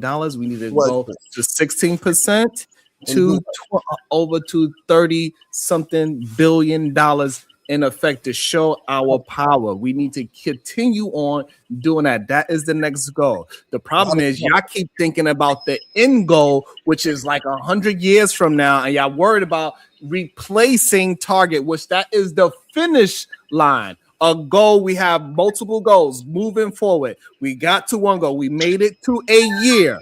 Now the next goal. We're asking for the what the fuck is going? It's okay. Sorry, nigga. Sharon, let me say something. Real quick. I'm asking for the next definitive step. Like the next thing that we physically can do. But hold up. Let me ask you a question. Sharon, let me ask you this question, Sharon, right? You understand what a catalyst is, right? Sharon, you know what a catalyst is, right? So a catalyst is something that ignites something, right? And when you have that, and then you start to build momentum. What you're saying is we've protested for a year, we've got X result.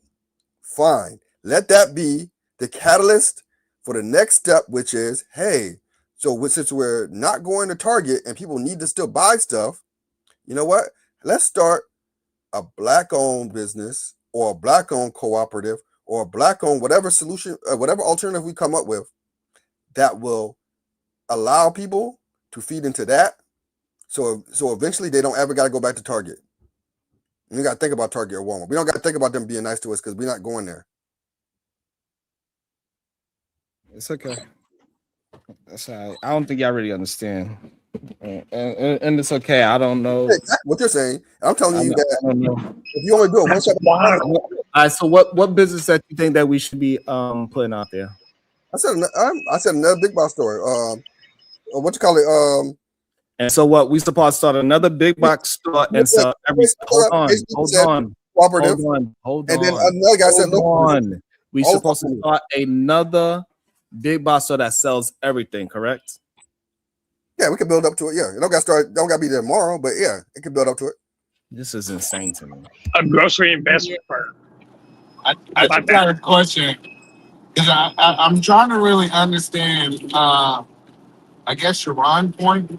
So Sharon, what's the difference from taking our money from one white man and giving it to another white man? A big difference. It's huge.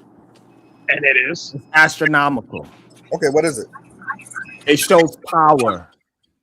It shows that you have to listen to us as a community. It shows that if we say we want something, you gotta have to give it to us. It shows that we have direction. It shows that we are together. It shows that we are not to be fucked with. Hey, Sharon. So I used to hey, Sharon, I used to manage a club, right? I used to do like nighttime management at a club, right? And so you know, so like so this is the problem that I have every time I answer y'all question, right? Y'all try to just skate over it like y'all didn't understand it. I'm not. I promise you, I'm addressing you exactly. This is crazy. Let me just talk for a second. Sharon, I'm literally giving you answers and solutions, and then y'all be like, "Well, listen to me for 1 second. Can you listen to me for 1 second, please? Please, just 1 second. All right. So I used to work at a club, right? And you know how people at the club, they get mad. They don't want to. They get mad at security. Like, I'm not going here, or the price of the door is too high, whatever, right? And they'll say, "Oh, I'm gonna go to this other." They still want to party, so you gotta go to the next club. Guess what? You know what? When I used to manage a club, they used to say, "Oh man, this club is mad, man. I'm going to the next club." You know what? Guess what? We owned 5 of the clubs on the block. So guess what they're gonna do? Go to one of our clubs. So we getting the money anyway. It didn't matter. You know what? You know what the more effective thing would be? You know what? I'm not going to this club. I'm going to the black-owned club a couple blocks away. Then we're not getting the money. Going from Target to Walmart, all you're doing is going to the other club that's owned by the same people. No, it's not. So you know what people at Target are investing in Walmart? Oh my God. So I think if Walmart is another white man, but they are investing in black people and making sure they're not disrespecting us, they are putting into our colleges, they put into our communities, they are doing all the right things because they seen what we did to Target. You saying that's not a difference? They do the same thing Target does. Answer the question. I don't know what's the problem. If this white man over here is saying, no, we doing everything to disrespect the black community, but we got this white man over here saying, hey, I don't want to be in that same position as that one, so I'm going to listen to what these people say and give them the things that they need and want. Are you saying that doesn't matter? No, that does matter. Thank you. I'm glad you're able to keep up the conversation. Jesus Christ. It's not rocket science, guys. The step that he was talking about was how do we double the efforts? How do we go from 8% to 16%? That's the step we're trying to talk about. You guys are going so far ahead, it's ridiculous. Bro, the question I've asked now Diva 7 said fucking one times thing. No. what Diva is said, the point? Diva said one thing. No, listen. Diva said one thing, right? And she said, to Sharon's point, did we reach our peak? Did we peak? No, wait, listen. Did we peak? No, we're still effective. Let's see if we can double efforts. Now, if this is ineffective, let's say there was nothing that was gained from doing what we're doing, then yes, we should change everything. Redirect the course. We haven't even finished doing what we're doing. It's like more like you have a weapon. Let's continue sharpening that weapon, see how effective it can really be. No, you want to move on to the next thing. Let's pick up a shield. I don't care about how dull the knife is. Let's stick to the shield too. You can do a lot of things to add to your armor. I'm not saying those things don't exist, but when you have something good, it's best to keep sharpening that and perfecting it. Or okay, so my question is, why can't we continue doing what we're doing while taking a step forward? That's what everybody who is quote unquote. No, you're missing the conversation. No, you're missing the conversation. Because we're talking about sharpening. No, listen, we're talking about sharpening a sword. This whole conversation came up because we have a sword in our hand. We're saying, this is what we did. This is how effective we were last year. You're saying, you know what? That sword was nice. Let's get this shield though. And I said, wait. I brought this up as a step to show you how effective we were. You're saying disregard the sword. No, I'm not saying it's no sword. I'm saying we should pick up the shield. Let's focus on the shield. Who said disregard the sword? No. That's my You're point. saying, no, right now in this conversation. When he says, let's go double our efforts, you're saying, no, let's go do something else instead. That's disregarding. Right. I'm saying move forward with your defensive measures. You're saying okay, hold on. Maybe y'all don't understand. Hold on. Maybe I don't understand what the English language is, how it works. When you say move forward, what does that mean? Take the next progressive step. Thank you. So that means you're not doing Thank that one. you. You're not doing that one anymore. Y'all not understand. Okay. No. Please, You don't have to stop the first step to begin the next. Just listen. If I'm with this girl and I say, you know what, baby girl, I'm moving forward. What do that mean? That's a different context. Okay. What does it mean? Just answer the question. Nigga, what the fuck? It means I'm going to something different. You're going to something different. This isn't the same context. Yes. Okay. Thank you. So now when you say, hey, I learned addition, I'm going to move forward. What would that mean? I'm moving forward to what? That means I'm going to use my addition skills to then learn multiplication. No, it doesn't. It means that I better mastered learn that. two. No, that's a lie. No. What it means is that, hey, I mastered this. Now I'm moving on to the next skill. No, it does not. But does that mean you abandon the addition before you learn multiplication? Hold up, stop. You learn kindergarten level math and then learn math. Kindergarten like addition, and you never give up the addition. You don't master it. You still keep learning even basic addition, right? No. What you mean? So what do you mean? Once you learn addition, you learned it. What are you talking about? Is another level of addition? Yeah, yes, it's called multiplication. What's the level of addition? 2 plus 2 plus 2 is also 2 times 3, sir. It's fucking math. Hold on, please. Stop. It's crazy how we go these days. Hold on, that's literally a different task. That's multiplication. Oh my god. You can't make this shit up. Yo, wait. Guys, you guys are missing this whole point. He brought you guys here to say, how can we sharpen this sword that we have? You're saying, you know what? I don't want to talk about the sword right now. It's nice, but let's get this shield up. That's not what this conversation is. That guys keep moving past the conversation. Understand that's not what we're saying. Stop. Understand that. Hold on. I can't. This is insane to me. This is fucking insane to me. Why do y'all not understand the conversation that I'm having? I'm having a certain conversation. Stop telling me what about something else. If I'm talking about goddamn sneakers, stop telling me what about boots. What about boots? Boots, you know, you can walk in the mud. I ain't talking about no fucking boots. Leave me a fuck alone in my sneakers first before you move my conversation to something that you want to talk about just so you could be right in a conversation.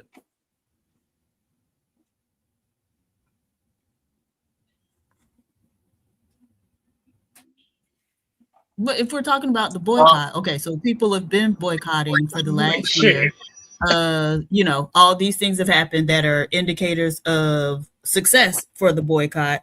And so what's the conversation? Keep doing the boycott. If that's what y'all want to do, just keep doing it. But we're trying to find ways to improve it. You guys did things earlier. So don't tell me that my ass is still fat when I'm running. No, I my ass. People. Don't. I'm just trying to say. I'm just saying. The point that I was making, and I know Sharon might disagree with that point. The Black community have been boycotted, and the Black community is not in a better position. It's actually a white man that's in a better position because of Black people are boycotting. Yes, it proved the point. Yes, it made a statement.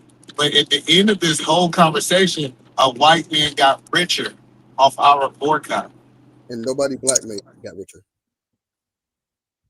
But that was never the argument. But real quick. Let's say that were the case. So as someone in the Black community, the Black community is boycotting Target. You think it's going to be effective? Well, if they're boycotting Target, they have to go to other stores, other alternate stores. One of those would be Walmart. So why would you not invest in Walmart to take advantage of those people going from Target to then shop at Walmart? Would you have made money doing that? Sure, but all right. I also could have shorted the Target because I expect that their stock was going to go. Yeah, you could have done that as well, but to say Black people didn't make money off of it when the opportunity to make money was obvious. If you're going to base that you think that it's going to go down or whatever, and the alternatives are going to rise, then don't blame it on the boycott. Also, hold on, before we move forward, this also ties into what PhD and us had an argument the other day about. Knowing all of these goddamn politics and all of these goddamn solutions, and y'all don't want to actually implement any of them. It's a problem that we have as a black community, especially our black brothers. We got all this goddamn information. Aaron, he told us, hey, we could start a whole new Target and he could become the newest goddamn billionaire in the black community. Instead of him going forward with that, guess what? He going to do? Nothing. Talk. No, I'm going to do something. I'm going to do what's in my lane. But that doesn't mean I don't have no ideas. But it don't got nothing to do with it. Hold on. I want to make sure I'm clear about what you were saying. Are you saying that you're going to put your effort into building the next Target? No, I said I'm going to do what's in my lane. Right. Thank you. You're just talking. No, because guess what, Sharon? If you told me a good idea that's within engineering, and you said, "Hey, you know what? I've been doing this construction, and and I realized that this tool can be improved better," and I said, "You know what? You don't know anything about engineering, but you know what? Guess what? I'm going to use that idea that you just gave me, and I'm going to improve upon it because that's my lane." Do you know how much it costs to build a Target? It don't matter. I do. I built a Target before. Cool. From the ground up. Cool. Electricity, foundation, cement, refrigerator, HVAC, all of it. You did all of it? That's cool. So I know how much it costs to build a goddamn Target. And I know for a fact we ain't gonna be able to build 50 of them to put one in each state. I know that for a fact.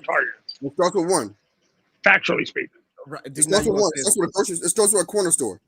I'm glad. So now it starts with one. Yes. Diva, can you believe this shit? I think they really just argue just to argue. Because when I said it starts with the one, right? No, we gotta work on all of them at the same time. So now all of a sudden, we gotta work on one target at a time. Now we gotta work on one target. Hold on. Now you want to say we got to work on one target at a time? Is what you're saying? Yes, but you could do two steps. Okay, Diva, what is it that these people want to agree with me? I don't know. They want to say my idea after I say it. You know, it's kind of like those cartoons. You know, I say, hey, we should go ahead and start with what? Nah. I think we should go ahead and start with number one. This is crazy. This is insane to me. Diva, wasn't I not preaching that we got to start one thing at a time? He said one thing at a time. And then now what did he say? We got to start with one thing at a time? He said one store. He said one store. I said active listening. They don't have no command of the English language at all. No, you don't have comprehension. You have comprehension skills. You have terrible comprehension. Yeah, you're too busy trying to gaslight. So how do that logic do not transform that we should be working on all 50 targets at the same time? I never said that. It's micro versus macro. You guys are not understanding what y'all talking about, man. Y'all, first off, when he asked you guys, this is the plan I have. You guys want to talk about other plans. You guys have multiple plans at one time. You say we can do all of them at the same time. Why not? And I'm like, bro, that goes to his point. That goes to his point exactly. He's saying you should focus on one thing at a time. You're saying we could do both at the same time. Yes, you can. You have to do both. Hold up. He's saying we can keep sharpening the knife. We're saying we can keep sharpening the knife while also picking up a fucking shield. Yo, goddamn it, Diva. I ain't gonna lie to you, Diva. The only way I'm gonna be able to build, and I'm gonna have to get a whole bunch of women because it ain't no way possible for me to build with brothers. It's not possible. I already told you that. Hey, It's not possible. This is not possible that you not understand that. I'm saying one thing at a time, right? And then your logic switches from we got to build one target at a time. Then now we don't have to build targets at the same time. I want to make sure you even listening. If you do not understand the concept of your logic is not correlating to what you are talking about. If you're saying one target at a time, that is the same thing I'm saying I was saying one step at a time. It is in correlation with each other. If you don't understand that, it's not the same thing. I don't know what the fuck is saying. There's a difference in taking a step from lifting your foot and putting it down. And there's a difference in what we're saying. You literally started this whole thing off the basis of the march, the protest. That's step one. And y'all now Just keep saying sharpening the we're knife. going into the next phase. You literally just said we going from 18% to 16%. So all they're saying is you can put 10% in the protesting, which increases the protest, right? But then you can still spend the other 6% now building the establishment to as an alternative. You're acting like this is a crazy ideal and you don't get it. And like you gotta stop gaslighting with the people don't be getting it and stuff. Like you're the I'm tired of y'all keep trying to build up y'all. Stop doing it. Y'all not gonna keep name calling me. Hold on. When I break down what y'all are saying, I go about what y'all saying. I don't say that y'all liars. I don't call y'all gaslighters. I don't say you disingenuous. I literally talk to what you are saying. Stop. Then what did we say? Hold on. Stop. I need y'all to understand this. I'm being dead serious. Stop saying that I am doing something. Just explain your point. Don't tell me that I'm gaslighting. Don't tell me that I'm lying. Don't say none of that shit. Prove your point. I said you have to stop saying that to people. You the one who always be like, you're confused. You don't get it. You just don't understand. That's literally all I said. Yes, that's different. If you're confused about that's something, what I just said. So why are you like said I'm kicking me off gaslighting. and now No, saying you said I'm gaslighting. That was me. No, he just said it. He just said it. KT just said it. Oh, I thought I said it. He said you. This is what he just said. I don't.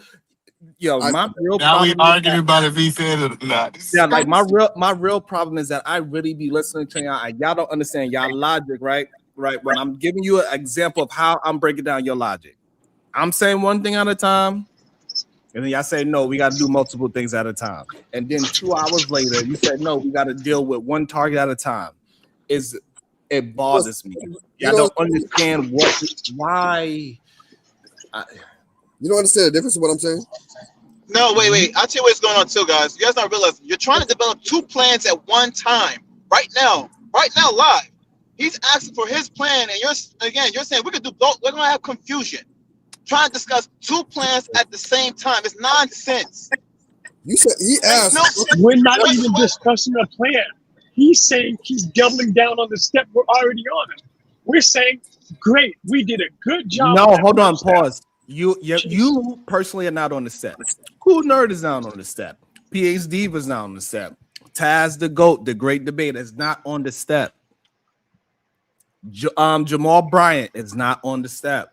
I could keep going down the list, right? I'm giving you examples of people are not being on the step because we are not at the position where the step is really affecting them, where we say, hey, everybody in business is moving different. Like, oh shit, we got to pay attention to them.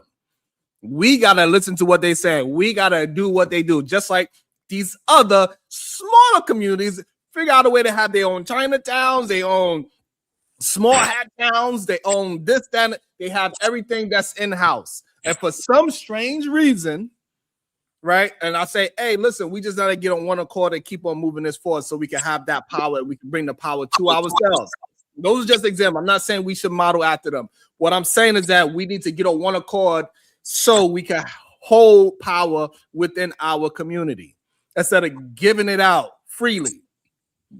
Yo, y'all gonna argue with me instead of and fight with me. Let's go together instead of saying no, Sharon. Why you still running? You still a fat ass. Can you highlight Raphael Brown's comment? Raphael Brown, why the fuck would we want to come to damn Ghana? I just left Ghana a few months ago. As fucked up as the streets is, and the lack of indoor plumbing and running water and consistent electricity, who give a fuck about being welcomed in Ghana? Especially with all that damn begging the people do over there. Bitch, don't welcome me. It's because anytime you welcome me, you begging for some money right afterwards. So nigga, cut it out. Hey, and Sharon, you know what I'm gonna say, speaking of begging, you know what I'm gonna say, Sharon? If you keep on protesting while having an alternative, essentially you're begging. It's an advanced form of begging.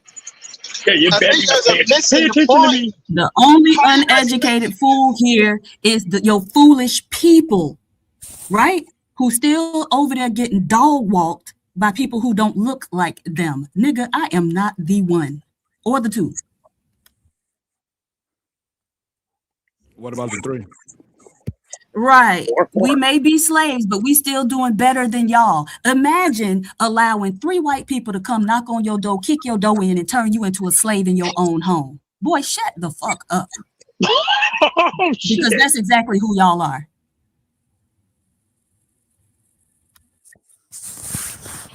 Okay. Yeah. All right. So I don't read no Bible. Don't nobody read the Bible more than you dummies over there. As a matter of fact, when I was there for New Year's Eve, you idiots had adopted our tradition and our culture of watch night service, right? Do you know where that came from? That came from them same enslaved people that y'all try to use as a pejorative. And now y'all following them. Bunch of brainwashed idiots. Hey, Diva, you know when I tell Diva, like, where are you seeing this? hey, Diva, when I be telling them like, hey, you know, I'm eating healthier, I'm gonna go start running more, I'm gonna go do this more. You know what they gonna tell me, Diva? They say your ass gonna die anyway. Sure, that's just not cool. It's not. Some people, by that information, that means I might as well keep on doing all the negative things anyway and put alcohol, drugs, eat pork, and all those things, right? Doesn't that what it translate to, Diva? No. What? Ain't nobody telling you. Yeah. Don't.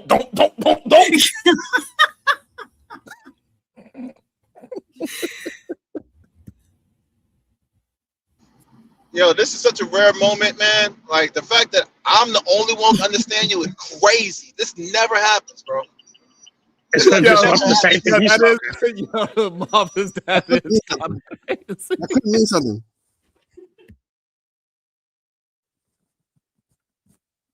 I just don't understand how like y'all don't understand like you could do 2 steps. No, we understand your point. Yes, you can. Plans, go ahead, work your plan out. We'll sit back on the process thing. We'll put that to the side right now. We'll talk about the businesses. That's bigger than the sword. Let's pick the shield up and let's talk about that. Go ahead. Have a conversation. We'll do. So we can walk and chew bubblegum now? Yeah, we can do that. We'll get to the process at some point. But right now, let's talk about the businesses. So Marvelous. I was talking about the sword. I wasn't talking about the shield, right? And in that situation, do you believe it's beneficial to the Black community, especially financially, if we take our money from one white person to another? You're misinterpreting. No, you're misinterpreting. That's not my thing. My thing was getting behind what Sharon was saying. I don't really have no plight behind this. I have nothing for this. He presented the idea, and I said, you know what? I'm back behind that. If he wants to run on the treadmill to lose weight, and it's been working for him, continue it. Sure, why not? Maybe you could try this with that as well. But we're not talking about that. You're saying, you know what? Treadmill is good, but how about the weight room? That's also effective. No, that's what you guys are doing right now in the conversation. You guys That's are not what I'm saying. I'm saying, based off your example, Mo, you've been running on a treadmill, for example, for a year, and you ain't losing weight. We asking, is this running on the treadmill? But that's not the situation. Wait. That's not the situation. But that's not the situation. You're not comparing. No. That's not the situation. Because he told you specifically there was. I'm just trying to have the conversation y'all having, and y'all mad because y'all disagree with me. No, I'm not mad. No, I'm not mad. No. Wait, let me jump in into because we lost weight. Y'all keep acting like we didn't lose weight. We did lose weight. No, we didn't. Right, and there go the problem. There it is. There we go. And this is what we keep trying to say. This is what you are arguing. And now finally you just being man enough to actually say what you're arguing. You don't believe that it did anything. No, I did not. That's not. the problem that we having. I'm saying that it did something. It put a dent towards the better goal. You saying what we did didn't do anything. There go the discouraging part. No.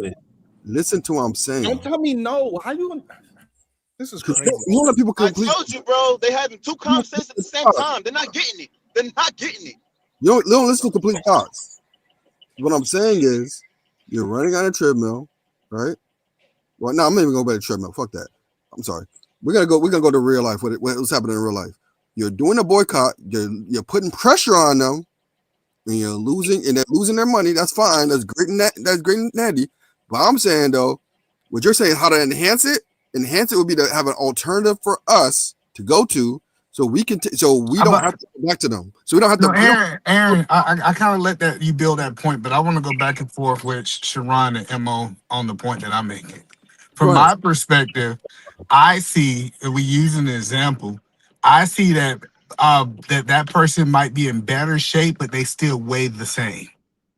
Right? I'm not saying that it was no effects of the boycott, but when you start talking about financially, we didn't lose weight, or we literally in the same situation. So that was my point of my mindset, is that it did not make us lose weight, but we might be in better shape. We might can run a little bit farther, but our weight is still the same.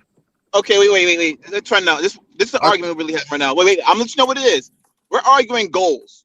Okay. I don't think you understood what his goal was from the very beginning. He said it several times. Unity, presenting a front that we are something to be messed with. Okay, that was the goal. All right, and then we make that even bigger. So we don't have to. Because the whole point is, once we actually meet that goal, protesting won't be a thing. We don't have to know, because they already know what happens when they mess with us. That's the one part of it. Then when you get into the money aspect, if you're talking about more power, that's a totally different design and plan for that together. But the thing is, we are actually going to be together when we get to that point. We can't even come together with one thing. But you guys want to go to other plans and do other things. Y'all can't even do this one simple. It's not even hard. So you think black people? And what was the purpose of the boycott, Either Man? Sharon just told you. No, I'm talking to Either Man, because he's sitting here saying, it sounds like he's trying to draw this analogy that because black people didn't make money, therefore the boycott didn't work. A boycott isn't to make you money, is to make someone else lose money. And so I want to know what Either Man thinks the boycott's purpose was. Yeah, so I agree they was effective at helping Target lose money. I'm not saying What was the purpose of the boycott? What is the purpose of the boycott? I don't care what you agree with. What do you think the purpose of the boycott was? It was for Target to lose money. Okay. I'm not disagreeing with that. The question is, what's next? How can we advance? Right? Y'all not asking, did the boycott work? Like that's the point that y'all keep talking about. Yes. Hold on. Let me land it. So the point. Hold on. When we say the boycott was effective in making Target lose money, we all agree on that. And then you say, how can we don't? All right. So hold on. All right. So that's what you misinterpret. So Kuno did not agree with that. He don't think the boycott worked at all. I do. The goal of the boycott was for them to pull back on whatever DEI policies they changed, correct? No, okay, hold on. This is the problem that we have, right? And this is what Gideon brought up earlier. Y'all are nitpicking at the work that we are doing to move forward. No, we're not. No. That's not nitpicking. That's hold on. being It literally specific about the agenda. Hold on. Let me explain to you why it's nitpicking. It's nitpicking if I'm running and you saying you fat anyway. And I say, well, I did lose some weight. I couldn't run a mile. I ran a mile today. And you go back and you say, well, then motherfucker run 2 miles. That is right, but Sharon, that's not what I'm saying. Right? But I'm telling you what they are if arguing. The goal of you might be saying something. Hold on, Willie. You might be saying something. When you lose the 10 pounds, you accomplish the goal, correct? You know what, y'all got it. Y'all could just, I promise I'm asking you. I'm telling y'all, like, y'all, I do not understand why do y'all need to be right instead of have the conversation. Like, y'all keep changing the conversation to something where what you are talking about. That is fine. You want to change the conversation to a 10-pound goal? Fine. Then we could change the conversation to a 10-pound goal. So I'm not talking about that. I do not understand for the life of me why y'all need to be right instead of just having the conversation at hand. It's very Sharon, simple. we're not trying to be right. The original goal of the boycott had to do with something about them changing their hiring policies, correct? That was there was an original goal. Correct. Yes, correct. Let's go. That goal was accomplished. No, so it wasn't accomplished. It was successful. Now hold on. Now I land right here. It ain't too long. When you're trying to hinge the empowerment of the black community now on attacking Target, right? What about the fact that at some point we should move on, right? Because I would say the bigger fish in the room is Walmart. You fill out your new entire And paperwork again, and your moving it welfare again. and your See, welfare and papers. that's the hold on. That's the problem. Y'all keep moving it from one thing to the next before we even accomplish the full thing yet. We need to finish the first job first. We just agreed to accomplish that goal. Before you move on, wait, okay, before you move on to Walmart. Can I ask a question? Can I ask a question? Yeah, that's what I was going to ask though. What Shadow just said. What is the full thing? What Sorry, is the my bad, full bro. goal, the full objective though? What? The full-on goal, right, is to show our power, that we are able to work together and affect companies, that we are you need to pay attention to us as a community, as a group, because if you don't do what we need that is the best beneficial for us, we gonna fuck up your bread, we gonna fuck up your money. You saying it wasn't displayed in the first protest or boycott? It was displayed in the first year that we did it, and we're not even together at doing it because Shadow's still going to Target. And with Shadow and PH Diva card being in question right now because she was shopping at Target as well, it still was very effective. So now the goal changed. So now the goal changed to I just left. Right. So no, I'm saying if the end goal is to hold just on, show you have power to be and again, this is disruptive, you I'm just out. want to talk about what I'm trying to answer what Cody is asking me directly, and you just want to talk. Let me answer Cody directly. So yeah, so the goal is to get more people involved, to let people know that we are not stopping. We ain't finished the fast. We ain't finished boycott. We ain't done yet. We got further to go. We did not accomplish the goal. We need to keep on training is what the problem is. But That's these where you're men, wrong. right, that's where I'm wrong. So and the men like Jamal Bryant and Tamika Mowry and Nina Turner, they was acting as if we achieved something because they got something out of it personally.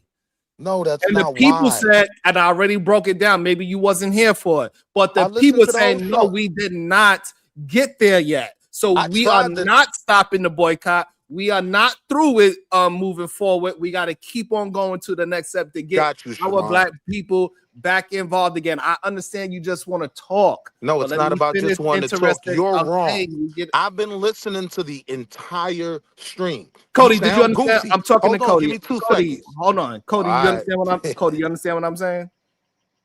Yeah, I get what you're saying. I think well, I want to let Willie talk though. I ain't gonna hold up the show. Number one, I'm saying if the end goal is just to be disruptive, I'm out. Right? Like, what's the point in that? What type of end goal is that? What are we really trying to accomplish? Right? That's not the end game. What I'm saying is this, right? What The is the boycott end started with a game? specific purpose, right? Target fell back on that policy. The goal of the boycott was accomplished, right? Now, what I'm saying is I can't build we shall overcome off of that. All right, now it's time to move around. How problematic is Target really? When you look at the companies that are hiring these kids and what they're paying, like the elephant in the room is Walmart. Again, you file your welfare papers and new employee paperwork in the same room, right? So, I mean, there is a truth to the fact that the original goal of the boycott was accomplished. Hey, What else what are we percentage? trying to accomplish here? What percentage of the black community patronize Target? Maybe I know 16%, a 16, whole lot 18% of or something. fine black women do, because I used to, after work, just walk around Target. I done been in here 45 minutes and got 2 items, but a lot of us do. Cody, I think it's 16 to 18%. So has the goal moved to trying to get them like shut down at this point, Sharon? That's what my question was. No, Now I want to add a question. What would be the benefit of that when we know black people work? Willie, can Cody talk, Willie? Respectfully. My And apologies. so Cody, the goal is to show our power and dominance and show that if we could just get together, we could not just affect some place like Target, we could affect the next one in line. So if you don't fall in line, guess what? You won't fall to the same situation that Target had. And people are going to start to pay notice to that. And then now we can start moving, voting, and getting people to invest in things in our community. One of the things that we're supposed to also get is them to invest in the community. But what they did was they said they're going to invest $2 billion within the communities all collectively. What, you know, how much that's going to really turn out to be, we'll see. But so to get them to start representing our community in the proper way, we keep y'all lights on, y'all gonna have to keep our lights on. One hand have to wash the other. It cannot be just one-sided anymore. That's the goals. That's the question I've been asking. Yeah, I'm No, out. I was in for the first portion of the all right, so leave then. boycott. God damn it. I'm So out. leave. Peace. Like that, and that's the thing that we need to understand. Like, if you ain't with progressing the Black community, then we're gonna have to address you accordingly. That was the point. I was about All addressing right, the so you could initial go ahead and goal. hang out with Chaotic There was Truth. an That's the actual people that don't goal. support the Black community, right? We see it. No, So the that's people not that the you said, label. in the not the beginning, label. Sharon, that you said that felt as if the goal was accomplished, were those the people that had got their products on the shelves in Target or something, or who are those people? So Jamal Bryant, to me, like all the so-called face of the situation, it seemed like possibly that they probably got paid off by the corporate somehow, some way they got their hands in with the corporation. They tried to get the people to say we're gonna shop back there again, but the people, like me at least, saying like, nah, we didn't accomplish the goal. We need to keep on grinding. We need to keep on going, and even hurt them even more until they could really get the fucking idea of what's going on, because they misrepresenting who we are as Black people. It's been a year, or is this like the second year? This like the second year? Yeah, it's been a full year. As well. I have the numbers been like, as far as Target losses, have they been like stable across the board, or yes. Since Actually, they've been increasing. Okay, go ahead, Shadow. Yeah, so the losses have been increasing steadily, but it's because it's extending over time. If you want the exact numbers, give me a second, I'll pull them up. But they've been slowly growing, which is what my question was to begin with. But now Sharon explained it, so hopefully that answered it. So it's showing that trending upwards, though. It's trending upwards to the yeah. So, and if we was to actually get like people like PhD Diva and Shadow involved as well, it would go up even quicker and faster. Is all I'm saying, is that we need to start getting together and just bite the bullet and get together. It doesn't matter what you think is the end goal and what you think is. But let me ask you this question though, Sharon. Those people who you think got paid off or might be dealing made in bed with Target or whatever, with Target CEOs or whatever, those people what was their goal in from start? What was their goal to get manipulate us? Yeah, they would. They go with to manipulate. They go with to be like Angry Man, Chaotic Truth, all the other Republicans that try to act like they for Black folks, but in reality they got black skin but a white face. All that shit is coming to a head. We starting to see who's who, and they got us stuck on fighting Target still. But they don't move down. They got us believing. They got us trying to believe that we accomplished what we supposed to accomplish, and we ain't get there yet. So they tried to push out a fake propaganda like, "Hey, we accomplished everything," and they Target, no, we ain't get there yet. So my issue is that we are willing to tell the truth when it's not beneficial to us as a people. Hey, we need to be pushing the propaganda even more. Hey, we got to 8%. Let's keep on. Hey, you know how they do it, Cody? Hey, that church been trying to get that roof fixed for 10 years now. Let's keep on trying to get this roof fixed until we get it fixed. So we at 8%, then we need to get to 16%. And when we come back next year, the roof still ain't fixed. God damn it. We gotta get that church. The building fund. Oh, damn. Hey, Sharon. Right, So is let the me ask issue you of this the though. Hold on, real quick. Real quick, Shadow. So, Sharon, let me ask you this: I want to ask about the if the goal is to take Target to zero, what happens to The those goal is Black not to Target take Target employees? to zero. The So goal what is the is goal? not to take Target This to is where I'm zero. confused. The goal, right? I understand. The goal It makes is no to sense. get You're the making no goal, sense. right? I understand. It don't make no sense to you. The goal again is to get these corporations to start treating the Black community properly. All right, Not but just, look, not just I Jamal think Bryant, that's what not I'm just asking. the Are we church, asking for them not to just put the the good end caps back? Negroes. It's let's build as on us it. as a whole. Put your money where your goddamn mouth is. I don't know why. Again, so what, Willie? Get with the team or you against the team? Straight up. Hey, but what? So do we want them And like black those type of products back? and Because like your those team type doesn't of necessarily those represent type the of black stores. thought, right? If y'all being a bunch of goofies, right? It don't mean because I don't. It does mean that. If you don't support that, you against us. Straight up. Sure. Do we want them black end caps back? I don't understand why Cody, all of a sudden, our black brothers don't understand. If you're not with me, then you're against me. Since when that wasn't a thing? Man, that's why I be having a hard time even knowing if motherfuckers be black or not, big dog. I don't know where they be from. It be hard, big dog. Cosplay is goddamn me at all time high. Yeah. It's crazy to me. Hey, I'm glad me and Marvelous Mercury Retrograde is on the same path today. We in understanding today. So I feel good about that. You know what I'm saying? Hey, I was able to AR's in understanding. I think AR's leaning towards his black side today. So you know, you don't count. Nope. I just got back from Savannah. It was beautiful there. So you know, I'm still in the phase of being black, I guess. Mm-mm. Yeah, PhD was a hater. Don't you know, actually, Savannah's beautiful, man. That was my second time going. It was a lot more white than I expected it, to be honest.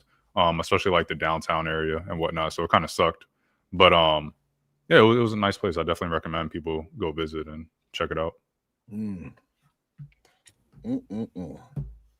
Yeah, shout out. Finish windmilling for the white man. Finish windmilling for Montana. I'll finish windmilling for the white man because I understand that money comes from anybody, and I'm not just going to talk stupid about it. If the goal is to get the black end caps back, then you're right. That goal never got accomplished. The black products are still there, which is what I thought the whole boycott was about. But again, since we're having this conversation, and you can't even. If it's a white face behind it, is it actually a black product? No, I agree. Okay, I don't know why y'all keep missing black skin and white face. It's literally in the title. I mean, I'm pretty sure somebody said I was a white face with black skin. So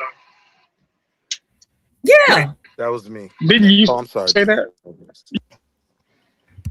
So y'all think the largest percentage of our money is being spent at Targets? They lost a lot of money, and so they wanted to get back to the table. And so they tried to get Jamal Bryant, Tamika Mowry, and Nikki Turner to convince us that the war is over. So what we've been doing has been working. Is the issue that people keep missing, right? And that's why Target reached out to the so-called black leaders to say, hey, the boycott is done. But the people decided that those people are not in the forefront of the movement anymore because they lost sight of what is actually happening in the movement. The question was how much money do black people spending? Right, Corey? Oh my God. And so this is when we know who is with the team and who is not. Like, you want to worry about the thing. I said $12 billion. I don't know how many times we got to say that. That's not revenue. That wasn't his question. His question was how much do we spend there? The $12 billion that was lost was in how much we it was in cap it was because in how much share. we spending there is people like you. The people like you that want to keep going to Target. Sir, y'all are irrelevant the point to is you. them losing the money. Hold You're on. confused. No, the problem that you're not understanding, the people that want to continue to work with Target, y'all irrelevant to the black community. Y'all are not a part of it. Great. You said that 10 times. So you're saying that the black people that work there, they're not black people. Gotcha.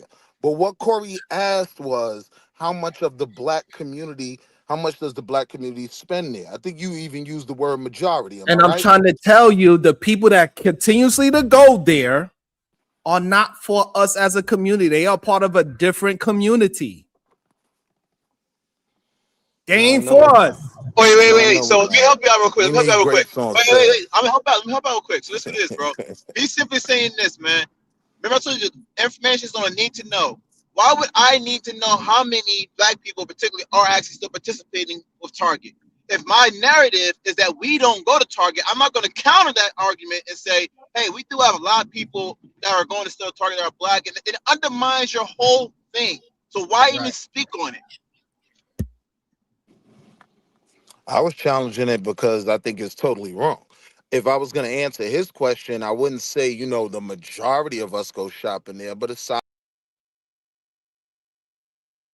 Fuck it. Y'all don't give a fuck anyway. Y'all ain't spending no money. Y'all ain't hitting the like button. Fuck it. Y'all don't give a fuck. Why should I then, right? Fuck it. I can kiss my black fucking ass. Every last one of y'all. Diva, you got any final thoughts? Well, first, I hope I'm not one of the ones you been offering to kiss your ass. Number one, no, thank you. I just ate. And number two, bye, y'all. And no, you're not. I know. Nothing wrong with being. Let me.